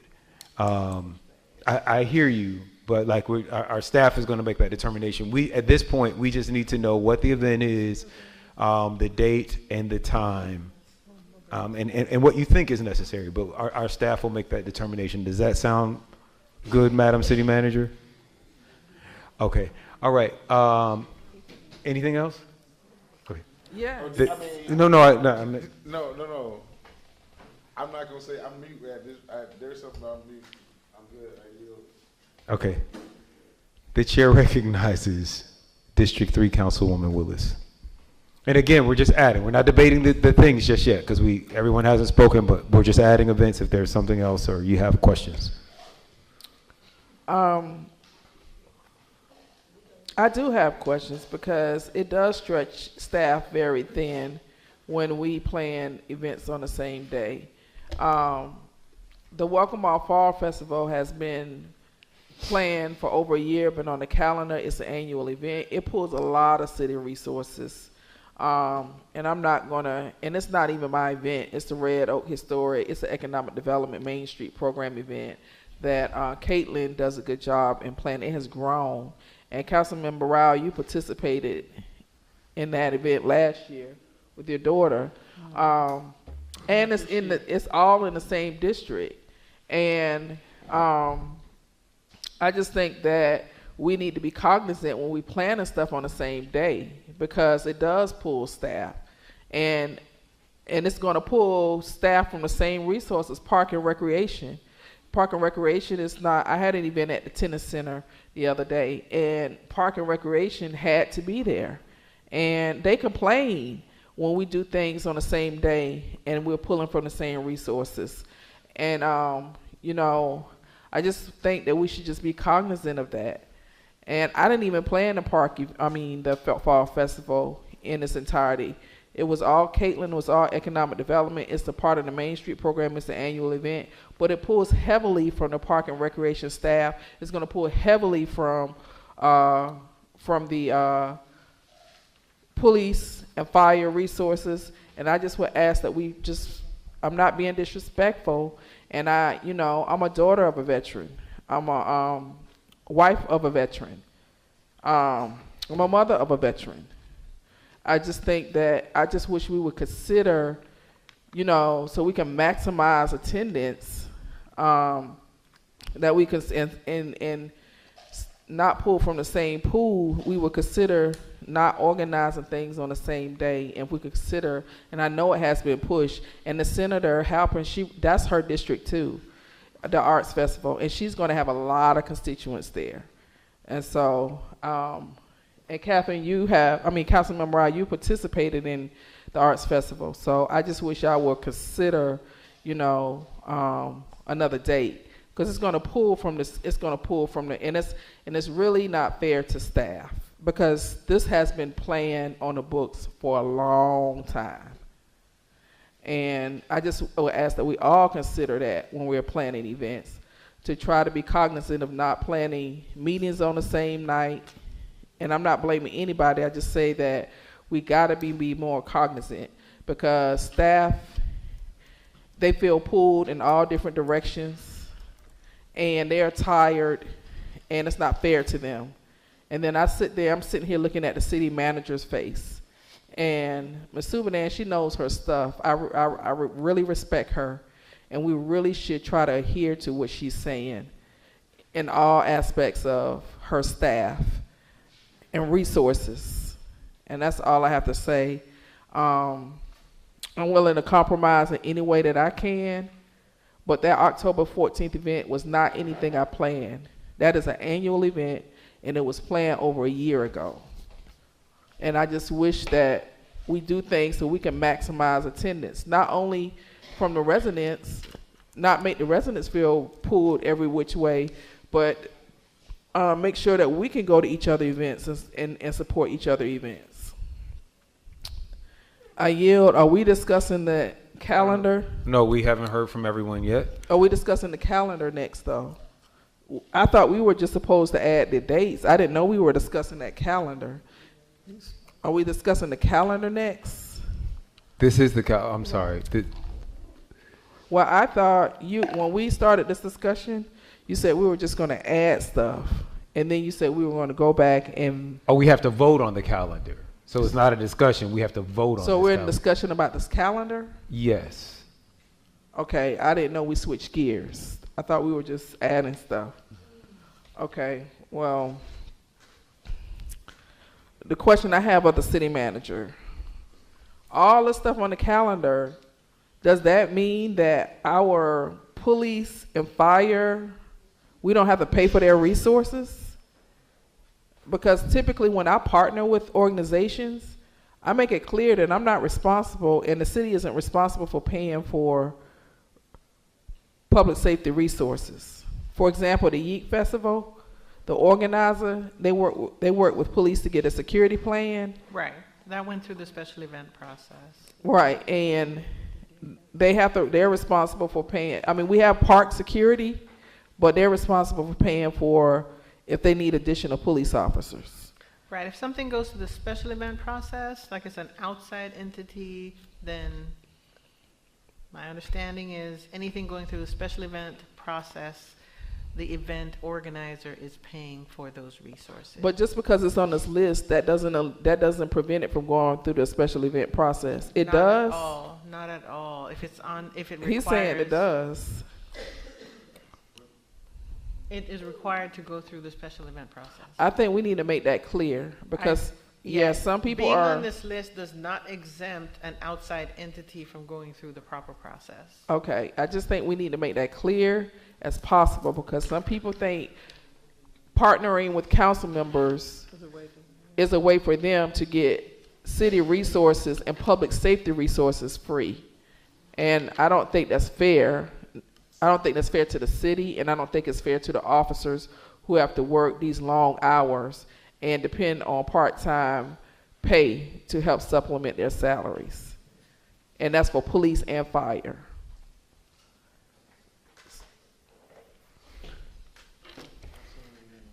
All right. I have Councilman Sebastian next.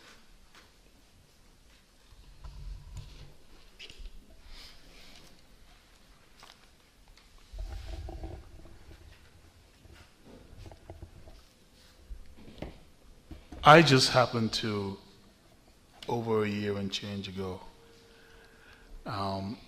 had a conversation with a veteran in District 4. And the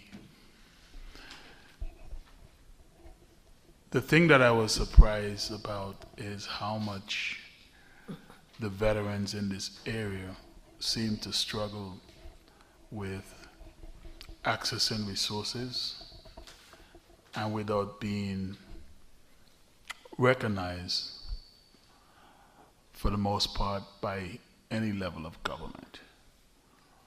Subsequently, I had a meeting with a couple of the veterans organizations, and last year, without knowing that Councilmember Reeves was doing a chili cook-off for Veterans Day, which I attended, by the way, I went ahead and organized a fish fry for the veterans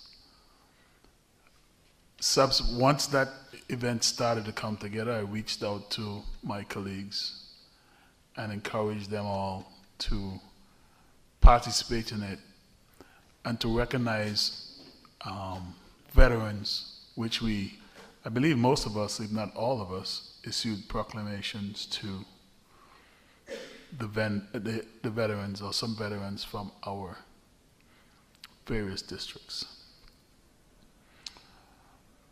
I mentioned that because we talk about trying to save staff work, and we talk about consolidating some of these efforts, which Councilmember Reeves and I have decided that somehow the chili cook-off and the Veterans Parade is going to be morphed into a single event.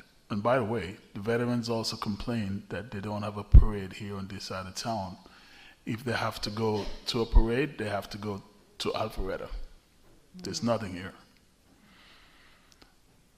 So we felt it was important to do something on our side of town to recognize these veterans. I'm disappointed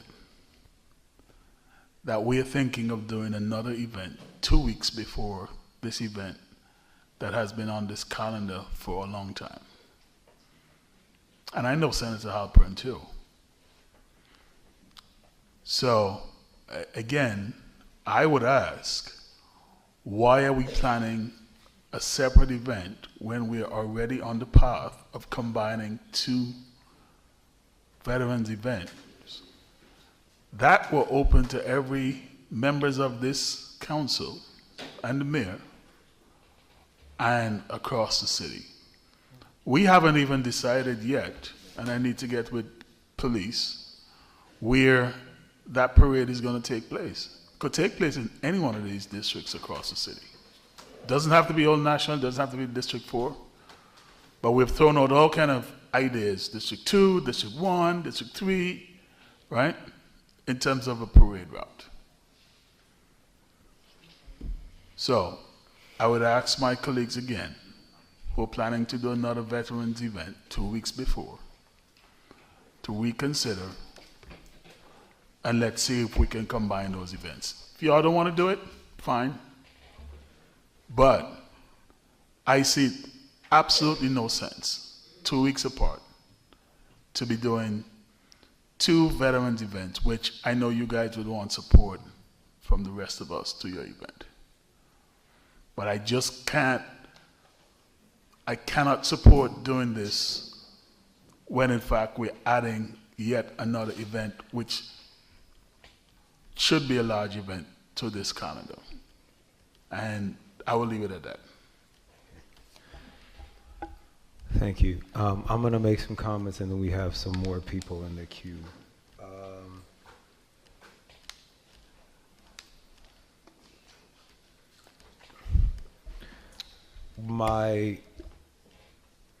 Well, first off, every time we have this conversation, we add at least 3 events. I just want, we're still adding events.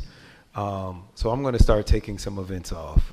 I'm going to be the change that I hope to see. But before I do that, I'm gonna say this. My chief of staff, it's almost 10 o'clock. I sent him home at 9 o'clock. But if he were here, he would tell you, when we have Mayor Mondays, people come in and they always say, I'm just gonna need 5 minutes.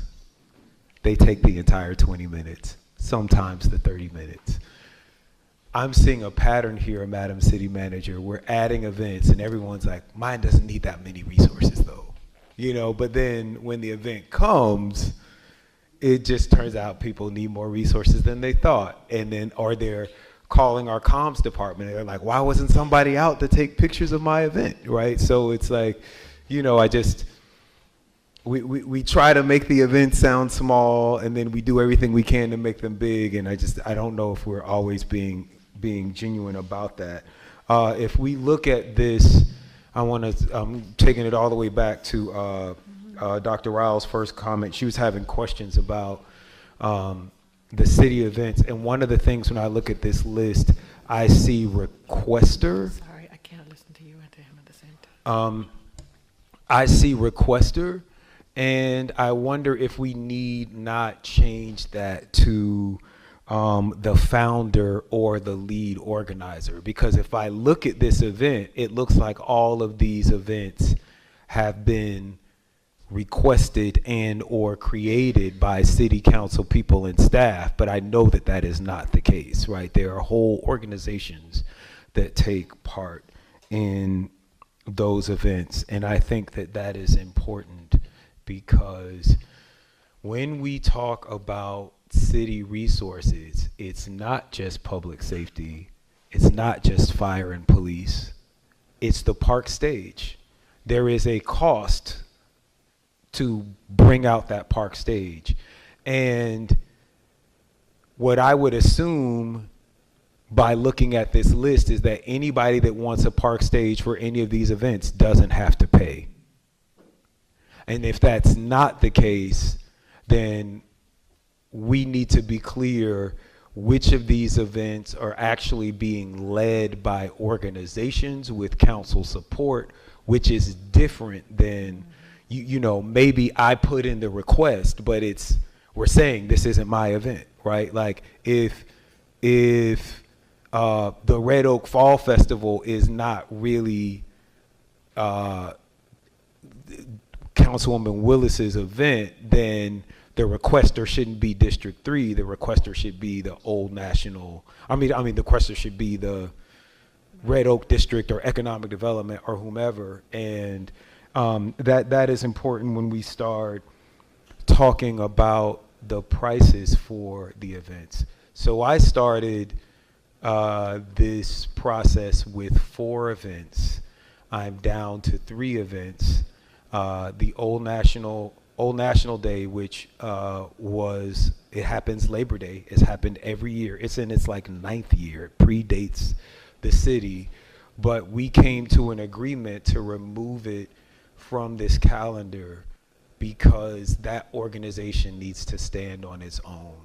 So some of these people that are bringing these events and that have done these events, they need to be able to completely stand on their own, which doesn't mean just paying for fire and police. It means paying for the stage, paying for our staff's time. If our staff is going to be out there taking pictures and doing things, like it really,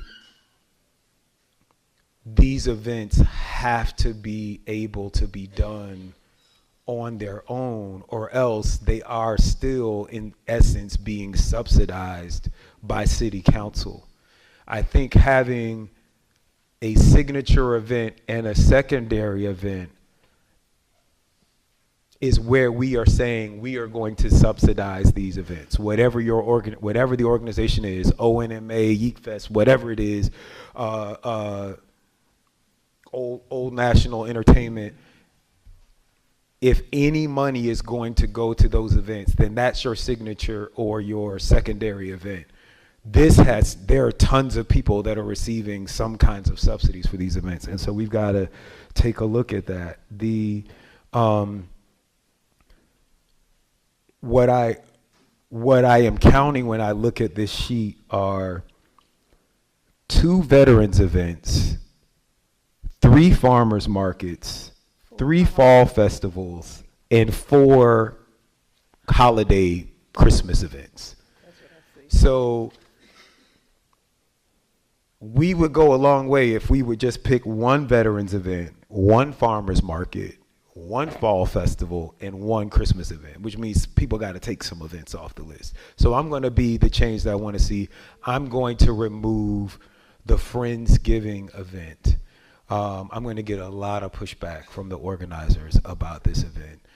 But in reality, so for those of you all who don't know, Friendsgiving is an event that has happened. I think this would be the 3rd or 4th year that the event has happened. There was some temporary interruption during the pandemic. It started in District 7, it moved to Wilkerson Mill in District 4, and they invite Native American nations from around the country. I think that it is unique in that we are celebrating Native American history and heritage at a time when people are trying to make it so that we can't teach things in our schools. So I think I think it's a super important event. However, the event was really Dr. Baker's event. You know, it was created by Yanaz the Long Wolf. It was created by an outside entity, but never would have happened without the support of that council member. They got the stage. They used their council budget to pay for the performers, you know, to pay for some of the vendors, like for food. You know, a lot of times you have food trucks, they want minimums. So like the event just doesn't, the event can't exist without council support. And Dr. Baker is no longer here. I made sure the event happened last year, and our office sponsored the stage, and we paid for a lot of the things. And I really am getting out of the event business, so we are not going to do that this year. If no other council member is willing to sponsor that event, then that event is just going to go away. This is a courageous conversation. Dr.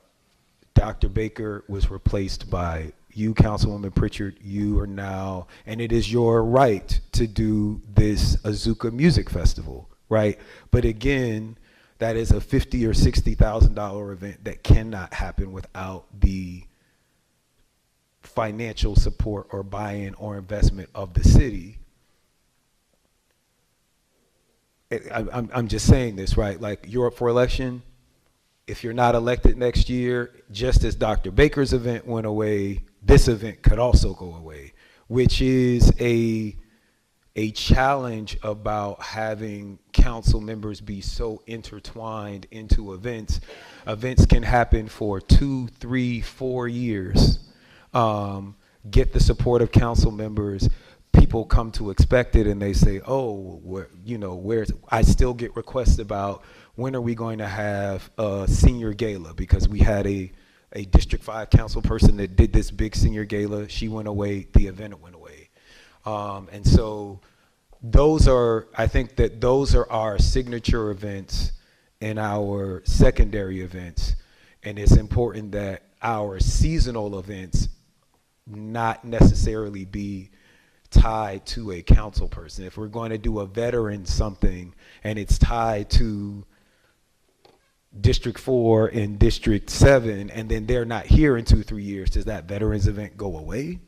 Or have we created an event that now we have to continue in addition to whatever the new council people come in and say they think is an important event?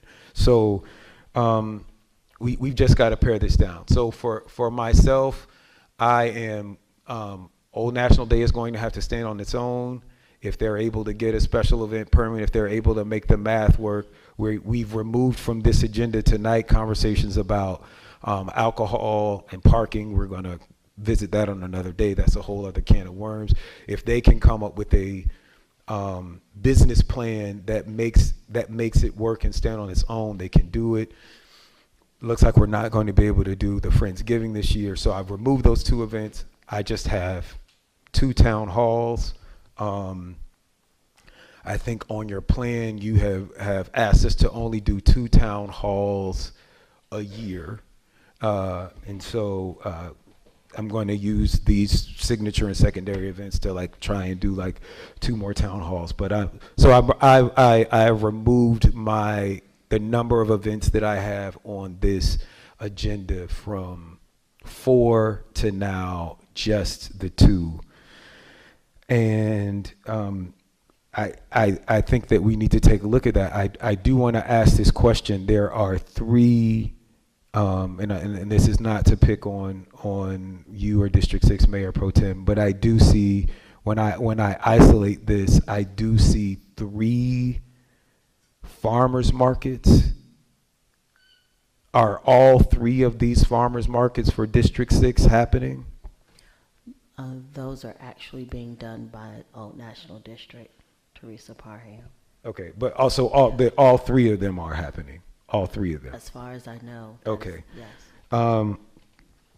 And so again, I just ask us to seconding Mr. Our Councilman Sebastian about the 2 veterans things. There's 2 veterans events, 3 farmers markets, 3 fall festivals, and 4 winter holiday events on this list. I'm going to go to the people that are in the queue, and then we'll come back. But I have Dr. Rao and Mayor Pro Tem Williams Brown. You were first, Mayor Pro Tem Williams Brown. You're next, Dr. Rao. I want to point out. Wait, no, sorry. Oh. Mayor Pro Tem, you're first, and then Okay. yes, and then you. At the risk of making a lot of enemies, I'm going to say the quiet part out loud. At some point, we need to decide, are we one city or are we 8 fiefdoms, with each of us acting as the mayor of our own little fiefdom?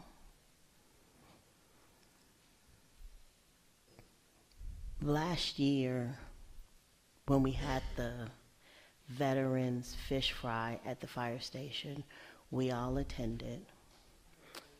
I know you had COVID, you weren't there, and Councilwoman Pritchett had not yet been elected when we did this, but we agreed amongst ourselves that we would make that event the Veterans Day event for the city, because we all came together, we had a good time together with the music and the food, and just laughing and talking and supporting that event collectively. We just did a basketball game where I think most of us showed up, had a good time together, had a lot of fun supporting that championship basketball game, which we won.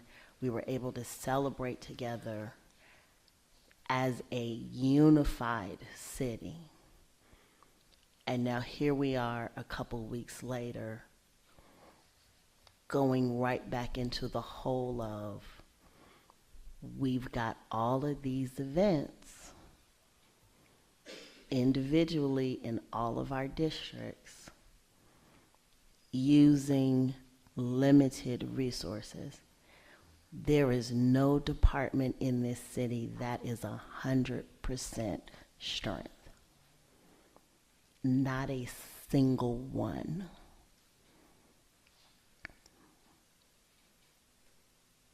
Are we doing these events because the people want them done? Or are we doing these events because they make us look good and put our name and our faces out there? I'm not asking for that to be answered right now, and I know everybody's gonna be mad with me, and that's okay, because it won't be the first time and it ain't gonna be the last. But not only what are we doing, but why are we doing it? And does it advance the city? Because we should all be here working to advance the city and not ourselves individually. The cooperation and the collaboration we demonstrated at the basketball game should be what we are doing every week, together, supporting each other, instead of competing, lying, backbiting, backstabbing, calling people, talking about each other, which makes it impossible for us to come together as a unified council to support the city.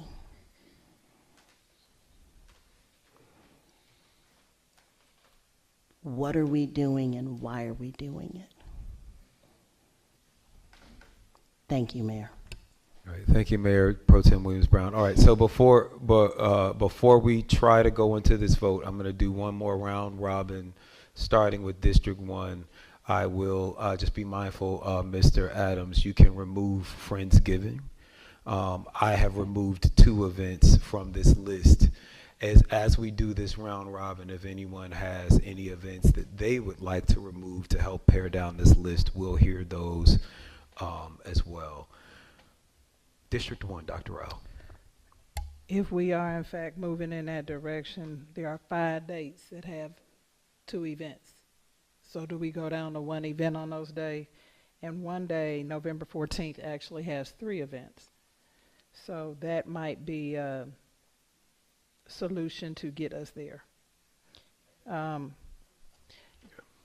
again, I think if veterans are our priority, as we get to the second list, I didn't hear anybody call that out as a signature event for next year, which is why I asked for the dates so we could see how these events would fall out to make sure.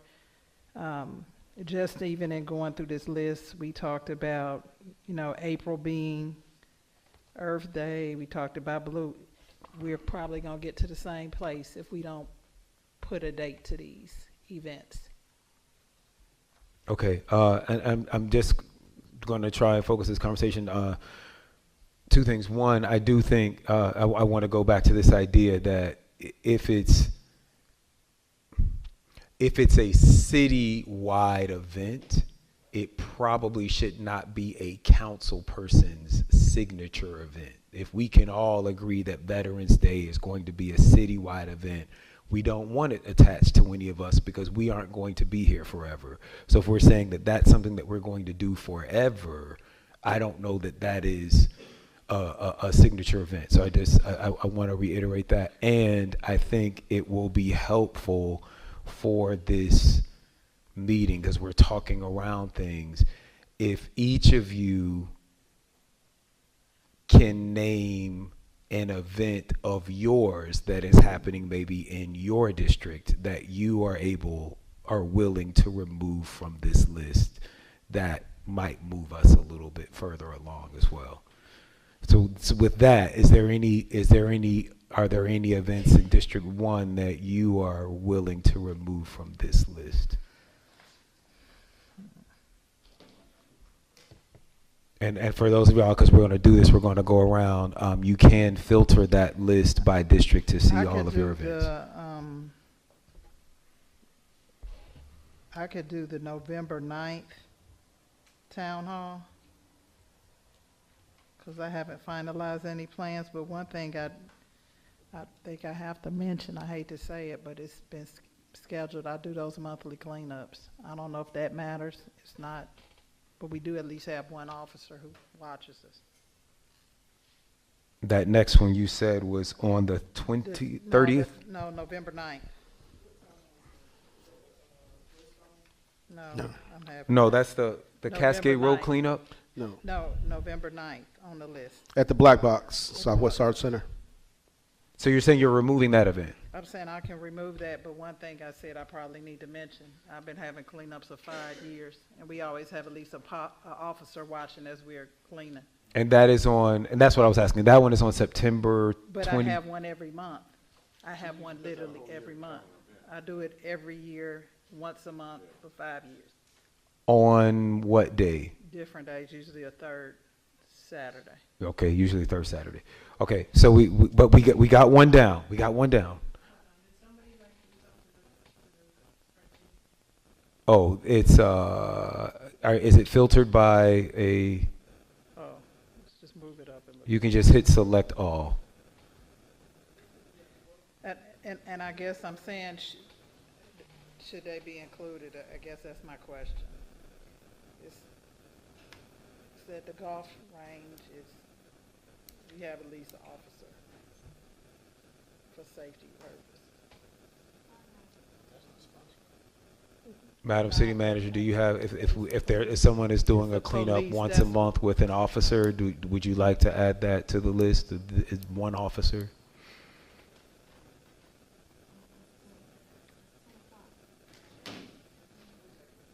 Okay, we're gonna hold on that. We got that. We noted that. Madam City Manager will talk about that. I took the town hall off for the 9th. If somebody else is. Okay, the town hall is off for November. Thank you so much. District 2, Councilwoman Gums. Sorry, can I interrupt? Oh yeah, go ahead. So one person needs to drive? They don't drive. They just watch us. No, I'm sorry. The spreadsheet. All of a sudden, the spreadsheet, like somebody filtered it, and the rest of it vanished. So. Oh, okay. Well, when you, I'll say for notes, if you filter or make changes in the list, it asks you, or at least it asks me, are you making this change just for yourself, or are you doing it for everyone? Okay. We can let the It's clerk fine. drive. I was making the changes as you went along, but Corey, you can do it. I have a question. Okay. Is it my time to speak? Yes, District 2, Councilwoman Gums. Why do we have to do this tonight? Is that what was the budget? Because of the budget? Is that what you're saying, that you have to do this tonight, but we've already kind of earmarked for some of these? So I wanted to bring the presentation. I wanted you to approve the rest of the year, because we're getting closer to some of the October events that don't have an opportunity until the 26th to be advertised if they get approved. So that's part of the reason for bringing it. The other part is to try to get the signature events in the budget next meeting. The more overriding really is the things that are going to happen. There's an event on the 1st, the 4th, the 6th, the 7th, the 12th. None of those would have the opportunity under the current ordinance to be advertised if they're not approved. So that's the purpose. So my understanding is that it's going to go this long. Is that we approve the schedule, but it is able to be amended, right? So it's 10 o'clock at night, right? So for all of us to go around to 7 of these districts to decide on a whim what we want to take off is, because I'm going to tell you right now, I don't know. I have to evaluate what I want to take off. So if I take something off and then I'm going to be like, oh man, I didn't really want to get rid of that. I just feel like it's being rushed. So there's no strategy behind it. So for me, what are we doing? Because I can't, my brain cell right now is done, is dead. Because we've been here and we've been going at this for about 2 hours now. And I don't think we've really mastered anything. So can I get some type of recommendation? Because I'm really trying to figure out why we have to, if we can approve the events and then have a deadline to get back to city manager which ones we want to remove, I think that may be a little bit easier than I don't think we should approve them. If we approve the events, then people will start advertising the events, and then you can't go back and. Who's the people? Who's the people? Are you talking about the council members, communications? Whoever is involved with these events, like whoever is involved with these events. So if we I'm just using this as an example because we're here. If we approve these events, Yeek Fest is on the event. They're going to start advertising the Yeek Fest. We can't go back and then say, well, we're going to take that one off because we got too many. But you never plan to take Yeek Fest off. We already know which ones. I'm just saying. It's already been advertised. It's already been advertised. So, okay, y'all do what y'all want. I don't know right now. So you're just not ready. I mean, that's fine. I'm not. I have unreadiness because it's just too much. It's being rushed and it doesn't make sense. Okay. I'm going to ask. We're just going to keep going around. District 3. District 3 on October 6th. There are 2 events. Police Faith and Blue and Senior Brunch. So we're going to change that from October 6th to October 13th, so we would not overburden staff and have 2 events on the same day. Okay. That was already changed. That's October 13th instead of October 6th for the Senior Brunch. Yeah, that was already changed. That was already changed. Okay. The 14th, that is a Red Oak Historic District Main Street event.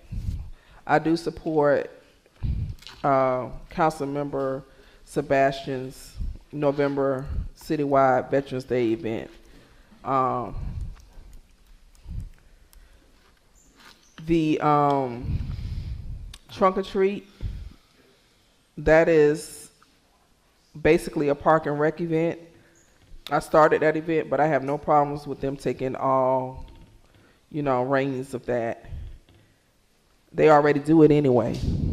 And that's October 28th. And as Councilmember Williams stated, everybody came to that event last year and enjoyed themselves, and we were all unified. We had a costume contest, and there was no other competing event. So I do agree with her on that. And that's it. I mean, because everything else that I'm doing is only like, I only have like one event a month in a Yeet Fest. We meet with that organizer tomorrow, and basically staff and I will let her know that she pretty much has to take the reins on a lot of this stuff. I help her, but we'll discuss, but we've already gone through the special event process for that event. And that's it. Thank you. Okay. Be done on another day. So no changes there. District Yes, there 4 was Council- one change. No change. I mean, there's a date change. I'm sorry. Nothing removed. Councilman Sebastian.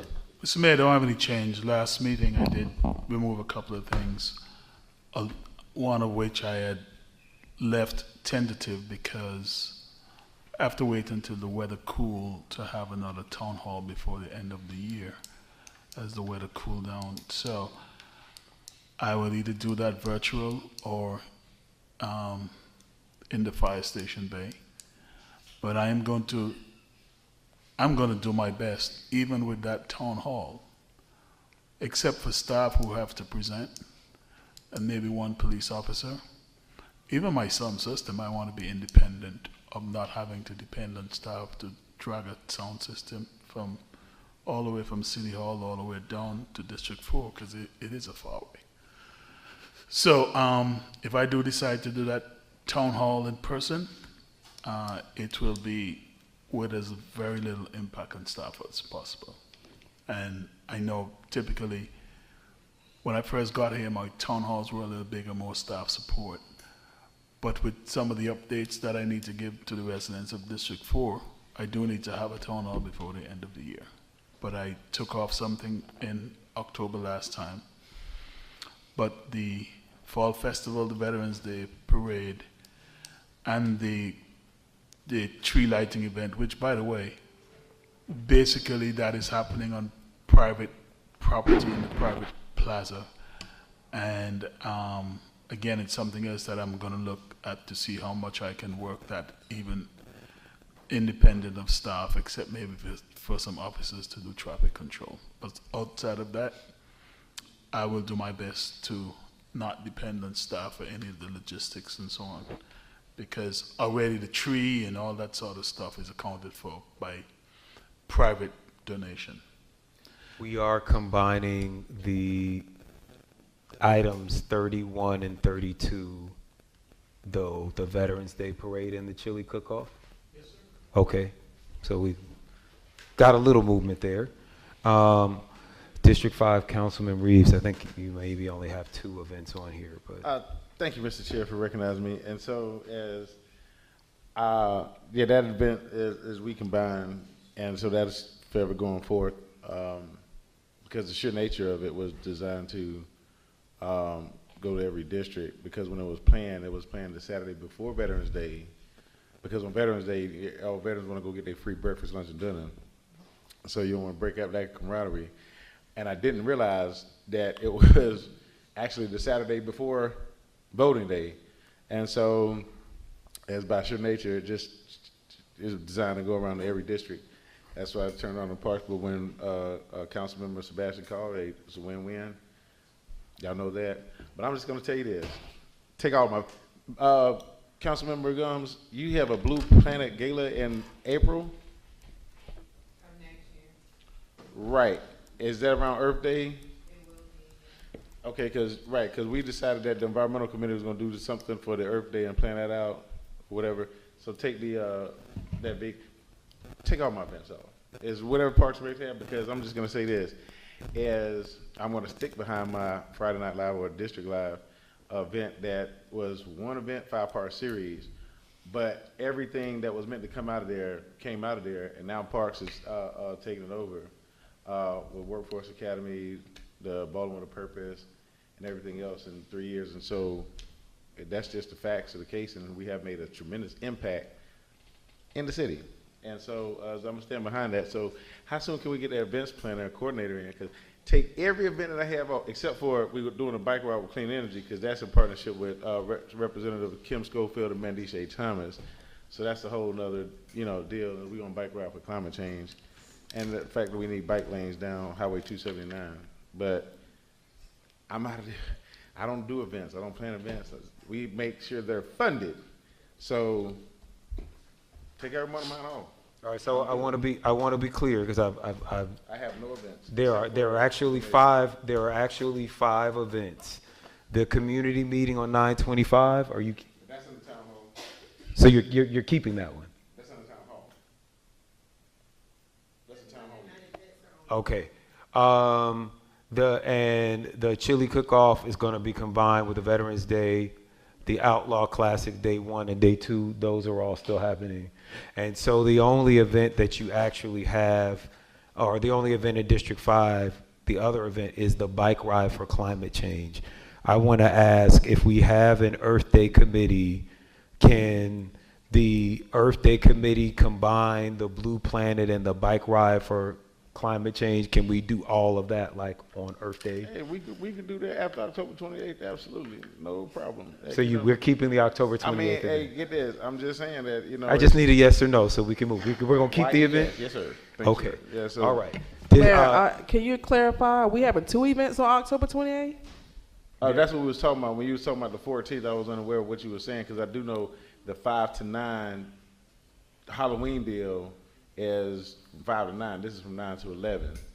And so, but again, this is in partnership with State Representative Kim Schofield. And so to answer the question, yes, right. We are having 2 events. There will be 2 events. The morning before your event. It's Parks and Rec. The morning before the event, Councilman Reeves is asking to do this bike ride on 10/28 for climate change. For climate change. And this was just sprung on us tonight. Though we have we have an Earth Day committee, and that is planning an Earth Day event. We have 2 other Earth Day events that are also being planned. We have to vote on this stuff, so we don't have to approve that, right? You don't have to approve anything on this list. That's why. But I'm asking before, because the next thing is we're going to vote, and then people are going to start voting to take other people's stuff off. So before we get there, I'm trying to see if anybody wants to volunteer to take their own stuff off. Yes. District. Because according to what we said, nothing on this event should be being advertised anywhere by anyone until we have voted. District 6, you just have those 3 events. I have a town hall tomorrow night with School Board President Kimberly Dove. I have the Christmas coffee with a cop with the police department and with Oneru. No, they haven't. Well, the town hall has. The town hall has been advertised. The coffee with a cop is not. Okay. What date is the coffee with a cop? It's December 18th at the Heritage Park Clubhouse. Is that on here? I'm not seeing it. That's not on here. It's on. So there's a couple of different spreadsheets. It's on one spreadsheet, but it's not on another spreadsheet. But it's okay. On this spreadsheet, because on this spreadsheet, I'm filtering District 6, and I see 4 things. When you filter for District 6, how many events are you seeing? So that's what I was saying earlier. It's not on that spreadsheet. Okay. But in the queue, there's a PDF file that has it on it, and it's in the folder that we were handed, but it's not on this. Got you. What? So we can put it on this, because this is the one we're working on. Right, on this. And it's December 18th? December 18th is the Christmas Coffee with a Cop, which is with the police department and Old National Residents United at the Heritage Park at Joyce Armster's clubhouse. Joyce Armster, it's at. Oh yeah, yeah. I know, Miss Joyce. Yeah. All right, so we're gonna add that. I'm just going to ask, because there are, and they're not your events, maybe if Mr. Jones is here, there are 3 farmers markets. Could we take one of those off? I don't want to harm, but I'm just trying to get the list down. Have they all been advertised?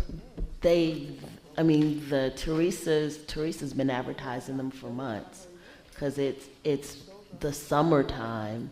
It was the summertime farmers market that was running through October. Now for next year, I'm perfectly open to combining the farmers markets together so that they're one. Okay, all right, so we're not gonna remove any of those now. I do wanna make this note.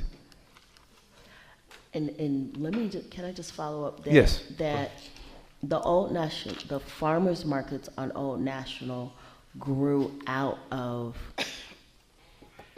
Councilwoman Willis and Caitlin in the Red Oak District having their farmers market and residents wanting to know why we couldn't have one on Old National. So that's where it originated, is the residents wanting to know why they couldn't have the same thing. Now, I'm perfectly fine with combining Red Oak, Old National. Let's have one big one and not have competing ones. Okay, you heard that on the record. Because I do think that's important. I mean, all of these events, because I hear people when they're talking about these events, we're all, defending the importance of the events and like how people want them. They're all great events. We just don't have the resources to do them all. I do think that it's worth noting that we are going to have to follow our own policies. So I would ask, can we please make sure everyone on this dais, all the department heads, and everyone watching, can we not advertise any events in 2024 because none of them have been approved? If we are going to, at the beginning of the quarter, approve the events for the rest of the quarter so we don't end up in this same circle 3 months from now in November or December when we're looking at January through April events, can we just make sure that nobody advertises January's through April's events because we haven't? Can we all make a commitment we're not going to advertise any events in January through April until we have approved that quarter's calendar? All right, District 7, you just have these 2 events. Are you willing to? Well, I would like to speak because Yeah, go ahead. You're next. So I want to address the issues that I wanted to speak about in the queue. First of all, I only have one event on this calendar. In the previous session where we went over calendar, I did put this veteran event for October 14th, like TBD on the location. I don't know how that disappeared. Stuff disappears mysteriously. Now I want to give the backdrop on this whole issue. When I first got elected, the first piece of legislation I wanted to introduce, and I did put it in the portal, was a Veteran Advisory Committee. Because of something that I saw in another county, I felt that it would be useful for veterans to identify who the veterans were in the city and put together a committee, council, whatever you want to call it, so that veterans could have events. Because from my perspective as a citizen, I did not see veterans being recognized and being able to gather.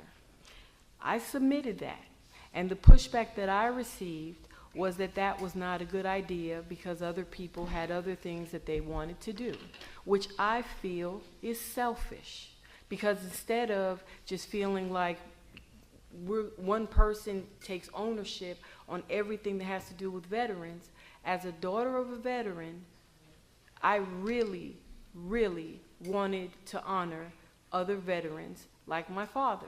Now, in that vein, since March, Councilwoman Rowell and I have been talking to Senator Halpern, who is a daughter of a veteran, who just lost her father this year. And we've been trying to schedule this since her legislative session. We would have had it in May had her schedule permitted. We're pushing it back all the way to October because of her schedule wanting to have an event that a state senator wanted to participate with us in our city. Now, with regard to these comments about she has constituents here, there, everywhere, if people wanted her to attend their events, then perhaps they should have communicated with her, because as far as I know, she is committed to this event only, period. Secondly, I think it's extremely selfish to keep talking around what happened last year as if I'm invisible. I wasn't here last year. So to talk about this with regard to the event that I would have loved for anybody to want to participate in, and it's an event that we want all the veterans on our city to come to.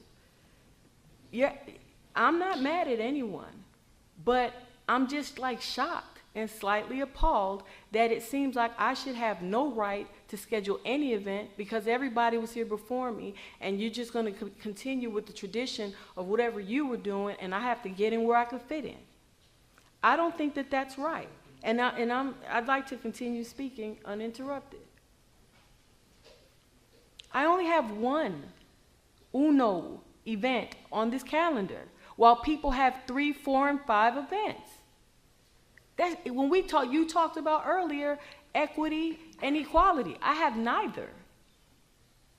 Most of the events that I have put on, and I have put on many and several, I've put on my own. I've put up my own tent.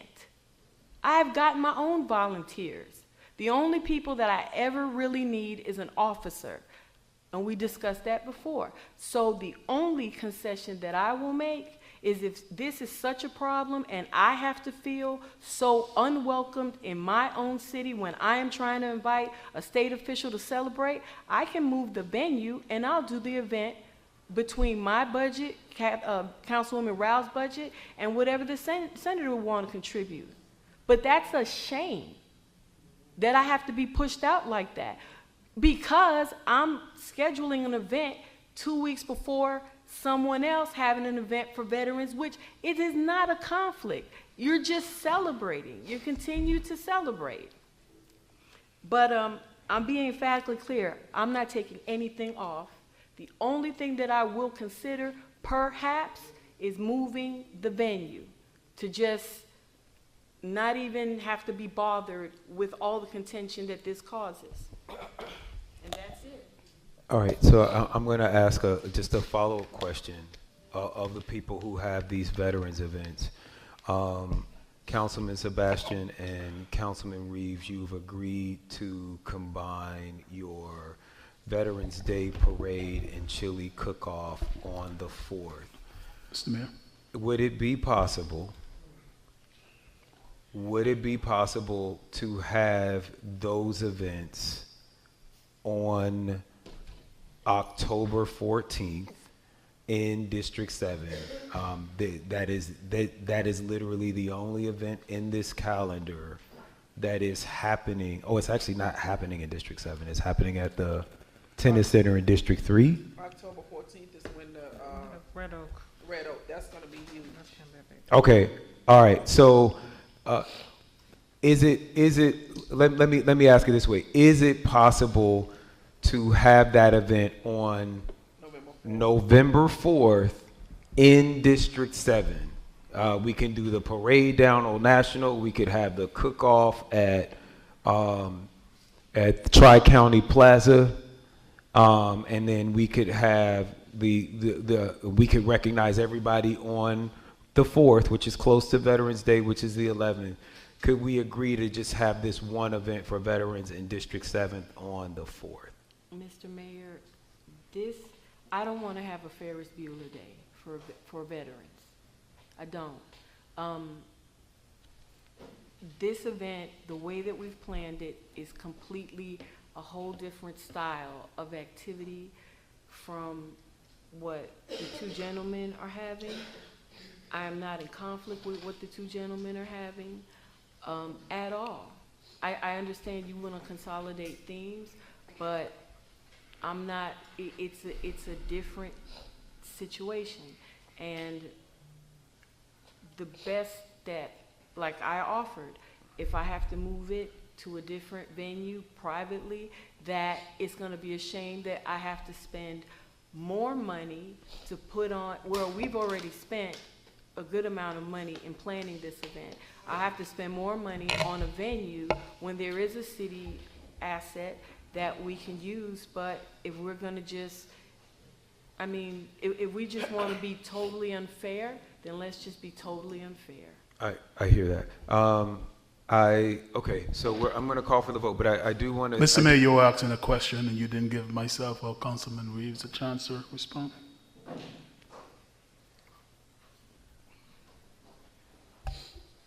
Are you all willing to move your date to the 14th? Well, you asked a question. I never got a chance to respond. I don't want to. I'm sorry. I don't want a long response because it's 10.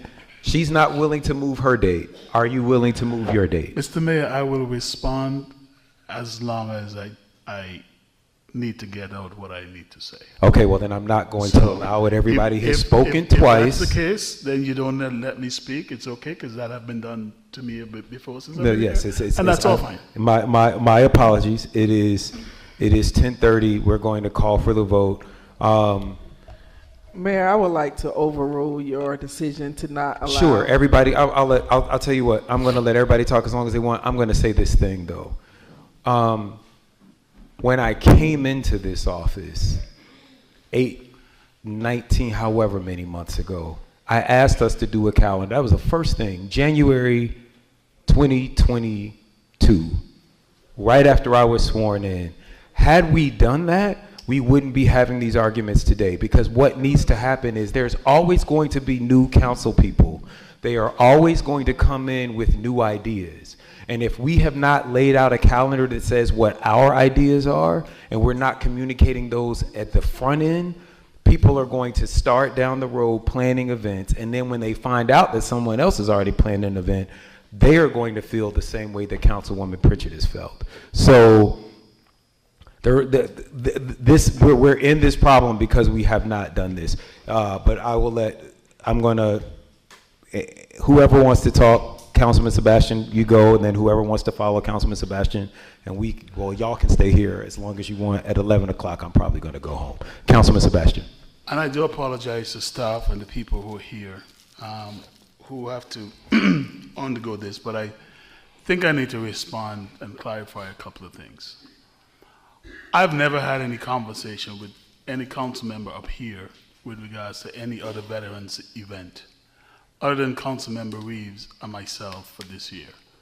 So I have not commented and tried to stop anyone from doing any veterans event. As a matter of fact, quite honestly, tonight is the first time I'm hearing this, and that's why I said I gave the history of how we got to having the Veterans Day Parade, which, by the way, has been on the calendar for a long time. So my comment basically was, let's combine all of these. But it's obvious that that's not a good idea. That's not what is seemingly what's wanted. And quite frankly, it's a little bit disappointing because it does not match with the spirit of what we're trying to say, to support staff, which cut back events, and to show the citizens that we're willing to work together. So I just want to dispel that thing. I don't know who had the conversations about taking other people's veterans event and stuff, but I just want to let you all know it wasn't me. All right? I know I tick people off sometimes by the way I say some of the things that I say, but you know what? I truly am an open book. And I'm going to tell you all how I feel who are up here. If you all feel insulted by it, whoever is up here who feel insulted, then I'm sorry. That's not my intent. But I'm telling you all, this whole thing is the last thing that I expected to be here having an extended conversation about tonight. Because we were all there, as was said last year, And we promised, as Councilmember Williams said, to make it a signature event for the city. When I attempted to do it in District 4 last year, it was suggested to me to make it a city-wide kind of event and include everybody. I had no issues doing that. And honestly, if I wasn't at the point where all year staff have been working with some of these veterans organizations on that parade, I would have just taken it off the list and say, you know what, forget it. Because I'm not going to be fighting with people over this stuff, but I want to do this. Let me pull that back. I was hoping that we, the collective we, would do this for our veterans. And I don't care if a senator is involved. I absolutely don't care. Senator Halpins is my friend. I can call her right now. But I can guarantee you, if I call her and I say, Senator, this event is causing some problems, she's going to give a different answer than what is being portrayed up here tonight. So we need to stop. We really need to stop. We just need to stop. Be considerate of staff and be considerate of the resources that we all have. We're racking our brains to try and figure out how we can minimize this. And it just seemingly becoming more and more difficult. So you know what? Next year I'm going to try as much as possible to what? Do all of my events in District 4 without depending on staff. Because guess what? I'm giving money back to the general fund because I haven't spent my budget. So I have money left in it. That's going back to the general fund. And I will use some of that money to make sure I use private contractors to execute some of these events. Because I'm not going to go through this. I'm really not. And that's going to be for the people of District 4.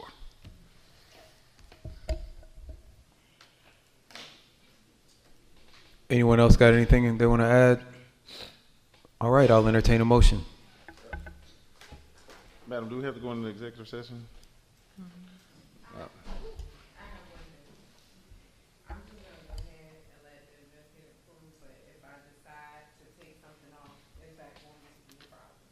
I don't think there's ever a problem taking something off.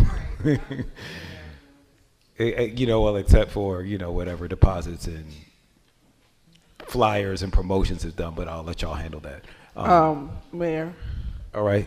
Yes, the chair recognizes District 3. Yes, I just want to say for the record that Red Oak Arts Festival has nothing to do with me. The Farmers Market in Red Oak has nothing to do with me. The Main Street manager organized those events under the Red Oak Historic District. That's her job. I let her do her job. She includes me in some events, you know, just because I'm the District 3 representative and it is in my district, but I did not organize those events. Those events had nothing to do with me. Thank you. Okay. I don't know why they're on there. Again, I will entertain a motion to approve this calendar as amended or with other amendments. I can't ask. I'm going to entertain a motion and then we'll be in discussion on the motion. Is there a motion to approve this calendar? I'd like to make a motion to approve the calendar. As amended. Discussion. Okay, we have a motion and a second to approve the calendar as amended. Discussion, Councilwoman. I know, I'm sorry. We almost out of here. So I keep hearing the comments about this is economic development department's event or et cetera. What can that be on a separate sheet? Like what I know is so this is not the master calendar, but this will come out of the master calendar, right? So why are council? Sorry. Okay, go ahead. A city event is defined as an event where the public is invited by city officials or city administration to discuss and or address city topics, activities, events, or legislation where the city employees and or resources are used to organize or facilitate the event. So this goes back to the resolution and the things that are omitted. Just let me know what the things that are not a city event. The farmers market doesn't fit into one of those categories where we can say, okay, no, that doesn't require approval. Based on my interpretation. And I conferred with Reggie in particular on this because he was integral in helping me to understand it, because I just don't ever understand why this was done this way. I think it needs work. I think this has been very frustrating and hard for people, but I think it needs work. I don't know that it should have passed this way, but legislation has consequences, and this is one of them. And so going through 2 rounds of this, I think says we need to probably go back to the drawing board. But the one thing it has highlighted, which has not been addressed, is how many resources, even tonight, we're spending on this. And all that has really happened tonight is more things got added to the list. And I apologize that there was some dissonance. I think that we had a link that was updated, the mayor had a different link, and so that caused a little bit of confusion, so I apologize for that. But, you know, you're the policymakers. I got that part. So let me ask you a question. So this is just the mayor and council's list, right? What about, or it has all of the departments that have events? Yeah. So like, for instance, if the, I guess, Economic Development Department wants to host or CDRA wants to host a planning or business mixer or something like that for how to do business in the city of South Fulton, something like that. So all of those events are on here or no? So what's excluded is events hosted and planned by city employees within their allocated budget where no council member is named. So for the farmer's market so is it a council members that is named in the farmer's market? Because I'm understanding that that's coming out of Ms. Parham's budget and economic development. So why is that one on the list? Same thing with Red Oak. My understanding is that councilwomen, council persons from those districts are connected to those events, and that's why they ended up on here. If I'm incorrect about that, then yes, we can take them off. Yes, ma'am. Okay. Can I clarify? Give her the Red Oak Historic District Main Street managers. There's legislation that I put forth in 2020. The Economic Development Director hired Main Street managers. And so Caitlin King is the Main Street manager for the Red Oak Historic District. She plans activities. She has her own budget. You know, she includes me because I'm a district representative to participate. But I don't have anything to do with. She started the Red Oak Arts Festival. She did consult with me, but she started it. She organizes it. She takes care of the vendors. The farmers market, that was her. She does all of that to spur economic development and revitalization in the Red Oak Historic District. It has nothing to do. I let her do her job. You know, she consults with me quarterly and asks for ideas. She has a board. There's a board, Red Oak Historic District Board, and they come up with most of that stuff. I just show up and, you know. So can I just ask a clarifying question? Does that mean that your name and photo will not appear on any promotional materials for any of these events? Do you see my name and photo on what's being advertised now? All I see is a spreadsheet, so I'm just asking. The Red Oak Festival doesn't have my name or photo on anything, and it's been advertised for months. The farmers market has been advertised for months. Okay. My name and my face are not on it. The only one thing that had my name and photo in, and I helped sponsor it, was the Red Oak Cookout. I got it. I think that's. I'm trying to get Go ahead. That these councilwomen, even though it was the understanding that they're tied to it, but they don't use any money out of their budget. Their face is not on it, and it's strictly coming out of a department's budget. Right. So why is that on the list? Even I guess it's just the master list. And I'm asking, are there other departments that have these same type of events that are happening that council people are not attached to? Right. You see what I'm saying? It's just a lot of confusion. That's this why is I gonna said that happen there with- was some unreadiness. But we've approved it. We're moving forward. Well, actually, we haven't. We're in discussion, Oh. and I do want to respond to that question because I think it's important. I didn't know. I haven't seen all the flyers. I'm not looking at all the flyers. Me and Zion trying to make as many events as we can. But if their names or likenesses are not on there, it does maybe stand to reason that we don't need to approve them, that they just go through staff.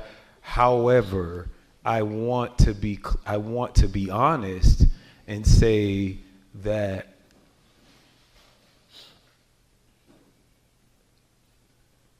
and this is not directed at any specific council person, because I know people are going to feel like it is.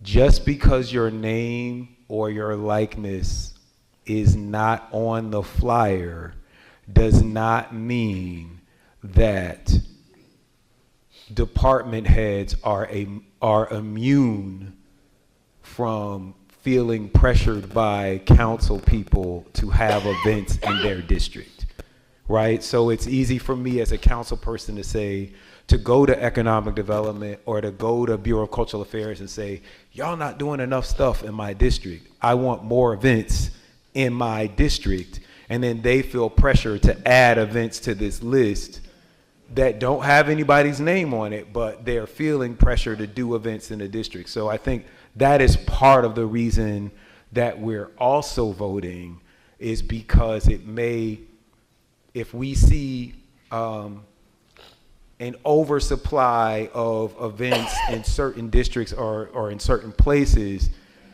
the staff is not going to come and say, well, I didn't really want to do all of these, right? Like, that's where we have to govern ourselves. So I think that's some of the reasons. that might be a conversation that, they have their own budget, but that's the conversation with the city manager, for her to manage her employee.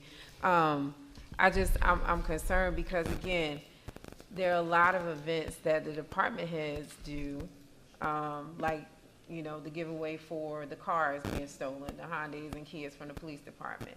Even though I wasn't attached to that, I showed up to support, but those are the type of things that they use their own budget, their own money, and things of that nature. But we didn't have it on the calendar.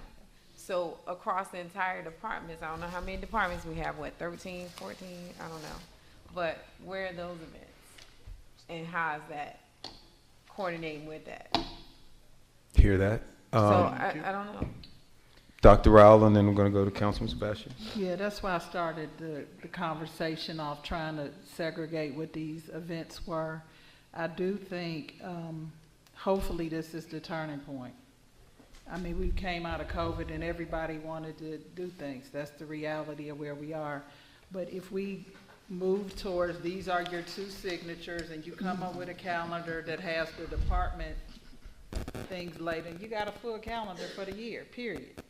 That's 14 events, just having 2 per council people, and then add the mayor, that's 16 events right there. I think that's plenty, and then you're gonna layer in economic development in Red Oak. I think part of the challenge, most of the events, either they're gonna come through Parks and Rec, and then Old National and Red Oak are unique. It's something the rest of the city doesn't benefit because they have staff dedicated to their revitalization. So it does feel very unbalanced at times. That's just the reality. They have staff dedicated and that's what they're doing. But I don't want anybody else to not recognize those outside that we don't get a lot of support events from other departments. I'm just saying. So I don't know, when we get to this ultimate calendar, and I do hope the city manager looks at how we balance that, because they have 3 or 4 people working in those areas doing things that the other city, so the rest of us are trying to do things, frankly. So I just want to make sure that we hear your point. We're going to come to you, Councilman Sebastian.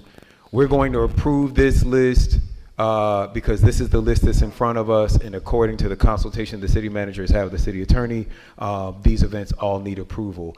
If it sounds like the consensus of this council is, though, that we don't need to approve each other's town halls and we don't need to approve other department events that are being handled by other departments.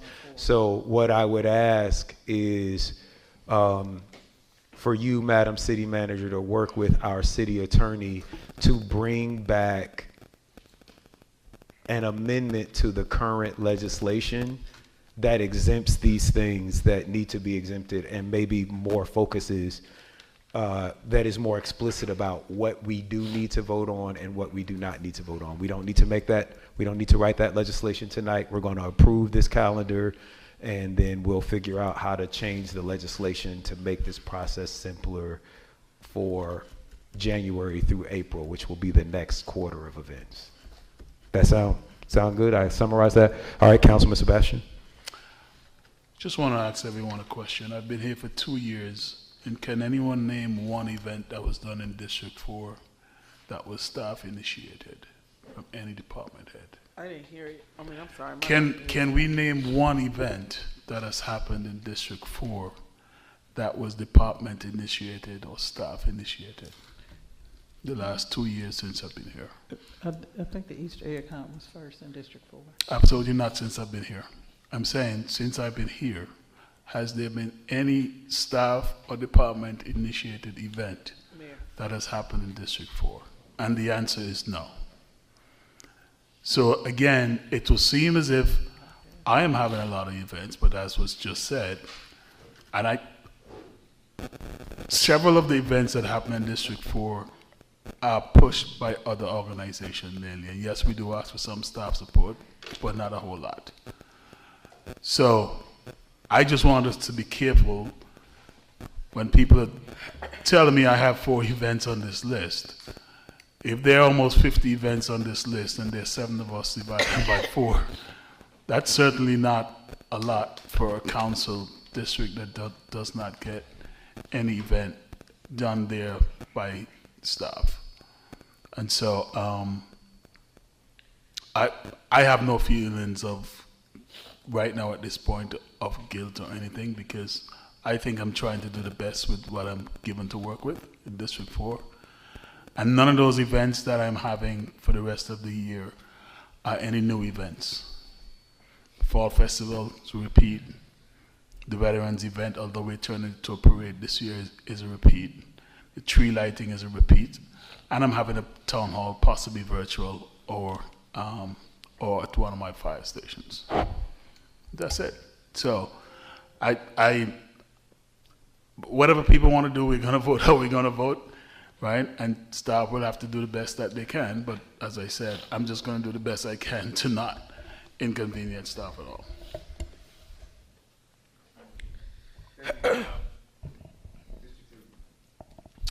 First of all, I want to thank the mayor for allowing us to have a work session discussion, robust work session discussion through this. I know it wasn't easy, and I'm not feeling well tonight, but I'm mustering through it as well.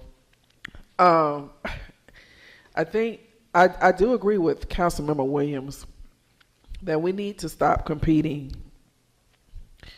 In 2020, we adopted legislation, and I led that legislation to create 2 Main Street programs. The Main Street program that was initiated first and dedicated staff and budget was the Red Oak Historic District. And then in the year, then after COVID, the Old National Main Street program was created. Dedicated staff and budget. So you have 2 Main Street managers. Their job is to create events, create activity, create boards. Those 2 Main Street programs have boards of citizens who live in the area, who live in the Red Oak Historic District, and they come up with activities. The Old National Main Street program have a board of individuals who live in the Old National area, and they work with the Main Street manager to come up and make decisions. And it's all in the vein of revitalizing the area and spurring economic development. So there are going to be more events in those 2 areas because they have dedicated staff and they have dedicated budget. And it was created, the Main Street programs were created because those were the two nodes that were identified through our economic development plan that needed revitalization and that needed economic development synergy. And so, you know, again, the activities that's coming out those programs has nothing to do with the council members. They include the council members because the council members represent the area. They invite them, they ask them to participate. But most of the activities don't have our names, our face, our likeness on it. So we should not, those are all economic development. And those, I mean, they can give you a list of the things that they're doing out of those Main Street programs. So, you know, I hear people complaining about things not being initiated, but you can't compare what's happening with those areas because they have dedicated Main Street programs, staff, and budget to do exactly what's being done. And I yield, and I'm done. Thank you. Mayor. All right. If I may, Mayor. After Councilman Reeves is ahead of you, but then you're next. Councilman Reeves. Madam Superintendent, does staff get to come in late tomorrow morning to late for tonight? Yeah, I give everybody the opportunity to flex the day after the meeting. Awesome, that's great. As I want to be very clear, Corey A. Reeves has no events in the city, okay? As Parks and Recreation, Old National District, Friends of Old National District, that's all because they was designed to come under Parks. And that was the way it was broken out. So Corey A. Reeves don't have anything. I have a town hall on the 25th. Now that's separate out of this. And that's it. And I'm partnering with 2 state reps. But, you know, that's something that we can discuss offline because I don't think it's going to need the resources. But Corey A. Reeves don't have events. I have done my job and got it to where it's at now. And we have leaders who are going to take it and expand and go take it in the direction it's going in. So as I legit have done my job. So, and I don't have events. The Outlaw Classic is a staple city event designed, implemented, and executed by Parks and Recreation. The 3 people who designed it, the director, assistant director, and Terrace over there, get it, those are the conceptual idea of it. And that should be annual. That's without discussion. As y'all know, I'm going to support anything that goes on in Bird. And y'all know I'm going to brag about it. But Corey Reeves don't do it, as it's been all turned over to Parks and Recs. So I want to be very clear about that so we can effectively communicate that to everybody. And so, because I'm not in that business, as you know, so that's it. The chair recognizes Mayor Pro Tem Williams Brown. Thank you, Mayor. I call the question. Second. The question has been called. All in favor to call the question? Let's just do it by a show of hands. All right. That is unanimous. Let's do, thank you, a roll call vote to approve this as amended. District 1? Yes. District 2? Yes. District 3? Yes. District 4? Yes, sir. District 5? Aye. District 6? Yes. District 7? Yes. Well, that was unanimous.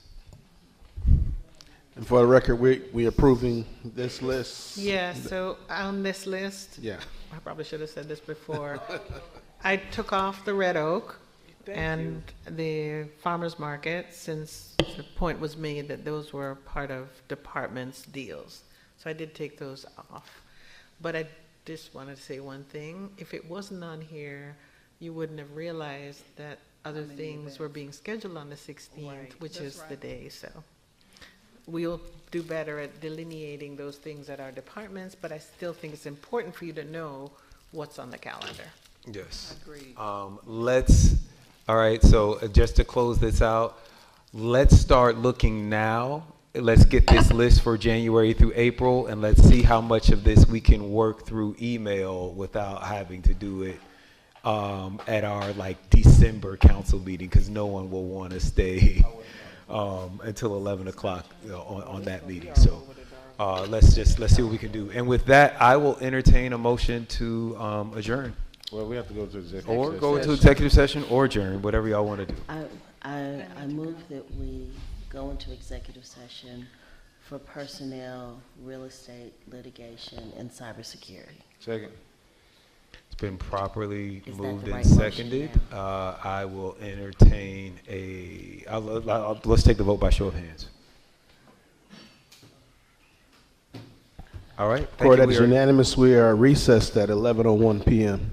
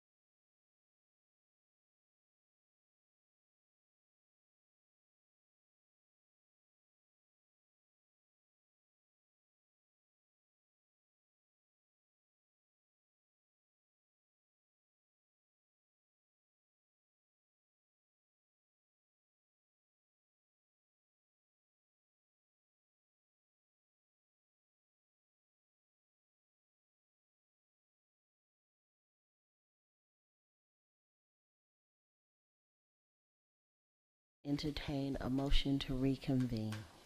Move to reconvene. It has been properly moved and seconded that we reconvene. Are we ready for, is there any discussion? Hearing none, are we ready for the question? Can we do this by a show of hands? Record as unanimous. We reconvene at 12:03 a.m. Thank you, Mr. Clerk. Was there anything from executive session that required a public vote? No, there was no action taken in executive session that required a public vote. Thank you. That being the case, I'll entertain a motion to adjourn. Motion to adjourn. I'll second. It has been properly moved and seconded that we adjourn. Is there any discussion? Hearing none, are we ready for the question? Can we do this by a show of hands? Record that is unanimous. We are adjourned at 12:04 a.m. Thank you. Amen. Remember.